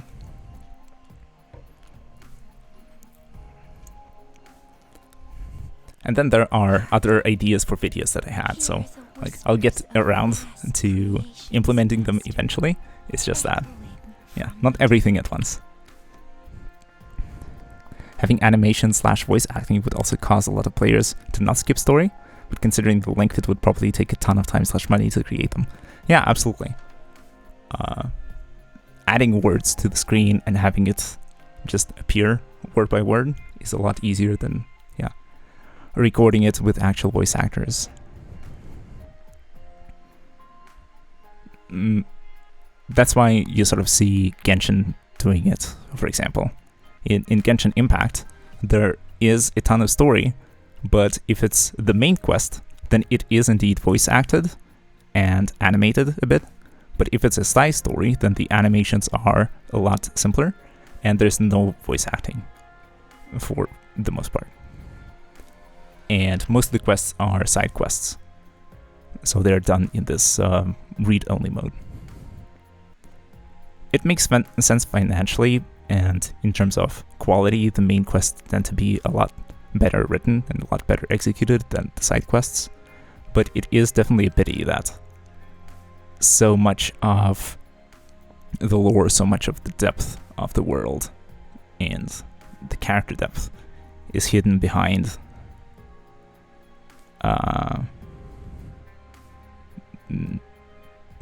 is hidden behind non-ideal delivery. Yeah, the problem is that unlike Genshin, Arknights is basically completely main quests. Yeah, you're right. It's like there's no selecting, even if there are side adventures, they're basically as deep, well, maybe not as deep or as meaningful, but they add basically as much as the regular story does. Since these events are all actual events that affect the world itself as well. Yeah, precisely. Yeah, the plot is world changing oftentimes. Either happening before the main story, giving us insight into the past or the future, or just other areas of the world. Yeah, exactly.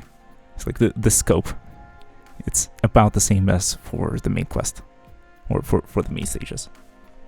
So yeah.